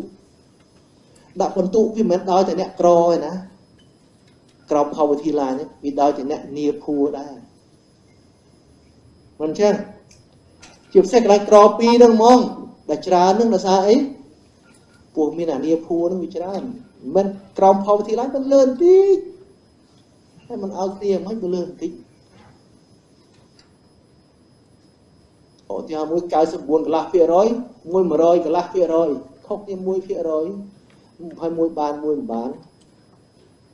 ចឹងបាត់តួលេខហ្នឹងវាឡើងលើសដល់ទៅ8សែនអ្នកនោះគឺក្រុមនីភួរហ្នឹងហើយដែលបាននោះហើយទីទៀតអានីភួរហ្នឹងខាងច្រើនដោយសារអត់ការធ្វើដោយសារស្អីទៀតយើងរំពឹងចឹងបានអត់ទៅឆ្ងល់ទេកន្លែងនេះហើយកូវីដច្បាស់ជាមានអ្នកដែលជាប់ដោយសារគាត់ធ្លាក់ក្រហើយដែរតាមបានហ្នឹងយើងមិនអាចបដិសេធថាកូវីដហើយគ្មានអ្នកក្រកើនឡើងទេកើនហើយប៉ុន្តែធ្វើម៉េចកុំឲ្យគាត់ស្លាប់អត់បាយពិបាកវេទនាឲ្យគាត់រស់បានដើម្បីឱកាសសេដ្ឋកិច្ចមកវិញឱកាសការងារវិញគាត់ស្ទុះមកវិញគាត់ងើបមកវិញបានមិនខុសពីខាងផ្នែក business ទេចិញ្ចឹមគាត់ទៅទាំងក្រទាំងចិត្តគ្នាក្បែរក្រហ្នឹងបាទទាំងអស់ឲ្យតែពិបាកហើយមិនមែនថាចិញ្ចឹមគាត់ឲ្យរស់ទាំងស្រុងទេគាត់តែជួយទេគាត់ត្រូវតែប្រឹងខ្លួនឯងដែរគោលការណ៍គ្រប់គ្រងប្រជាជនចឹងយើងមិនអាចចិញ្ចឹមទាំងស្រុងបានទេត្រូវតែមានការរួមចំណែកប្រឹងប្រែងរបស់ប្រជាជនខ្លះចំពោះអ្នកដែលពិបាកបាទអានេះគឺយើងគិតអញ្ចឹងបាទដូច្នេះតួលេខត្រូវហើយត្រូវតែឡើងអញ្ចឹងដោយសារការដល់ធ្វើអញ្ចឹងទៅប្រព័ន្ធហ្នឹងវារាប់ទាំងងារភួរដែរហើយបើគិតពីដល់ថា2លាន3សែនហ្នឹងប្រជាជនប្រព័ន្ធហ្នឹងនេះវាឡើងដល់14 15% មិន 10% ទេមិនចឹងណាលេខនេះបាទទី1ទី2ខ្ញុំសូមភ្លេចតាត់អត់ទាន់សំណួរអានទឹកឡើងនេះវិញជីពីកាបតាប្រព័ន្ធពលហើយសូមមួយទៀតសំណួរ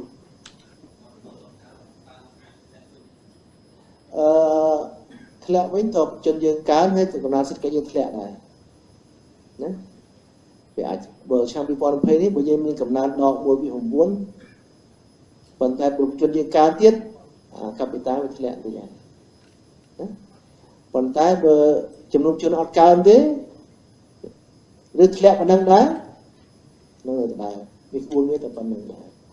ទី1ប៉ុន្តែទី2 star state ស្រុកយើងត្រូវមើលឡើងវិញទៀតបាទវាប៉ុណ្្នឹងបាទបរទេសដែលឃើញលេខ GDP ស្រុកយើងតាមกระดาษតាមឯកសារហ្នឹងណាមើលមកស្រុកយើងដូច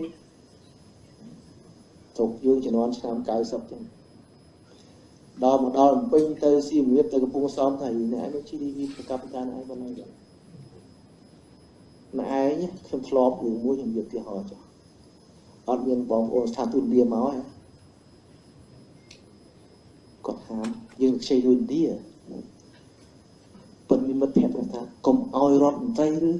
ធ្វើមនសិកអគ្គលេខាចិនរ៉ែឥណ្ឌាមកទស្សនកិច្ចស្រុកនឹងឯងសោះថាបើចឹងតែមកឃើញស្រុកនឹងឯងវាអត់ខ្ចីទេស្រុកនឹងឯងមានជាឥណ្ឌាមកហ្នឹងមកដល់ឃើញធូរធារចឹងមិនអោយវាត្រង់ចឹងលេខវាទៅមើលឡើងវិញប៉ុណ្្នឹងឯងខ្ញុំនិយាយអត់តាមអីទេណាទីទៀតដឹងណាកំពុងគិតឡើងវិញរៀបចំឡើងវិញធ្វើឲ្យល្អឲ្យច្បាស់លាស់ធ្វើគោលនយោបាយត្រូវមានប្រព័ន្ធទិន្នន័យដែលពិតប្រាកដដែលជឿទុកចិត្តបានធ្វើគោលនយោបាយទី2ចង់ទៅជា digital economy ហើយ data infrastructure អត់មានរឹងមាំទៅមិនរួច data មាន3យ៉ាង data សេដ្ឋកិច្ច data ភូមិសាស្ត្រ data ប្រជាជន ធ ត្រូវមានតែ3ដូច្នេះយើងត្រូវវិនិយោគកន្លែងហ្នឹងទី1ឲ្យមាន data ហ្នឹងទី2 data ហ្នឹងឲ្យច្បាស់ឲ្យ accurate ត្រឹមត្រូវអត់ហ្នឹងធ្វើ digital economy មានបានទេខ្ញុំសូមជម្រាបក្រៅពី infrastructure ផ្សេងទៀត enabler ផ្សេងទៀត ecosystem ផ្សេងទាំងអស់ប៉ុន្តែ data គឺជាកលឹះមួយទៅទៀតបាទហើយត្រូវមានអ្នកជំនាញខាង data science ឲ្យច្រើនថែមទៀតបើយើងចង់ go ទៅ big data analytics economy បាទសូមជើញអ្នកមួយទៀតចាំសួរអាដាមវងសៃវិសុទ្ធហើយនឹងអង្គសិក្ខាទាំងមូលខ្ញុំសុភាពអ្នករាយការណ៍ព័ត៌មាន VOD ខ្ញុំមានសំណួរមួយចំនួនទាក់ទងជាមួយនឹងកម្ចីចំណាយនិងចំណូលចង់ឲ្យអាដាមជួយបញ្ជាក់ពីតួលេខខ្លះទាក់ទងជាមួយនឹងតើរដ្ឋកាត់បន្ថយនៅទំហំប្រមាណលានដុល្លារដែរចំពោះអត្ថប្រយោជន៍ជាតិនៅក្នុងឆ្នាំ2020នេះនិងឆ្នាំ2021ទៅខាងមុខទៀតហើយការចំណាយហ្នឹងគឺចំណាយទៅលើស្ថាប័នឬក៏ក្រសួងណាខ្លះដែរអាដាមហើយសំណួរទី2តកតងជាមួយនឹងគម្រោងចោតថវិកាជាតិនៅឆ្នាំក្រោយនឹងការកាត់បន្ថយនោះតើមានប្រមាណភាគរយសូមឲ្យអាដាមជួយបញ្ជាក់ពីតួលេខនឹងតិចផងហើយបំណុលតកតងជាមួយនឹងបំណុលសាធារណៈរបស់កម្ពុជាក្នុងរយៈពេល6ខែដើមឆ្នាំនេះតើមានទំហំប៉ុន្មានដែរអាដាមហើយតកតងជាមួយនឹងកម្ចីពីបរទេសនេះដែរខ្ញុំចង់ដឹងថារហូតដល់ពេលនេះតើរដ្ឋាភិបាលបានខ្ចីពីបរទេសនោះមានចំនួនសរុបប៉ុន្មានហើយប្រភពណាដែលផ្ដល់កម្ចីធំជាងគេមួយទៀតតកតងជាមួយនឹងអត្រាការប្រាក់ដែលអនុគ្រោះពីកម្ចីដូចមកពីប្រទេសចិនអញ្ចឹងតើអាដាមអាចបញ្ជាក់ទេថាប្រទេសចិនហ្នឹងគាត់គិតការប្រាក់ដោយកម្ចីហ្នឹងចំនួនប្រមាណភាគរយដែរនៅក្នុងមួយឆ្នាំតកតងជាមួយនឹងសំណួរមួយទៀតតើរដ្ឋាភិបាលទម្លាក់លុយទៅឲ្យពលរដ្ឋដែលជាកញ្ចប់ជំនួយសង្គមរហូតដល់ពេលនេះតើមានប្រមាណអ្នកហើយដែលទទួលបានលុយឧបត្ថម្ភនេះអាដាម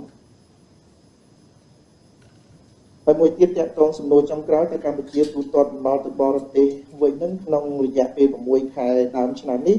តើបានសងទៅប្រទេសកម្ចីណាខ្លះដែលបានសងទៅត្រឡប់ទៅច្រើនជាងគេអាដាមបាទសូមអរគុណ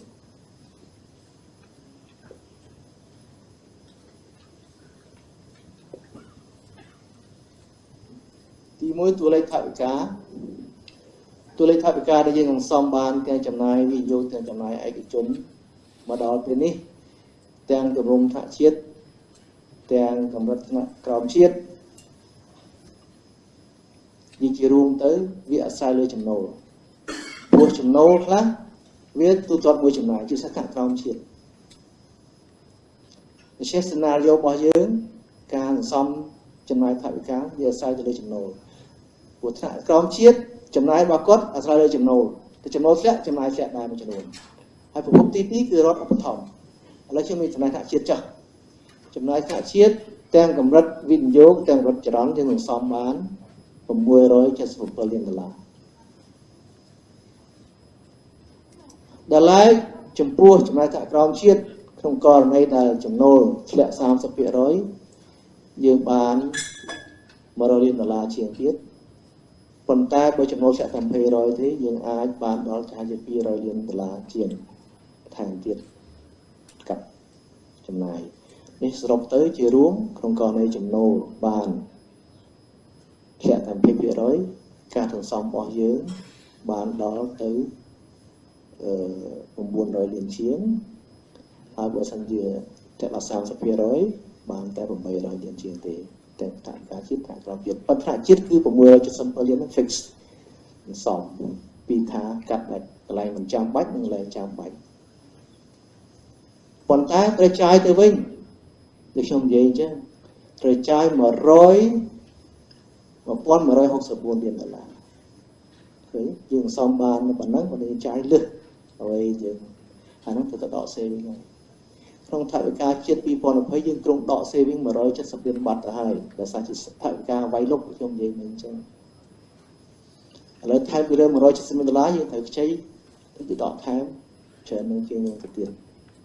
បាទចំណាយយើងធំអញ្ចឹងណាទន្ទឹមនឹងយើងត្រូវចាយបន្ថែមទៅទៀតទៅលើអ្វីដែលមានស្រាប់អ្វីដែលចាយថែមទី1ជាមួយ COVID នេះ យើងចាយ$100 លាន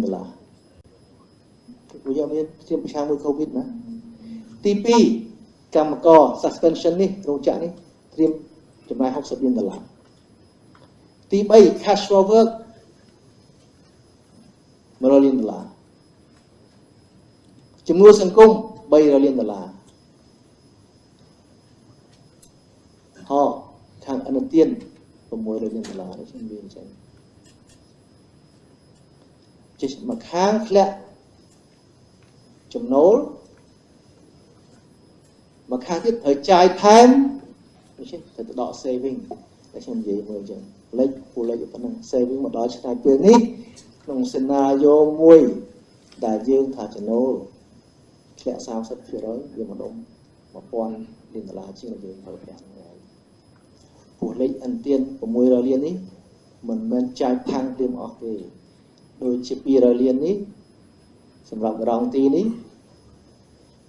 វាមិនចាយព្រាមអស់ព្រាមទេ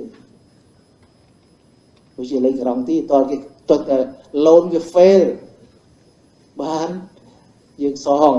ហើយសងក៏មិន 100% ដែរចាយគេសងជាមួយធនាគារពេលនេះឧទាហរណ៍អញ្ចឹង$300 លានដែលយើងគ្រោងសម្រាប់ recovery នេះក៏អត់ទាន់មាន framework ពិតក៏ច្បាស់លាស់ដែរកំពុងរៀបចំដែរដូច្នេះយើងមកដល់$1000ហ្នឹងឯងអានេះខ្ញុំមានការចាយ saving របស់យើងឆ្នាំ2021ចំណូលរបស់យើងក៏អត់ទាន់បង្ហាញភាព robust ឯកើតដែរទី1ឆ្នាំ2022នេះ20គាត់នេះយើងបានសល់ខ្យល់ពីឆ្នាំចាស់មក4ខែដំបូង performance ចំណូលនៅល្អ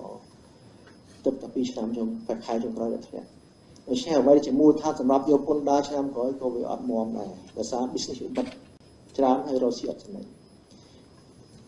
ពន្ធកយឡើងវិញដោយសារសកម្មភាពសេដ្ឋកិច្ចលើកឡើងវិញច្រើនពន្ធដារមិនដូចមុនទេមូលដ្ឋានខ្សោយជាងមុនហើយក៏យុទ្ធទៅលើចំណូលមិនមានសារពួនខ្លាំងដែរខាងក្រោយអញ្ចឹងចំណាយរបស់យើងខាងផ្នែកយើងសេះក្នុងស្រាវជ្រាវយើងតើឆ្នាំនេះយើងគ្រោងថាចំណូលជាតិយើងពី70ទៅ 80% នៃផែនការ2020ឆ្នាំ2021 82% នៃ2020ឡើងទៅចំណូលអត់ដល់ឡើងបានឆ្នាំផែនការ2020ឡើងទេចេះចំណាយយើងក៏ចឹងនៅបន្ត squeeze នៅអ្វីដែលយើងរឹតមិនទាន់ចាំបាច់ប៉ុន្តែបុកទៅអ្វីទៅលើចាំបាច់តាមរយៈបង្កើតការខ្ចីនិងប្រើប្រាស់ saving យើងនេះដែរនេះបញ្ហាតើតើនឹងតួលេខបាទបំណុលមកដល់ថ្ងៃនេះខ្ញុំនិយាយមិញហើយគឺមានប្រហែលម្ដុំ stock បំណុលយើងម្ដុំ 30% GDP ទេហើយទុកជា worst case scenario មិនក៏ដោយក៏នៅតែបំណុលយើងតែ sustainable អញ្ចឹងដែរបាទអ្នកណាឲ្យយើងខ្ចីធំជាងគេមកដល់ថ្ងៃនេះចិនគឺជាង 40% នៃបំណុលដែលយើងមានទាំងអស់គឺចិនអត្រាការប្រាក់ខ្ចីពីចិនមាន3ប្រភេទមាន 0 មាន 1.25 មាន 2% 0 និង 1.25% គឺសម្រាប់លុយយួន 2% សម្រាប់ដុល្លារអាមេរិករយៈពេលសង20ឆ្នាំ grace period 7ឆ្នាំបាទមួយឆ្នាំយើងសងទៅចិនទាំងប្រាក់ដើមទាំងប្រាក់ការជិត$200 លានពីជិត 50% ទេចឹងប៉ុន្តែចុងក្រោយនៃការដែលយើងចង់ប្រាប់ថាជប៉ុនក៏តម្លើងការឲ្យខ្ចីយើងសម្បើមដែរលឿនដែរ World Bank ADB នេះអរគុណនៅមុខហ្នឹងហើយក៏ឡើងគួរសមដែរកូរ៉េក៏ខ្លាំងដែរកំពុងតែឡើងចុងក្រោយលេខតួលេខកូរ៉េជប៉ុន ADB World Bank ឡើងចេះមកចិត្តអត់ឡើងហ្មងទេចិត្តដាំដងវិញផ្ទុយការខ្ចីពីចិនចាប់បានធ្លាក់ប៉ុន្តែខ្ចីពីដៃគូផ្សេងទៀតឡើងខ្លាំង2ឆ្នាំចុងក្រោយខ្ញុំចង់និយាយផ្ទះទៀតដូច្នេះក្នុងរយៈពេលមធ្យមខ្ញុំថា loan portfolio យើងនឹងមាន more balance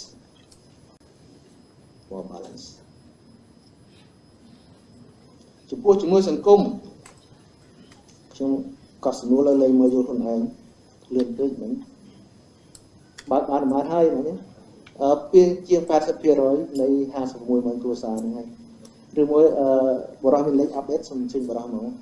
បើបានហើយម្ដង បាទសូមអរគុណអាយដាមប្រធាន ចំពោះអ្នកទទួលផលម្ដងពេលនេះតាមពិតម្ដងម៉ោងនេះគឺយើងបាន 90% បាទ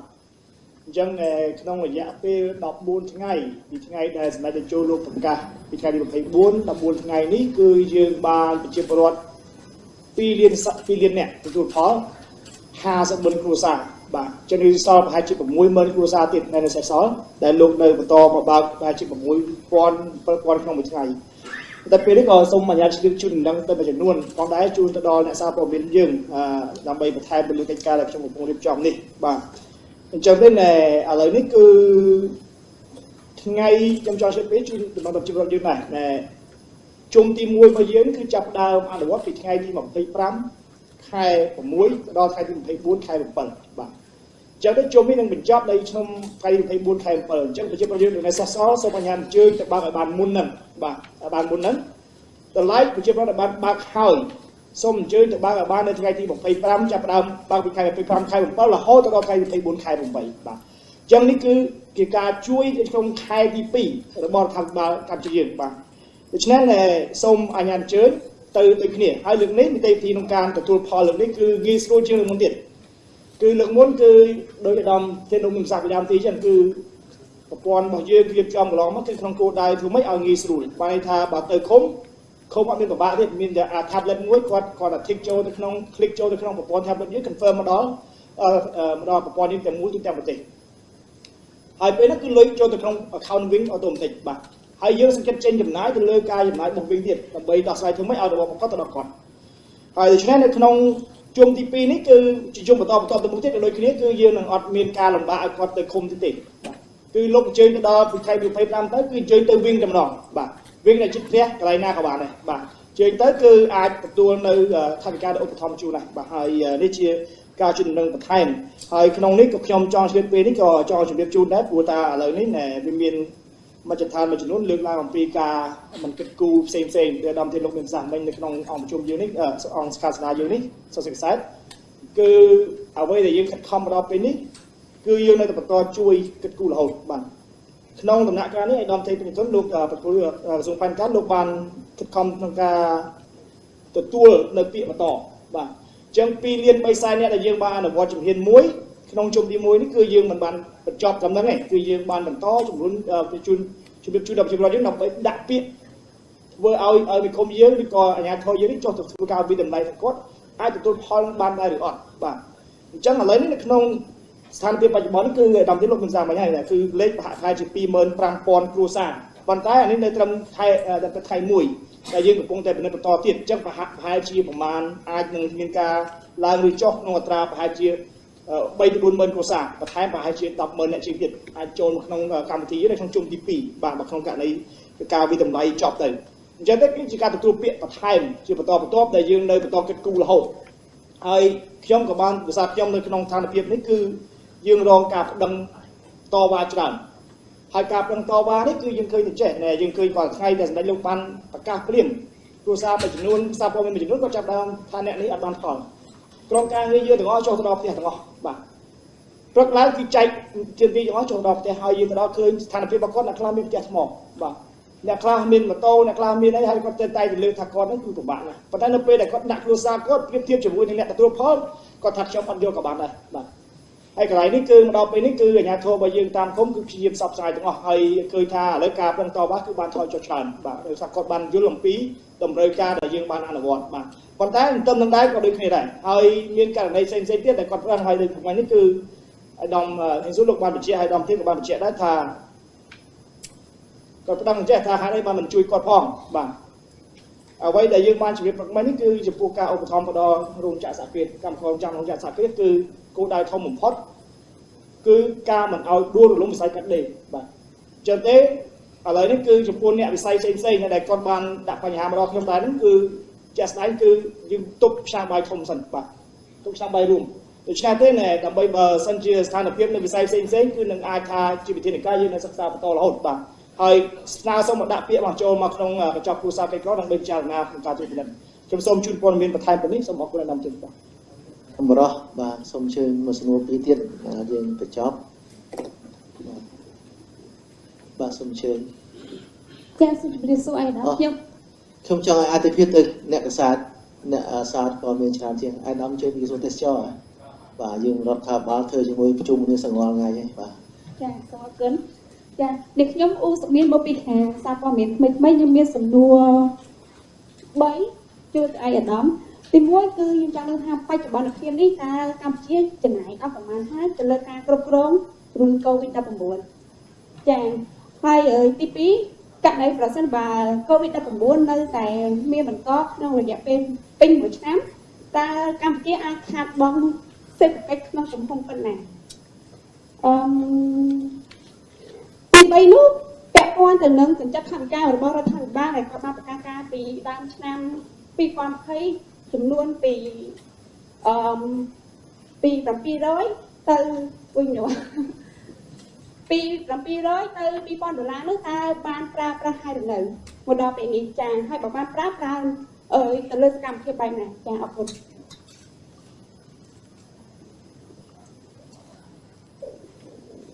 បាទឥឡូវយើងចូលសេណារីយ៉ូមួយឆ្នាំហ្នឹងហើយខ្ញុំនិយាយចឹងមុនដំបូង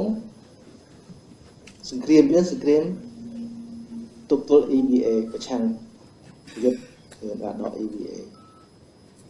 ប៉ុន្តែឥឡូវនេះវាមករឿងធ្ងន់រឿង COVID ដល់ COVID នេះ EBA បរិការរបស់គាត់គឺបញ្ហាទីផ្សារអត់មានបាត់ពិភពលោកសេដ្ឋកិច្ចនៅដើរធម្មតាពេញពិភពលោកប៉ុន្តែដល់ EBA វាអស់ទាំងអស់គ្នាដួលពិភពលោកឈឺមួយពិភពលោកសេដ្ឋកិច្ចដួលពិភពលោកសង្គមបញ្ហាគ្រប់ប្រទេសទាំងអស់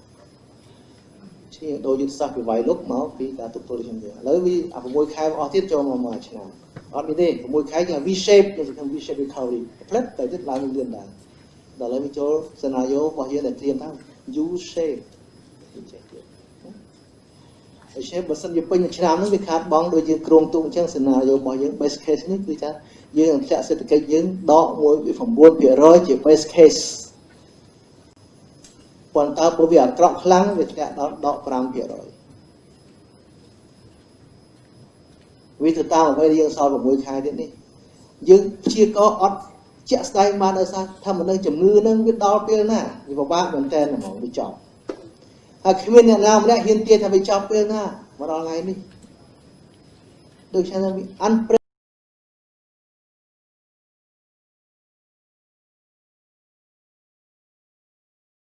ទាំងជំរឿទាំងរយៈពេលហើយមកថា impact វាដល់ប៉ុណ្ណាទៀតទៅជាម្នាក់ធ្វើគ្រូទាយគ្រប់គ្នាធ្វើគ្រូទាយយកគោលការណ៍យក timeline តែវាឈឺ6ខែវាឈឺ1ឆ្នាំហើយមុនដំបូងគិតថាឈឺ6ខែចាំងើបឡើងវិញឈឺ1ឆ្នាំចាំងើបឡើងវិញឥឡូវដូរអ្នកដូរអស់ទស្សនៈនោះទៀតថាទេបើចាំអញ្ចឹងងាប់ហើយមិនដឹងជាងកាលហួសជាមួយវាបដ ாய் ទៅឥឡូវប្រទេសផ្សេងៗបើកអស់ណាទាំងឈឺបើកទាំងឈឺអឺរ៉ុបបើកវិញហើយអាមេរិកក៏បើកអត់ខ្វល់ប្រទេសនៅជុំវិញក៏បើកអត់បដាដែរយើងក៏បើកគេដែរប៉ុន្តែយើងមិនបើកក្នុងបរិការមួយដែលឈឺកំពុងរាតត្បាតណាយើងបើកក្នុងបរិការមួយយើងកំពុងគ្រប់គ្រងបានល្អបាទលោកទាវសម្បត្តិថ្ងៃខ្លះមកពីតំណប់យប់អត់សម្រាប់ទេណាចេះចាច់តាមក្រុមខ្ញុំហ្នឹងអើយដេញតាមចាប់អ្នកដែលកិច្ចរត់នៅក្រងទីមហ្នឹងវេទនាណាស់ជាពិសេសបងប្អូនយើងមកពីចិនត្រង់ចាស់គាត់រត់រហូតអត់ចង់នៅទេកូរ៉េហ្នឹងអញ្ចឹងហ្នឹងវល់ផងអីផងតម្រាំបាននៅខ្មែរយើងនឹងខ្លះក៏អញ្ចឹងដែរយកទៅដាក់ក្រងទីនហើយថាឲ្យនៅមួយកន្លែងយប់ឡើងទៅស៊ីផឹកបាត់នឹងទៅណាបាត់ដូចចាប់រោងចេះពិបាកណាស់ហ្នឹងមិនស្រួលម៉ានថាស្រួលដល់ធ្វើណាពិបាកមិនស្រួលទេប៉ុន្តែយើងនៅប្រឹងសុទ្ធស្វ័យអត់ឈប់ឈរនៅគ្រប់គ្រងបានអត់មានស្លាប់ទេណាឈឺក៏តិចអត់ស្លាប់ទៀតហើយឆ្លងកម្រិត community អត់មានទេមានតែនាំចូលទៀតឥឡូវយើងទៅរៀនរស់ហើយទុកជាមានជំងឺក៏ដោយក៏ធ្វើដែរសេដ្ឋកិច្ចឥឡូវនេះឡើងខ្វល់ណាឥឡូវចំពោះ flow ចាប់ដើមប្រទេសយើងដែរបាត់ទេណាអត់បាន lockdown ទេយើងក៏ដាក់គោលការណ៍រត់បន្តទៅ 4-10 ថ្ងៃចេញចូលអីអញ្ចឹងមើលនេះមើលនោះប៉ុន្តែមិនដល់បាត់ទេកូរ៉េចិនហោះចេញចូលជាមួយយើងរហូតហ្នឹងអាហ្នឹងលោកជំទាវមួយថ្ងៃមាន10ជុំនៅស្រែកចេះចាយពួកវល់មកទៅយប់បានណាអត់ដែរបាត់ទេទៅវិញអ្វីដែលបាត់នៅក្នុងស្រុកយើងបើកទៀតលើ sao chứ risk ở thông đa thì những mượn thôi có thể chất khang những có ở toàn như này như ruột chỉ mùi biệt thôi như cục cron của rất macro mua được không dễ chứ phần tay của rất sao ban micro của cục cron bàn là ở đấy hai đội chư miền thiên cáp liêm nè chư thơ mấy nè đặt tẹt tông pressing vô từ thơ ấy thế phim cái thơ đọc xe và rong chạm thơ ô tao từ cái covid chạm ăn thơ sẽ cái ở đấy chẳng như ở trong ở xe đó đọ pram đọ mùi biệt rồi thì tam IMF ណាក្នុងពិភពលោក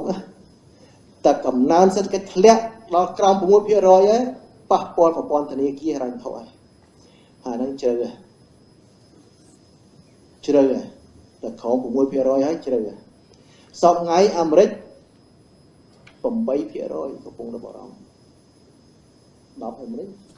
អឺរ៉ុបដក 8% ចឹងបានពួកគាត់ហើយខ្លួនមែនតើឲ្យគាត់ចាយលុយដូចក្តាស់ហ្នឹងមកគាត់ស្រួលពួកអាមេរិកអឺរ៉ុបស្អីបោះលុយចាយដុល្លារគាត់បោះស្រាយចិត្តណាអឺរ៉ុបគាត់បោះអឺរ៉ូចាយស្រាយចិត្តមានប្រទេសណាធ្វើដូចគាត់បោះលុយចាយស្រាយចិត្តហ្នឹងបានមានតែពីរប្រទេសហ្នឹងជប៉ុនខ្ញុំថាជប៉ុនវិញប្រសើរ 40% នៃ GDP ចាយលុយដើម្បីទប់សេដ្ឋកិច្ចមិនបានជប៉ុនបោះលុយចាយពួកលុយគាត់ធ្វើលុយអន្តរជាតិប៉ុន្តែយើងលុយខ្មែរលុយអន្តរជាតិទៅធ្វើមិនកើតធ្វើការពីគេទេរូបិយធម៌គាត់គឺរូបិយអន្តរជាតិចឹងយើងទៅរៀនរស់ហើយធ្វើម៉េចកុំឲ្យធ្លាក់តទៀតណាដូចខ្ញុំនិយាយយុទ្ធសាស្ត្រថាក្នុងសេដ្ឋកិច្ចក្នុងស្រុកធ្វើម៉េចក្រៅស្រុកគឺខំប៉ុណ្ណាយុទ្ធសាស្ត្រនឹងរៀបចំចេញពីផែនការរយៈពេលខ្លីរយៈពេលវែងរយៈពេលខ្ញុំថាងើបដល់វិញដើរមើលឆ្វេងស្ដាំត្រៀមខ្លួនហើយរត់ណាពីកលៈនិយាយមិញនេះដល់ផ្លាយើងឲ្យនេះពេលខ្លះហើយគិតមិនខ្លះប៉ុន្តែចេញពីផែនការមកយើងកំពុងធ្វើកំពុងសិក្សាព្រោះត្រូវត្រៀមការសិក្សាបាទធ្វើការពេលបន្តិចអានោះបញ្ហាកូវីដហើយធ្លាក់ប្រមាណហ្នឹងគឺធ្លាក់ហើយគាត់ធ្លាក់តិចច្រើនប៉ុណ្ណាបើយើងធ្វើត្រូវទៅធ្លាក់តិចទៅបើយើងធ្វើមិនត្រូវទេធ្លាក់ច្រើនទៅតែប៉ុណ្ណារឿងហ្នឹងលឺយើងគ្រប់គ្រងបានល្អធ្លាក់តិចថាមិនធ្លាក់មិនអាចថាបានទេប៉ុន្តែគ្រប់គ្រងល្អធ្លាក់តិចបើមិនល្អធ្លាក់ច្រើនពីបញ្ហាចាយលុយគាត់ចាយតែមិនប្រាប់អត់ទេត្រូវចាយបន្ថែម1160 លានដុល្លារចាយទៅមិនឆ្នាំនេះលុយមួយចំនួនបានពីការសន្សំកាត់ពន្លុយមួយចំនួនទៀតបានពីការប្រើ saving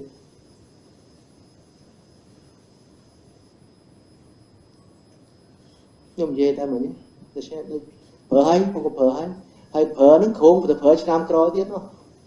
មិនប្រើឆ្នាំនេះទេបាទព្រោះឆ្នាំក្រោយទីឆ្នាំទៅថាត្រៀមខ្លួនងើបឡើងវិញបើហើយយុទ្ធសាស្ត្រគោលការណ៍ guiding principle ជាងវិញជំនាទី3ធនធានទៅហ៊ានចាយឲ្យ trigger ប៉ុន្តែចាយត្រឹមត្រូវចំមុខហើយចាយតាមប្រព័ន្ធសំណាងយើងមានប្រព័ន្ធមួយដែលវាមានឲ្យស្រេចអត់ទៅវគ្គរៀបថ្មីទេហើយចិត្តប្រព័ន្ធមួយដែលរៀបចំក្នុងគោលដៅដែលយើងចង់បានចាក់ពេលវែងក្នុងការអភិវឌ្ឍសេដ្ឋកិច្ចអ្នកមានម្នាក់ខ្ញុំភ្លេចចំនួនថា2030មិនទៅអានឹងខ្ញុំមកតើខ្ញុំឆ្លើយទៅអង្គុយមើលសិនឡើងវិញដែរខ្ញុំខាងយើងខ្ញុំធ្វើយុទ្ធសាស្ត្រនៅ2030 2050នោះអាចនាំលុយណាបង្ហើយតិចអស់ហើយខ្ញុំថាទេឥឡូវប្រជុំឡើងវិញហើយមើលឡើងវិញហើយបរិការដូរហើយនៅសល់20 30ឆ្នាំទៀតនោះត្រូវមើលឡើងវិញអត់ទេយើងមានចក្ខុវិស័យកសាងជាតិមួយ2050ត្រាស់ហើយអស់ហើយធ្វើការប្រហែលឆ្នាំ2ឆ្នាំហើយ3ឆ្នាំស្រាវជ្រាវគិតបើលើកដូរបរិការហើយយើងទៅដូរដែរអត់ប្រញាប់ទេទៅដូរហើយខ្ញុំថាលុយណាអត់ទេចែកឡើងវិញពីគីគោលកំណត់ឡើងវិញពីដើមឡើងវិញទៅដូរតាឡើងវិញបាទអរគុណដល់សម្នាក់ទៀតចុងក្រោយចុះអត់ឆ្លើយសំណួររបស់ក្មួយនៅខ្វះអីអត់ទេអរគុណចុះ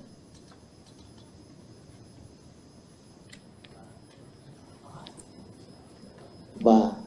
គួរសមដែរហើយអញ្ចឹងថ្ងៃនេះជាថ្មីម្ដងទៀតសូមអរគុណចំពោះការចូលរួមរបស់អាយដាមលោកជំទាវតំណាងឲ្យស្ថាប័នវិស័យឯកជនអ្នកស្រាវជ្រាវហើយជាពិសេសបងប្អូនមួយខាងសារព័ត៌មានថ្ងៃនេះហើយសង្ឃឹមការនាំពាក្យបន្តជូនទៅប្រជាជនថារដ្ឋាភិបាលនេះ ចេះគិតចេះគូមានចក្ខុវិស័យវែងឆ្ងាយចេះរៀបចំសាស្ត្រណារៀបចំវិធានការបត់បែនឆ្លើយតបទាន់ពេលទៅរាល់សភាពការផ្សេងដែលកើតឡើងក្នុងប្រទេសកម្ពុជាដែលកើតឡើងក្នុងបរិយាកាសអន្តរជាតិសកលហើយមានសមត្ថភាពក្នុងការគ្រប់គ្រងសភាពការនេះបានហើយខ្ញុំបញ្ជាក់ជាទៀតទូនាទីរបស់សម្ដេចតេជោក្នុងការដឹកនាំរដ្ឋាភិបាលសំខាន់ណាស់លោកជាជំទល់ជាត្រីវិស័យជាកម្លាំងកម្លាំងដ៏សំខាន់ដែលមិនអាចអត់បានក្នុងបរិយាកាសបច្ចុប្បន្ននេះបាទបើគ្មានកម្លាំងដឹកនាំគ្មានគោលនយោបាយត្រឹមត្រូវគ្មានការចូលរួមរបស់ប្រជាជនជឿជាក់របស់ជនក្នុងការអនុវត្តក្នុងវិធានការគោលនយោបាយទាំងអស់នោះទេគ្មានការចែករំលែកពីគ្រប់ស្រទាប់សង្គមទាំងអស់ក្នុងការប្រយុទ្ធប្រឆាំងដើម្បីងើបឡើងវិញទេសភាពការយើងអាចធ្ងន់ធ្ងរជាងអ្វីដែលយើងមានសប្តាហ៍ថ្ងៃនេះប៉ុន្តែទៅមុខទៀតយើងត្រូវតែបន្តរឹងមាំថែមទៀតនៅអ្វីដែលយើងបានគិតគូរហើយបានដាក់ចុះនេះហើយអនុវត្តឲ្យបានមានប្រសិទ្ធភាពហើយឲ្យបានមាននិរន្តរភាពធានាថាការងើបរបស់យើងរឹងមាំហើយយើងងើបខ្លាំងជាងមុនចឹងសូមអរគុណសូមបិទអង្គសន្និសីទនេះហើយសូមអរគុណចំពោះសហការីដែរដែលបានខំរៀបចំសម្បើមដែរជាក្រុមសាជា logistics បាទទាំងមុខទាំងក្រោយនេះសិតតែជាធីមហើយបន្តិចទេឲ្យនឹងក៏ចង់បង្ហាញមុខដែរសិតតែធីមថ្ងៃក្រោយមិនដឹងណាឡើងធ្វើអីខ្លះទេប៉ុន្តែហើយសិនអ្នកដែលកម្មការសិតមេតបខាងវិស័យសាធារណៈហើយបន្តិចទៀតយើងនឹងធ្វើការដោយសកម្មជាមួយមេតបឬមួយ potential មេតបខាងវិស័យឯកជនគឺចង់ឃើញថាការថ្មីឆ្នាំរីកឲ្យច្រើនពេញស្រុកខ្មែរអានឹងមកមានសង្គមមែនទែនសូមអរគុណបាទសូមបិទចំប៉ុណ្ណេះ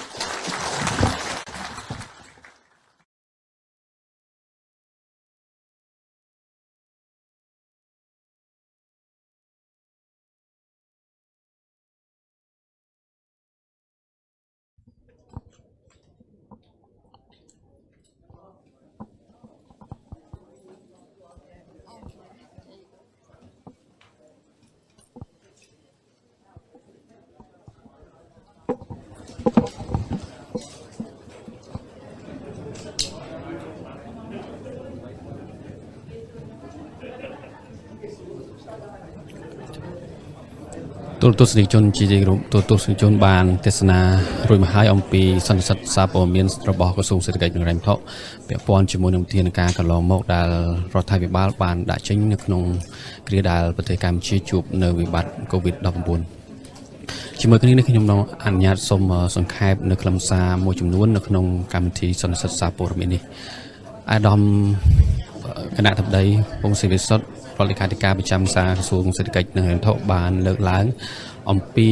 វិបត្តិ COVID បានធ្វើឲ្យស្ថានភាពសេដ្ឋកិច្ចរបស់ពិភពលោកបានធ្លាក់ចុះមកនៅដក 5% ហើយចំពោះប្រទេសកម្ពុជាវិញការវាយតម្លៃជំនាញដំបូងគឺដក 1.9%